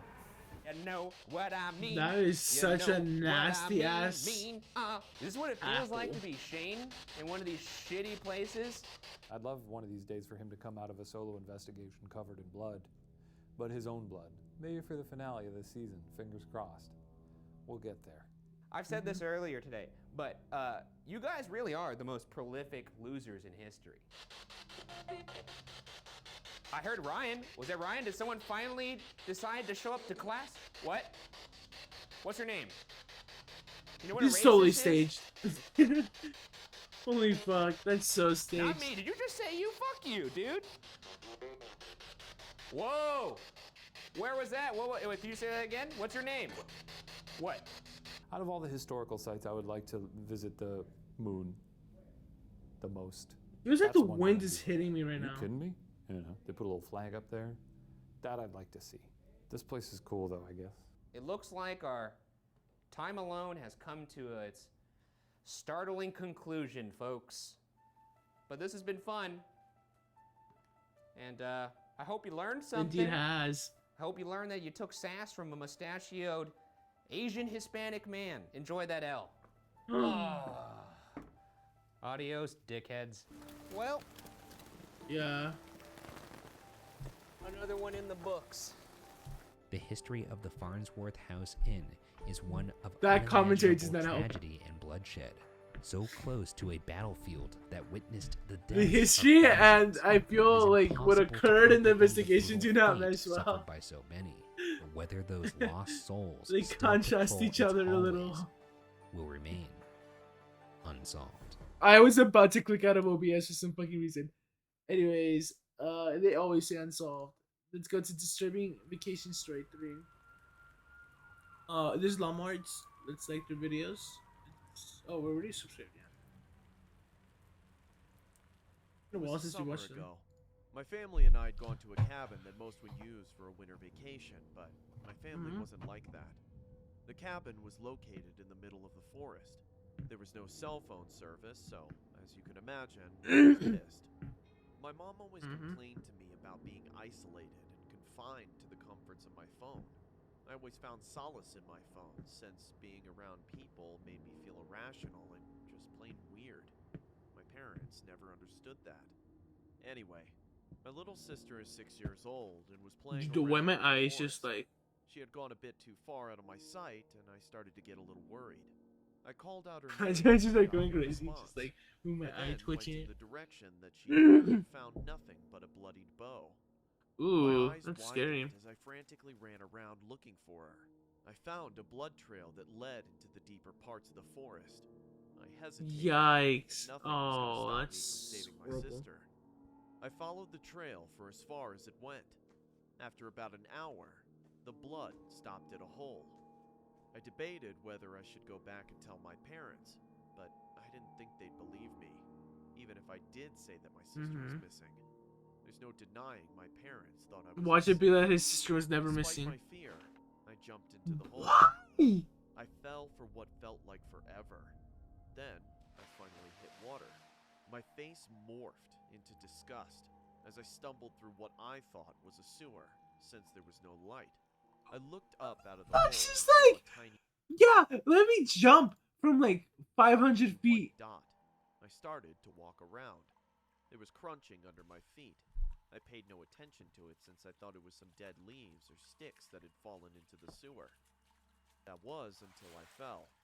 Some unknown liquid had splashed all over me. I remembered that my phone was in my back pocket, and I pulled it out and shined it on myself. Time seemed to slow down as I realized Oh my what I was God. walking in. On It was blood. a river of fresh blood. The blood had absolutely soaked Ew. me. I held in a scream as to not alert any nearby creatures. I then ran through the connection of tunnels and refused to stop until I started hearing footsteps behind me. I stopped, turned around, and shined my flashlight around. The light from my phone. That's scary. What is that? Figure. It looked so small. So maybe it was a dog or an alligator that had sneaked in. I stupidly started to move towards it. And Why? As I got closer, the figure started to get clearer. I started to see that it wasn't a dog or an alligator. There's a person. As soon as I realized this, Yo, what the I fuck is stopped that? in my tracks and stared. A face hugger? What the fuck? Its body was contorted. Their back faced towards the ground, and its head was turned right side up and faced towards me. Its legs were normal, but its arms were legs as well.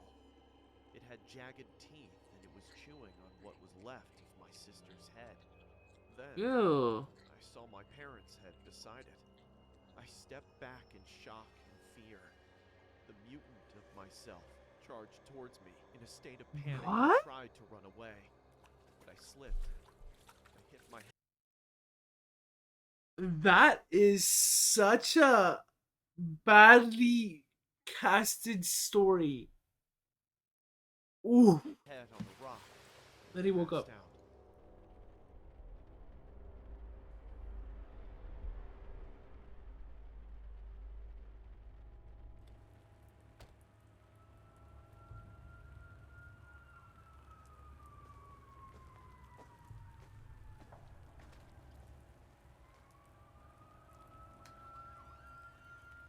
Ew. What happened?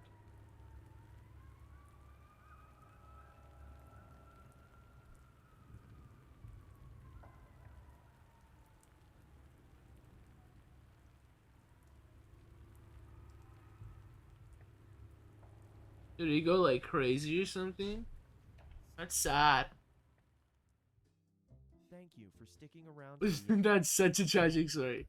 I guess illustration wise and not story wise. Llama sale! Llama sale! We've got big llamas, little llamas. What about medium-sized llamas? No. We don't have those. Oh. And llamas on hoodies. All 15% off until midnight on the 15th. The link is in the description. Now, back to the video. My parents were traveling for the weekend, as it was their Wow, the anniversary art style looks a little no different. surprise, they wanted to be alone.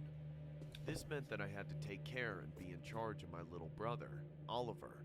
That does Our look a little home and different. neighborhood were surrounded by woods, and Ollie liked ambling around the trail that was behind our house, but he couldn't go back there without permission. So naturally, since I was 18 and he was 10, I'd have to go with him for precautionary purposes. It was a little while before lunch, so I decided to join Ollie in his trek, so that way my appetite would be in a more salubrious state. It was spring. What and a the leaves interesting were meager and just starting to choice grow of back words. onto the trees, which also meant I had to watch out for any So sort that of guy's dangerous stealing my animals style. that could Fucking, I have possibly a lurk red out and fucking cause harm to shirt. any of us. Fuck Ollie. I could hear Ollie sniffing the air, and then Okay, him that's a joke, groaning at guys. something. Groaning. Something smells like shit, Ew. he said nasally, as he pinched his nostrils shut. Hey, watch your mouth, I retorted, surprised by the subtle curse. Just because mom and dad aren't here doesn't mean you're allowed to say whatever. I did, however, sniff the air. He was right. There was a smell of rotten meat that permeated my nose. It was like roadkill. I saw what looked like legs by a tree about several yards from us. Stay right there, okay? I instructed Ollie. He nodded in agreement while keeping his hand on his nose. I leisurely walked forward and turned the tree to see what the thing was. It was a deer, and it was dead all right. Flies droned and swarmed around it. I was used to seeing dead animals around here. Hunting was pretty frequent. But there was something that rather took me aback. It was the fact that the way its neck had been ravaged into. It was almost entirely gone and torn down to the bone. Yikes. A bear would go down to the muscle and stop there. But to the bone? This had to have been from something much more vicious. But what? I looked back to see if Ollie had actually done what I urged him to. He did, but he was peering out to the woods. His eyes, so fixated, were filled with concern and his face unnerved. You okay, bud? I asked, noticing his expression. Why is he like right behind him now? There, he murmured as he continued to seem alarmed. I looked to see if he was kidding around. All that was in my view were the trees and brush. It might have been a deer or something. Don't worry so much. Come on, let's go back and get some lunch. And so we did, just to reassure him. I made ourselves story's more like in peanut butter and general. jelly It's nice. sandwiches as we watched a movie for a bit.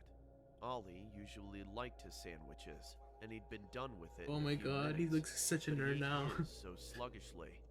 I didn't bother asking what he saw He's like, because I "Ooh." figured that he must have scared himself and that he'd get over it in a while. It's like I sit like. However, the He's back like- of my mind was still unsettled by that deer. I don't know why I'm laughing at that. Mutilated He's gonna my fuck back up. to such a On grisly my behalf. state. Night dawned upon both of us, and Ollie was begging me to let him sleep beside me as I put him to bed. What's gotten into you? I asked him. That thing's still out there. It was staring at me. It was dark and big. Bigger than you. I'm sure you just scared yourself. If anything was out there, it wasn't anything dangerous. He continued to beg me, but I kept refusing, and told him to close his eyes. Oh my god, and he's then gonna forget die about it or in the something. morning. Don't like that. I laid down in my bed, ready for a good rest. I like keeping my TV on just so I have a source of light in my room. I felt my eyes Same. starting to sag and get heavy as I slowly felt myself growing drowsy. There was a sudden snap from outside. It sounded like a stick being splintered. I figured it was some animal, like another deer, but what would be out at this time of night? My TV was still on, so I decided to watch a little bit more, just so I could go back to sleep. Without even thinking, Could be his my imagination, gaze too. floated to the window, and my heart Give him the punched the benefit of the inside doubt. my chest. There was Ooh. something at the window. I couldn't see what it was, save for the eyes. They were milky and opaque, almost lifeless, but they were staring right through me. I tried to make it seem like I didn't see the figure outside, and just roll over onto my stomach and pretend to be asleep to try and avert it. If I saw that, I'd be I then so heard something fucking. against the glass. The thing was scratching my window. The sound was piercing my ears and grated at my nerves. My chest started to feel full as my breath started to shorten. If I saw something like that, I'd fucking To open. run out of that And room. I could hear that thing climbing into my room. Its presence was clearly made, as its shadow covered my entire bed in black. I sat there hyperventilating for what seemed like hours, until I felt the mattress start to sink in. The springs groaned as the thing had climbed onto the bed. I felt I could literally die from fright right there. The thing started to move across my bed. I was trying my best not to breathe so hard, but I was completely terror-stricken. It then stopped and stood right at my shoulders. I felt its giant feet clasping onto my shoulder blades. I could hardly breathe. I had a mirror to my right that allowed me to see what was above me, and chills ran down my spine. The creature was black, large, and at least 7 feet tall. And Yeah, lanky. yikes. Its arms went down to its calves. Its chest leaned over me and This sounds like stretched to an sleep impossible paralysis. degree. It didn't even look human or animal. It seemed alien. I shut my eyes tight, hoping that it was just some dream. I could start to hear the creature's heavy breaths and growling. It sounded like a dog, but much more disturbing. As it grasped harder, I feared the this worst. is- My ears were ringing. I wasn't breathing while I bit my tongue. My eyes were shut so tight, and the blood flow in my head stopped almost completely. Something then beckoned it off of me, and the creature leapt off. Through my ringing ears, I thought I could hear something like thumps and rusty hinges. I painfully felt the blood flow starting to come back, and I blacked out. Oh my god. Morning came and I had a massive headache now, and my chest felt so tight.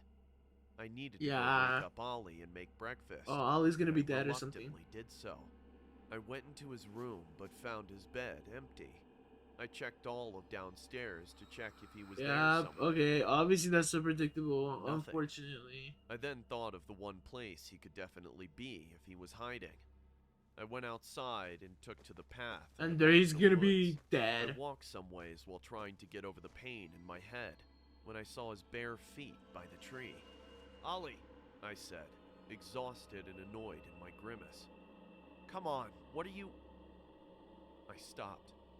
I felt my whole entire world collapse as I was bludgeoned with every single negative emotion possible. I put two and two together, and it answered my questions as it brought my distress up tenfold.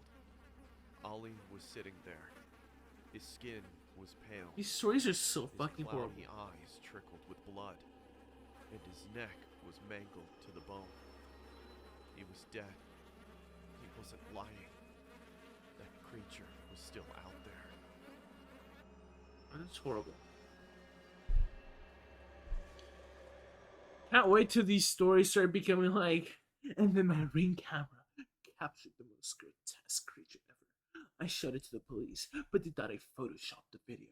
Or something like stupid like that. Like, I swear to God, these are gonna get like that. We're on to the next story. They're pretty short. One night last summer, two of my friends, Sam and Jake, Now we're on to El Día de los Muertos, right? Because El Día de los Muertos empieza hoy.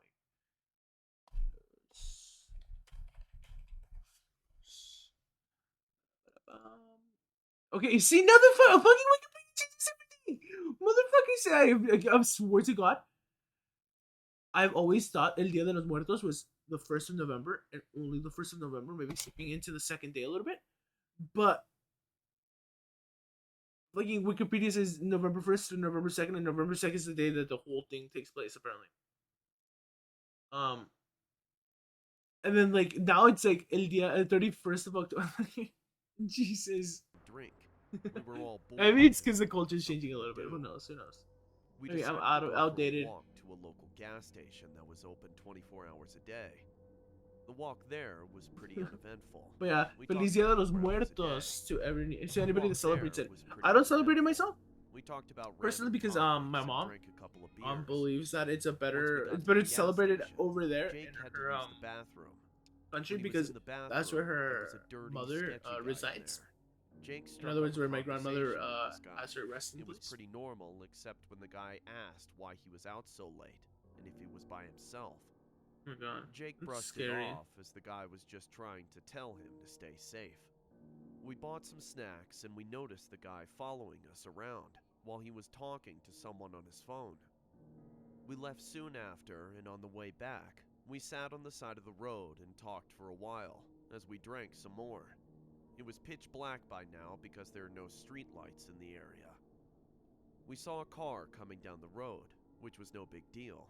We sneak out pretty often, and we've never had any real problems. Cars usually just And it's the drive guy by. we saw in the gas station. This time was different. Oh, the car spun fuck, around in the road okay. and pulled up right next to us on the street, and It's two like, guys we need got you. out. Ugh, fuck We no. ditched the beers, got up, and sprinted Yeah, down the street. yeah, that's Jake the and I best hid choice. behind an RV, while Sam hopped a fence. The two men looked dirty, like they hadn't showered in days. Yeah. We watched the two guys for a little while, which is when we noticed Then my that friend one is of them had a gun in his fuck, hand. they shot my friend. They looked in You're our gonna say that. direction for a few minutes before they got back into their car and drove off. Jake and I looked for Sam, but we couldn't find him. Oh my God, so we decided Sam's to gonna head die or back something. home. We thought we had lost them, but on the way back we turned a corner, and those same guys were sitting in the car, waiting there. We ran through the alleyways and backyards until we lost them. Every few minutes, we saw the car driving slowly down a street or alleyway in the distance, and we would hide. Eventually, we made it back, and Sam messaged to tell us that he got followed by a different car, but he made it home safe. It's been almost a year since that night. We're always more cautious when we go out, and Sam still has nightmares about being abducted. I don't know for sure if the guy from the bathroom had anything to do with it, but we believe that he's somehow connected to it. Stories like these are always gonna get me paranoid about fucking strangers, especially when they're like, "How's your day?" Well, I mean, because like, I ask how your day is, things and stuff like that. But just because like I want to know like people's day-to-day life sometimes, like in other words, like what they do, and you know, if I can relate to them, right? But like, you know, people like in real life, like that are just right next to you and you don't know, and they're like, "Oh yeah, what you doing?" Blah blah blah blah. You know, it gets a little scary, in my opinion. I wouldn't like say if I met somebody in like fucking 7-Eleven and they were like easygoing, nice and stuff.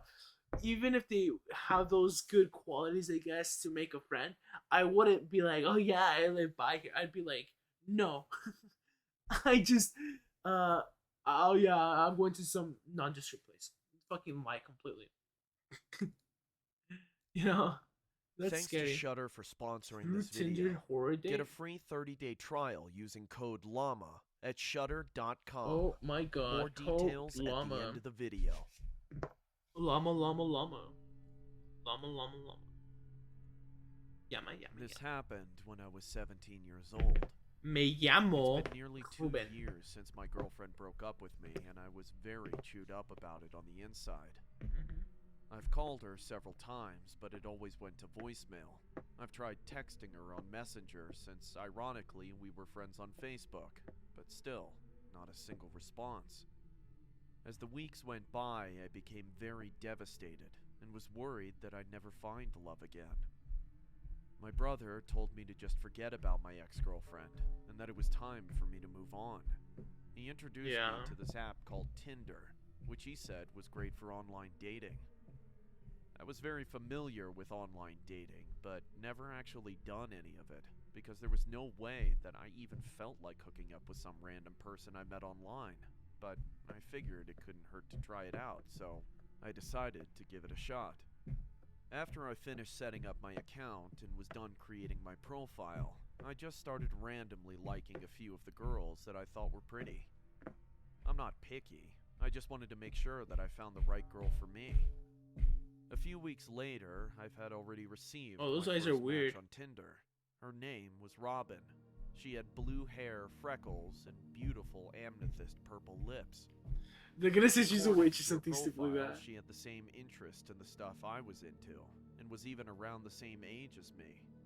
Even better, she lived in the same town as me. By the way, I live in Memphis, Tennessee.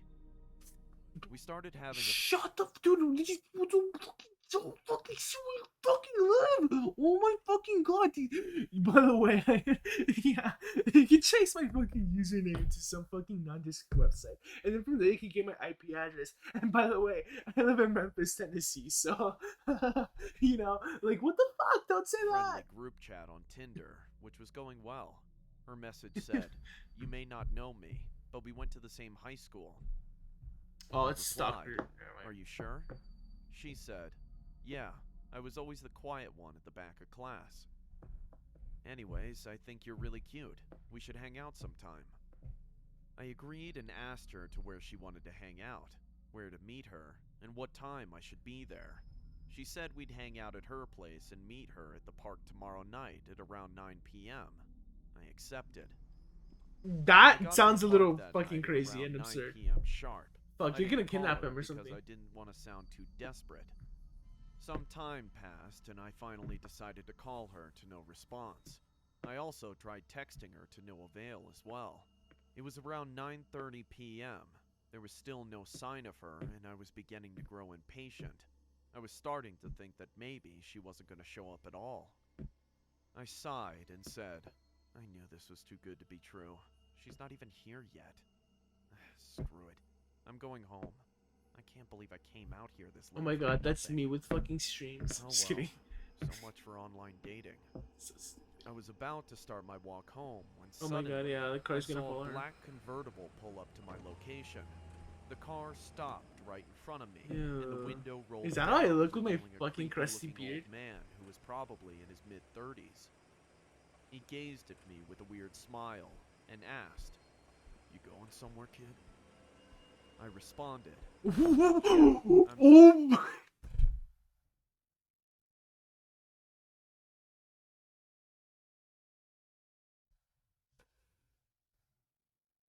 How to get kidnapped 101. Fucking go up to the window. Fucking get your hand on the fucking door and be like, "Yeah, I'm going somewhere."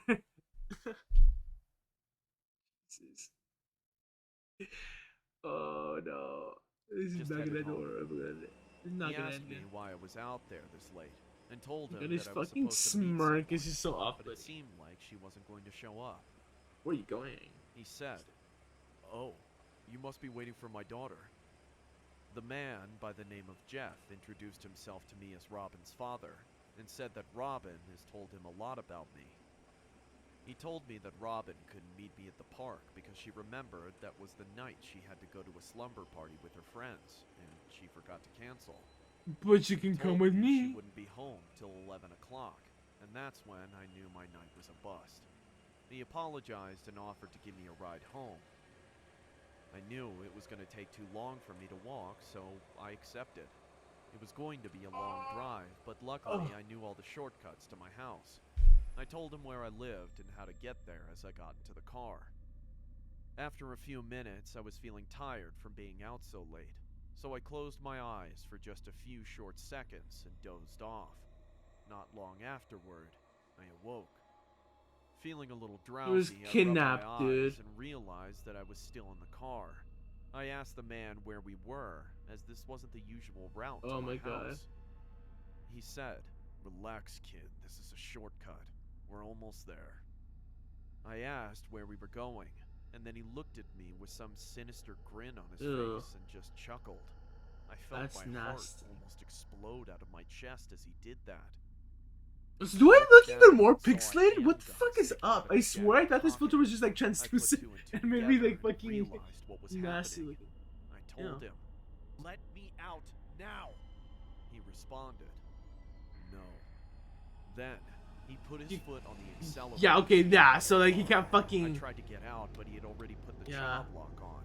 It seemed Jesus. hopeless. I was trapped. Ugh. There was no way out. To make I matters hate worse, creeps like we were this. driving through a forest area with no cell service. I couldn't even call for help. But I just had to get out. As soon as the car started to slow down, I stabbed him in his shoulder with a pocket knife that I found on the floor. He screamed in pain as And I was he able fucking to turn off crashed. the child lock, unlock the door, and run as fast as I could into the woods. While I was running, I could hear multiple gunshots being fired at me. Oh but my luckily, God. not a single one hit me. Or so I thought. I I'm never just looked kidding. back So because stupid. I had the fear of the man chasing me at the back of my mind. I dove behind a tree and hid under a bush. I heard the man yelling, You can't hide from me! I will find you! I covered my mouth with my hands and held my breath, trying not to make a sound.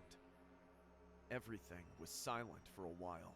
And then he until I found saw me. The man was looking for me with a flashlight. He flashed it past me multiple times. When I heard his footsteps going deeper into the woods, that's when I knew the coast was clear. I ran, using the flashlight on my phone to help navigate me through the dark and scary woods. In hindsight, I knew that was a stupid move, considering Yeah. the situation. I could hear the leaves crunching and the twigs snapping as I ran, which would also easily give away my position. When the crunching and snapping got louder, I looked behind me and my heart dropped when I saw was that the right man was behind chasing you. me. I ran as fast as I could with the man hot on my tail, firing every single last live round he had in his gun. Jesus, he's gonna get shot. Thankfully, the shots missed again. This guy's a bad shot. Holy fuck. He said. I thought I was going to die, until I heard the man trip over something, and I was able to get away unharmed. I kept running until I was out of the woods and back onto the road. Looking behind me then, he was nowhere to be seen, which means I lost him. I sighed in relief, and then I saw a red car driving down the road. I was able to wave it down and told the driver that I was kidnapped and almost killed by some crazy man. And then he in the gets woods. kidnapped again, imagine. It took a lot of begging, but the driver finally gave me a ride to the police station, and I told the cops everything. Jesus. Unfortunately, I didn't get the man's tag number, but I gave the police a clear description.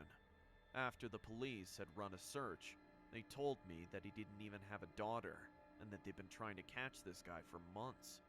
Jesus. As it turns out, he's wanted in several countries for the kidnappings of multiple teenagers Several and young countries. men. How I managed to escape him is a miracle. The officers kindly gave me a ride home, and I didn't tell anyone what happened except my brother. The man was never found, nor was he ever caught. But why did you give him They the say he's fucking still out there, address, even to dude? this day, which scares me the most. What's even worse is that I stupidly gave him my address. Yeah, who so you can knows just if he might come. try to kidnap me again. Needless to say, my days of using Tinder weren't over after that. The whole incident just made me a lot more cautious from there on out. That's an L. Oh my god. It's Thanks like to Shudder like for the sponsoring this video. engaging the computer. Oh my Shudder god, is a though hype. premium video streaming I'm pretty sure service this is a built new for type of fans all things spooky. bot. They have a huge selection of And I don't even have movies, much of a shows, community to content begin with. added every week. Other than the people that attend. If you like horrors, thrillers, and suspense, Oh well, with that being is a said, streaming platform for you. that's enough for me for There's a today. great list of exclusives and original movies As and long shows as that I you don't won't see anything anywhere here, else, yeah. including Mandy. So tomorrow we should be returning, and for the rest of the month we should be returning to video games. As long as I don't fuck anything up when it comes to any sort of assignments from here on out. And so yeah, join me on next time with Pokemon twice, then Metroid, and then we'll go back to what is it called, Inscription. And then this Saturday we'll move on to talk about maybe more cultural creatures like in Mexico and stuff, or I don't know, whatever the fuck I want to talk about. I don't know. I'll try to do more themes for sure, not just like during Halloween. So yeah, even though today was a little short, stream wise, thank you all so much for coming by, and yeah, I'll see you all later. Good day, good night, whatever it is. And if you want to hit the follow button, hit the follow button. Otherwise, that's fine. And yeah, thank you all so much for coming by. Good night, good day, whatever it is again, and bye. Again, thank you all so much. If it wasn't for an example, I would have streamed till 3 a.m. like last time. Unfortunately, today I can't. And yeah, I guess this is why I'm doing the Saturday stream too. Though this is why I also did the bonus stream earlier, as that also counts to my Halloween stream. I did a little. I think was that one with the one with like the fucking eye? I can't remember if that was the one before that or whatever. But yeah, that's why I did the other one, just in case something like this would happen. And yeah, I'll see y'all later. Bye again. Bye. Today was awesome. Bye.